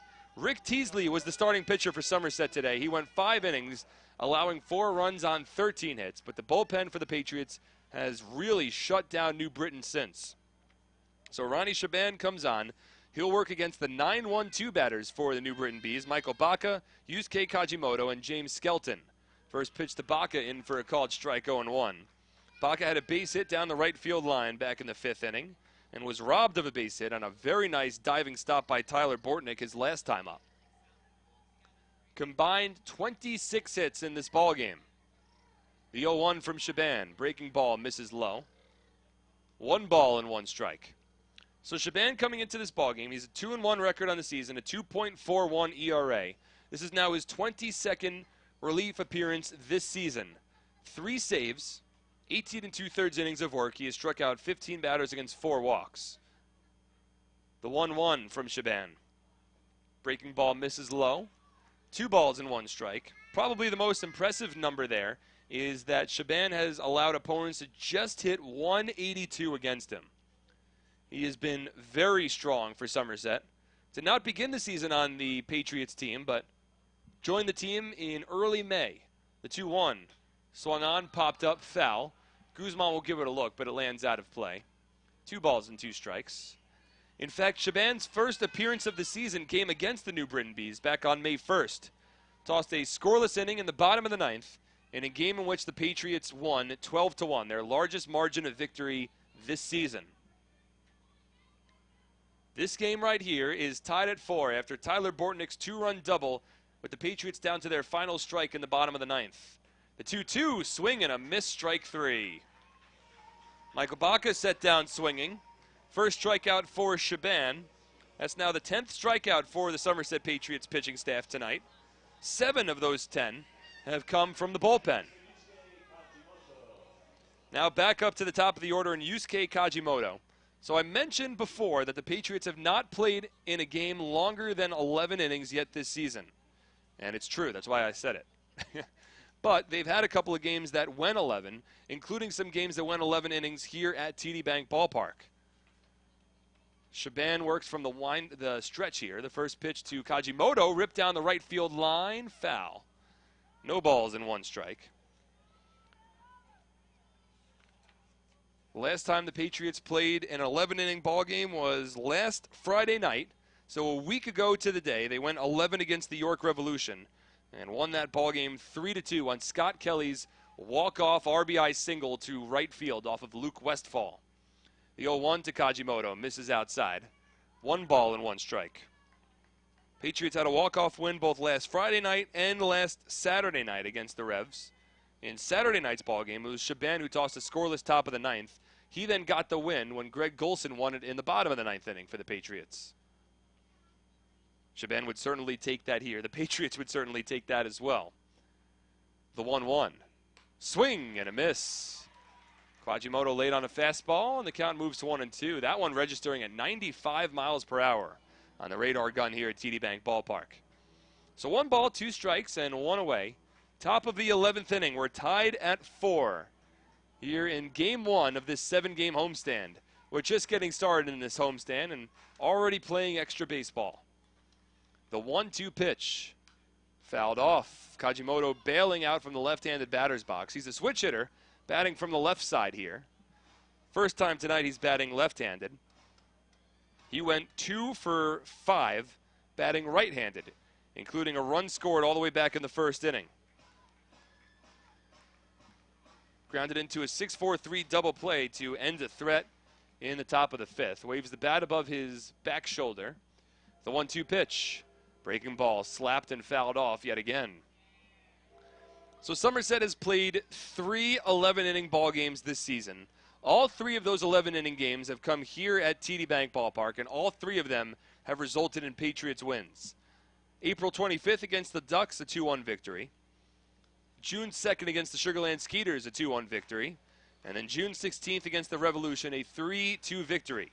Patriots are 7-2 in games that have gone to extra innings this season. The Bees have had success in extras as well. They are 5-2. The 1-2 to Kajimoto once again is fouled off.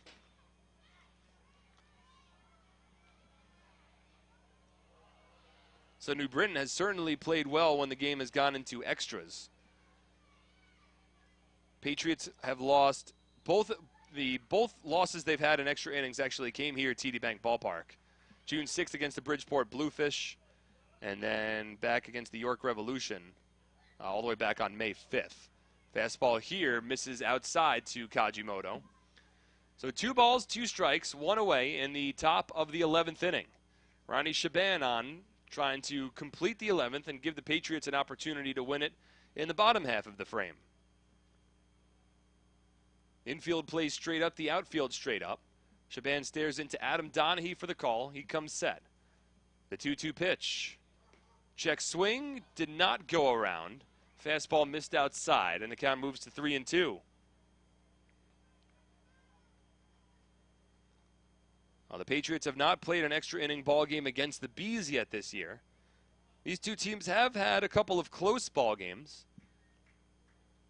And again, New Britain has just 1 win against Somerset. And Shaban will step out as he asks for a reset from the catcher, Adam Donahue. Kajimoto 2 for 5 today. He had been struggling a bit over his last 10 ball games, dropping his batting average from .330 down to .301. But it's now back up to .305 with a couple of hits tonight. The 3-2 coming from Shaban. Swing and a miss, strike 3. Fastball in the dirt.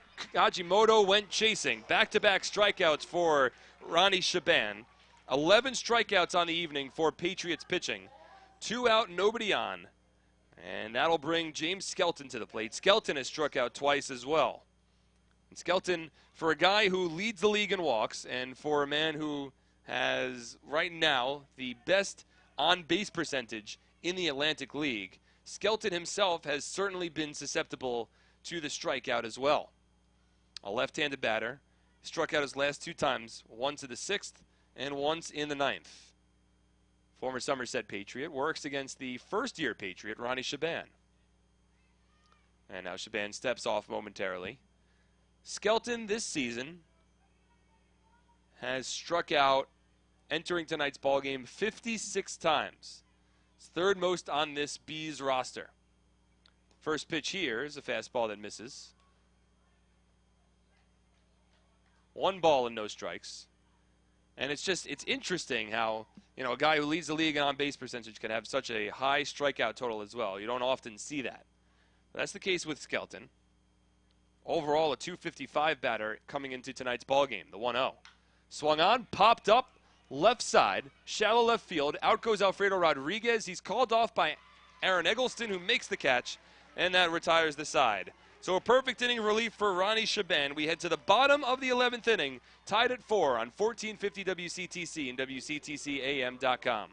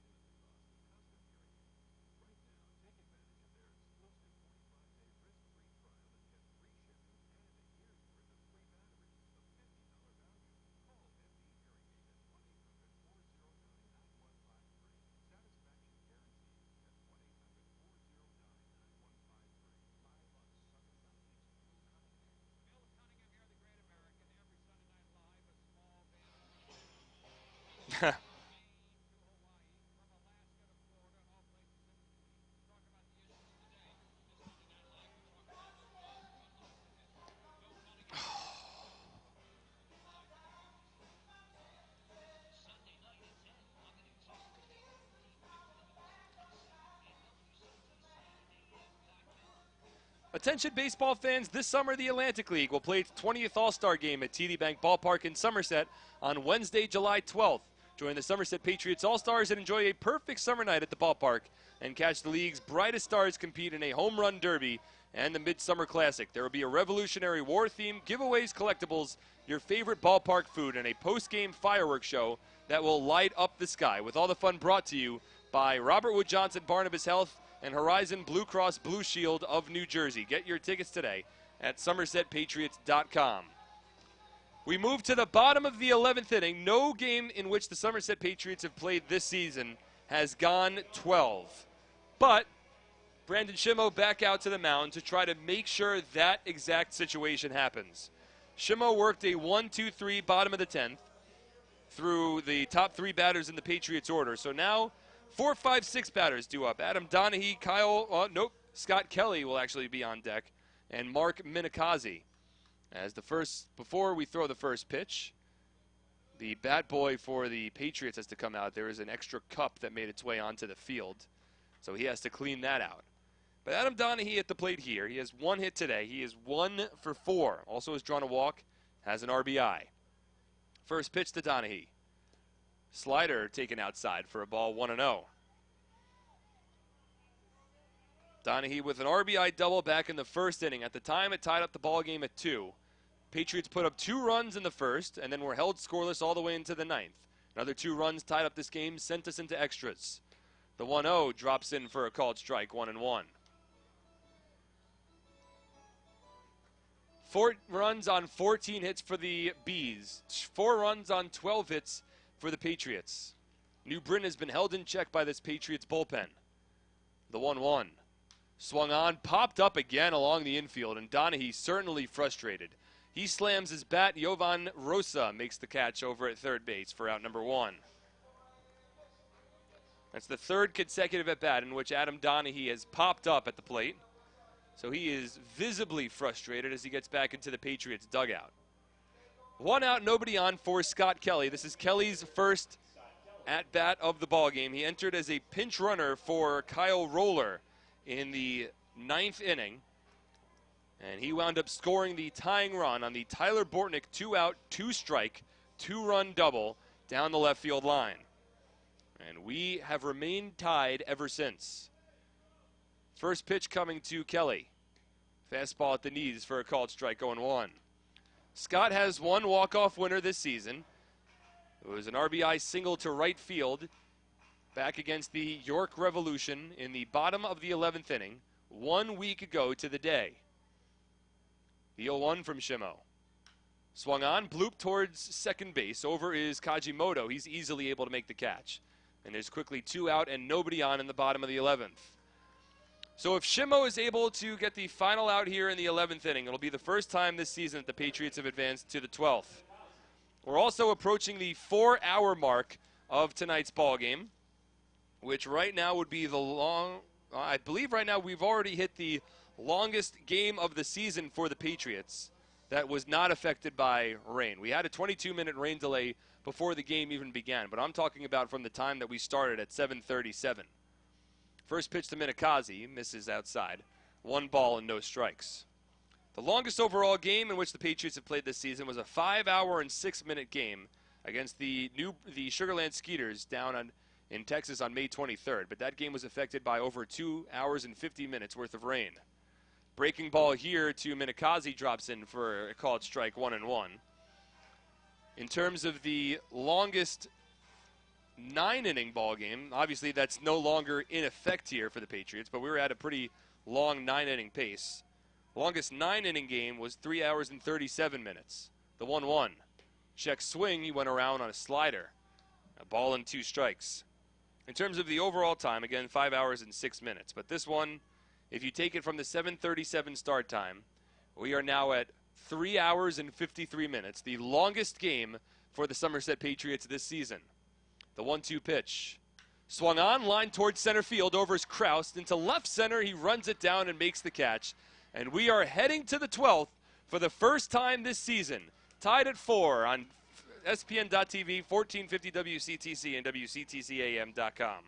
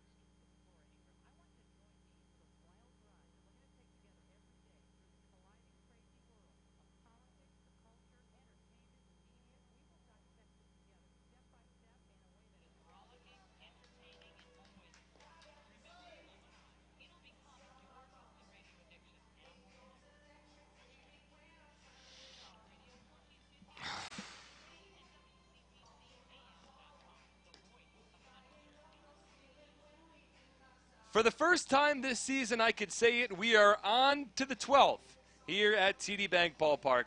Mark Schwartz on 1450 WCTC, WCTCAM.com. We've also got the SPN.TV broadcast going, so we are live on Facebook. We are live on SPN.TV. Hello to everybody who is still tuning in to watch the exciting conclusion of this ball game. 4-4 is our score. 4 runs on 14 hits, no errors for the Bees. 4 runs on 12 hits, and no errors for the Somerset Patriots. And it is a new pitcher on the mound here for Somerset. Kyler Newby will work here for the Patriots. He is the 4th reliever used, 5th overall pitcher.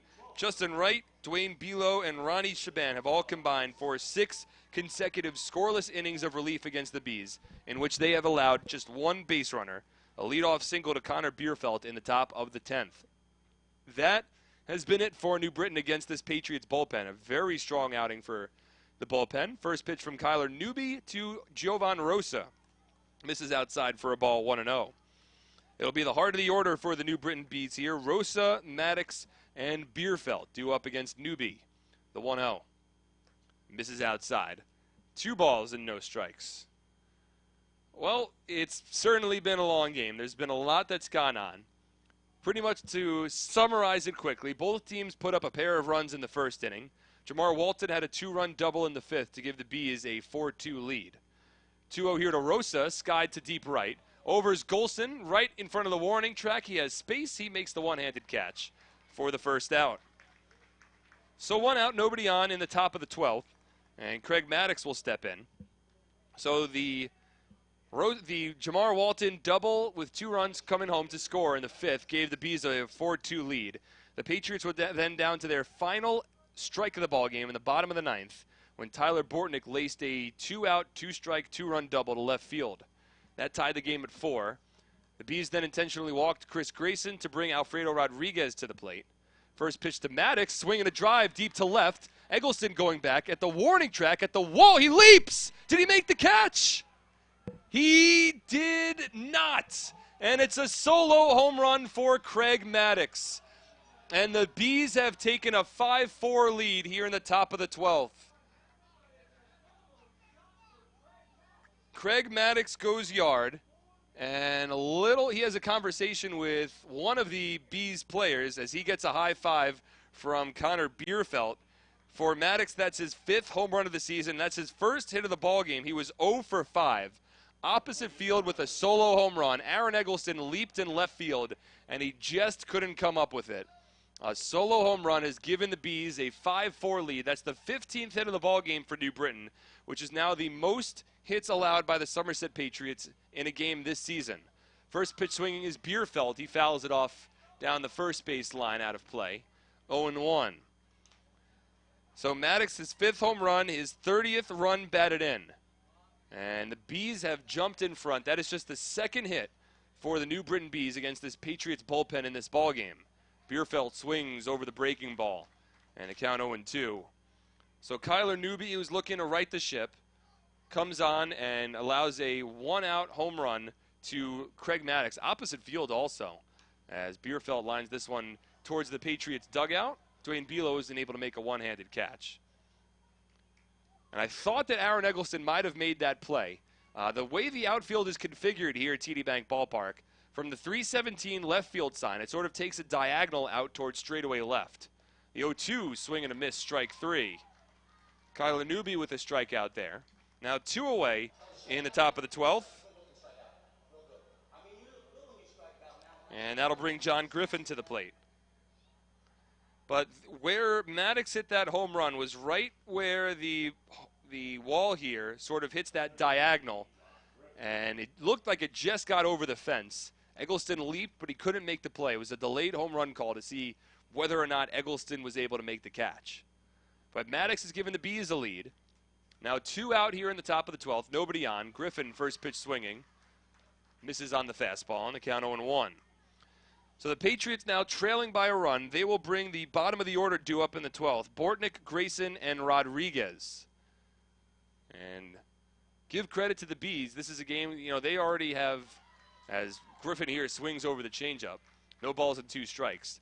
The Bees have already been eliminated from playoff contention for the first half, but they have continued to battle here, and they have taken a 5-4 lead in the top of the 12th.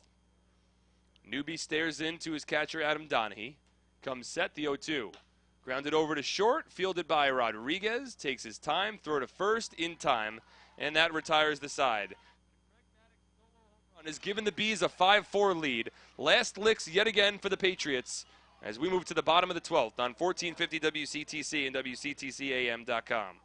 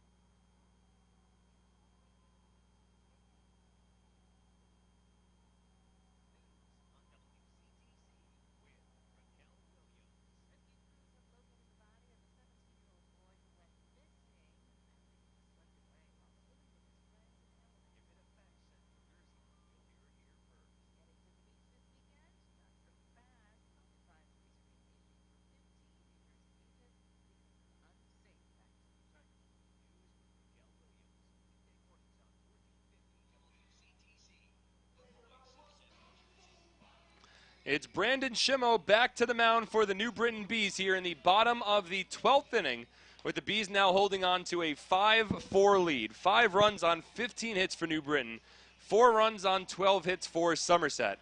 The Patriots were down to their final strike, trailing by 2 runs against the Bees back in the 9th inning. But the man who's coming to the plate right here, Tyler Bortnick, tied it up with a 2-run double down the left field line.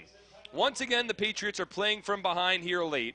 The Bees leading by a run in the longest game, both innings-wise and duration-wise, for the Patriots this season. We have passed the 4-hour mark of tonight's ballgame. And it'll be Bortnick, followed by Chris Grayson and Alfredo Rodriguez, the bottom of the order, due up for Somerset here against Brandon Shimmo in his 3rd inning on the mound.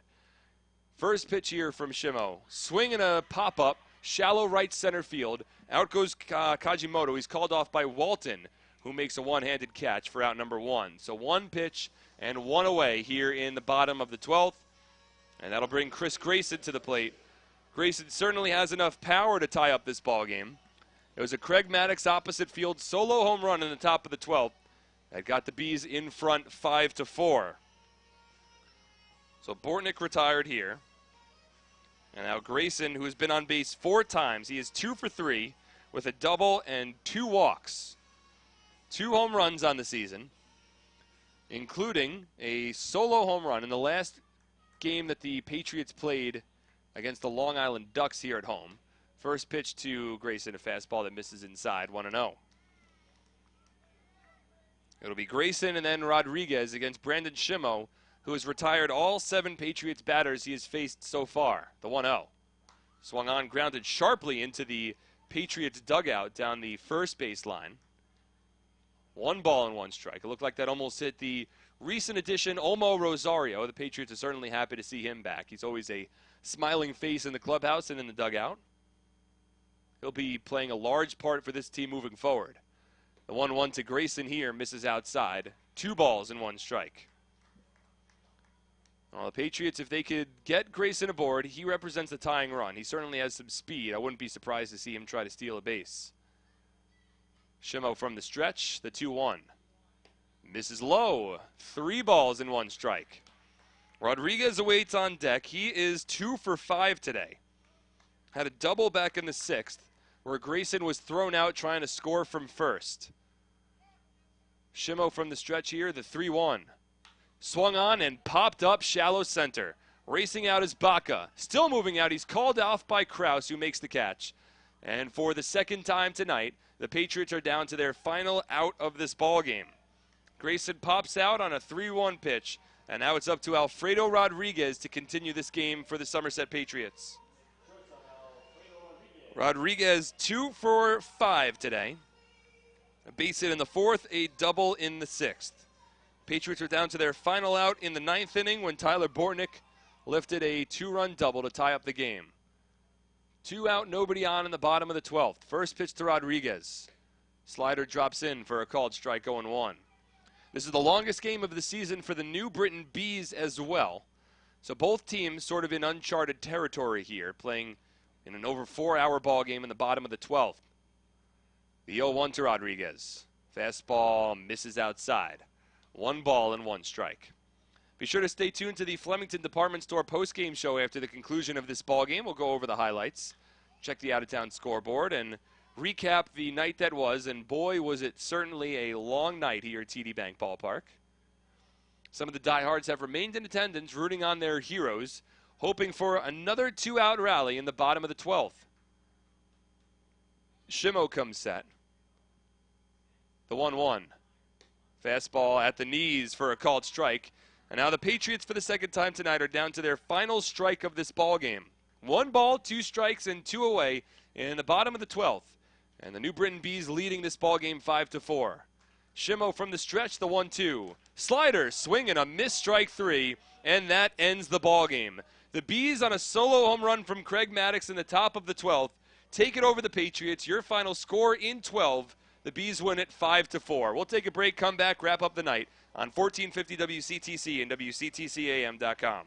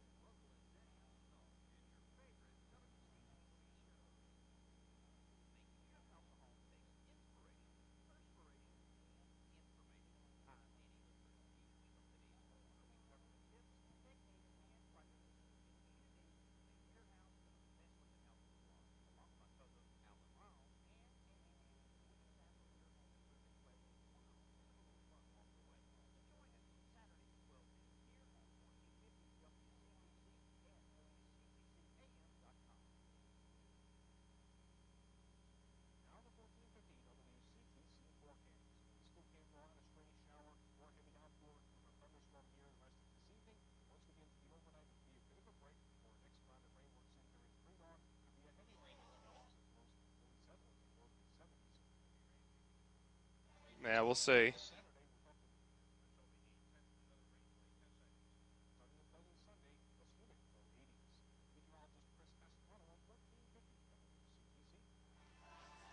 Welcome back to the Flemington Department Store postgame show here on SPN.TV, 1450 WCTC. Flemington Department Store, the area's best selection of quality clothing, flooring, furniture, and footwear. Found in our 2-acre showroom located on Route 31 north of the Flemington Circle. Flemington Department Store, it is worth the trip. Well, we're going to jump right into the highlights for tonight's ballgame as the Bees defeat the Somerset Patriots. The final score, New Britain takes this one 5-4 over Somerset in 12 innings. Well, the Bees got the scoring started in the first inning, working against Rick Teasley on the mound, who entered with the lowest earned run average of any pitcher qualified in the Atlantic League this season.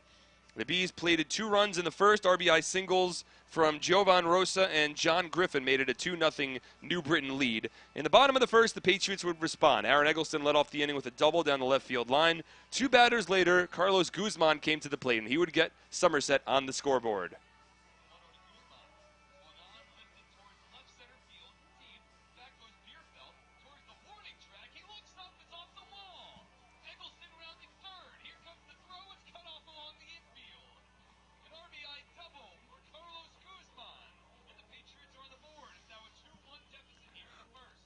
So it was a 2-1 game at that point. The next batter was Adam Donaghy, and he would tie up the game for Somerset.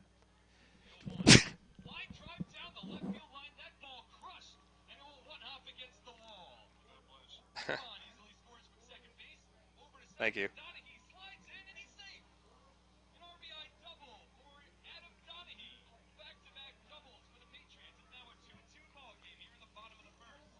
So it was a 2-2 game at that point. And then there would be a lot of shifting back and forth. The Bees would threaten in the second, third, and fourth, but wouldn't score against Rick Teasley. The Patriots would threaten, including a bases-loaded opportunity in the fourth inning, but Greg Golson grounded into a 1-2-3 double play. So that ended that threat. The Bees would grab a 4-2 lead in the top of the fifth. A 2-run double from Jamar Walton put New Britain in front. Rick Teasley's day came to a close after that. He allowed a season-high 13 hits, 4 runs, all earned, 1 hit, 3 strikeouts over 5 innings of work, whereas the pitcher for the New Britain Bees, Mike Lee, went 5 2/3, allowing 2 runs, both earned on 9 hits, 3 walks, 2 strikeouts. Neither starting pitcher factored into the decision because we head all the way to the bottom of the 9th inning, and in that interim, Justin Wright tossed 3 perfect innings of relief, a very strong performance from Justin Wright. And then in the top of the 9th inning, it was Dwayne Bilo who tossed a scoreless inning as well, striking out 2. So the game was, the Bees were leading 4-2 going into the bottom of the 9th inning, and the Patriots were down to their final strike. Carlos Guzman led off the inning with the walk. 2 batters later, Kyle Roller with the base hit to right. He was taken out for Scott Kelly as a pinch runner. Mark Minikazi flew out to deep right field, and then with 2 out and a 2-strike count, 2 runners in scoring position, Tyler Bortnick at the plate, and he would tie up the game for the Patriots.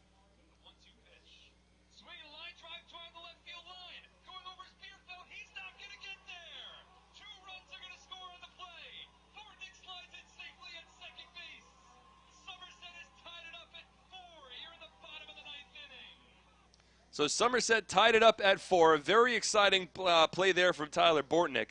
Chris Grayson was then intentionally walked. Alfredo Rodriguez came to the plate with 2 runners on, but Rodriguez grounded out, and that retired the side. We went into extra innings where both teams would exchange zeros in the 10th.